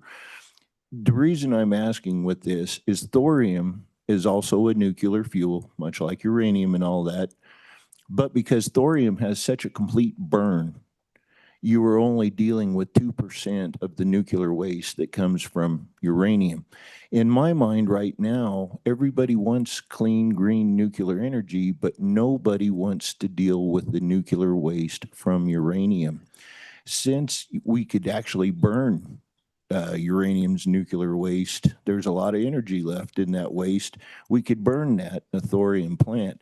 Have you looked at any of these technologies? I know that the Swiss companies are looking for a new international home for their little thorium S salt reactors. Have you heard anything, or have you looked in that direction? Thank you. Yes, I have. So I'll put my Mr. Nuclear hat on. And yes, I have looked at that. And I called my friend Steve Allmeyer from INL that was consulting with Wyoming for a long time. He's a genius in this area. And he's tempered on it. He's like, yeah, you can do it that way. But frankly, the problem with fuel right now is we don't have enough fuel. Without Russia, we don't have enough fuel to even fuel TerraPower, and so that's number one that has to be solved. And I believe that's HALEU, and I'm out of my depth right there. TRISO fuel is the fuel of the future. It's very interesting, but I do want to run to waste, because we're not going to have any nuclear waste in Wyoming. I get thrown in sometimes that I'm advocating for that, or I'm somehow benefiting from it. That's not going to happen, right? We've already said from the Energy Authority that we don't want it. I don't care. It doesn't matter to me. I'm not working on that side of it. So that waste problem is being solved by the current administration. You've got other countries that want it. You've got other states that want it. They're going to get it, and they're going to get rewarded handsomely. So why hasn't that fuel problem been solved yet? Because we pay $5 billion a year to people to manage it and to solve it. And they don't want that program to go away. They don't want that $5 billion to go away. They kind of like that revenue stream. It's a large line item on people's financials and large line item. But Trump and the NRC are solving that as we speak. I would expect you'll see that solved before 2030. And I would challenge the definition of waste. That spent fuel is not waste. It's like taking a log and burning the bark off of it and then storing it for eternity. That's crazy. So why have we been doing that? Because because of a lot of bureaucratic reasons, and we just didn't need to solve it yet. So I love the breeder reactors that you're talking about to rerun those.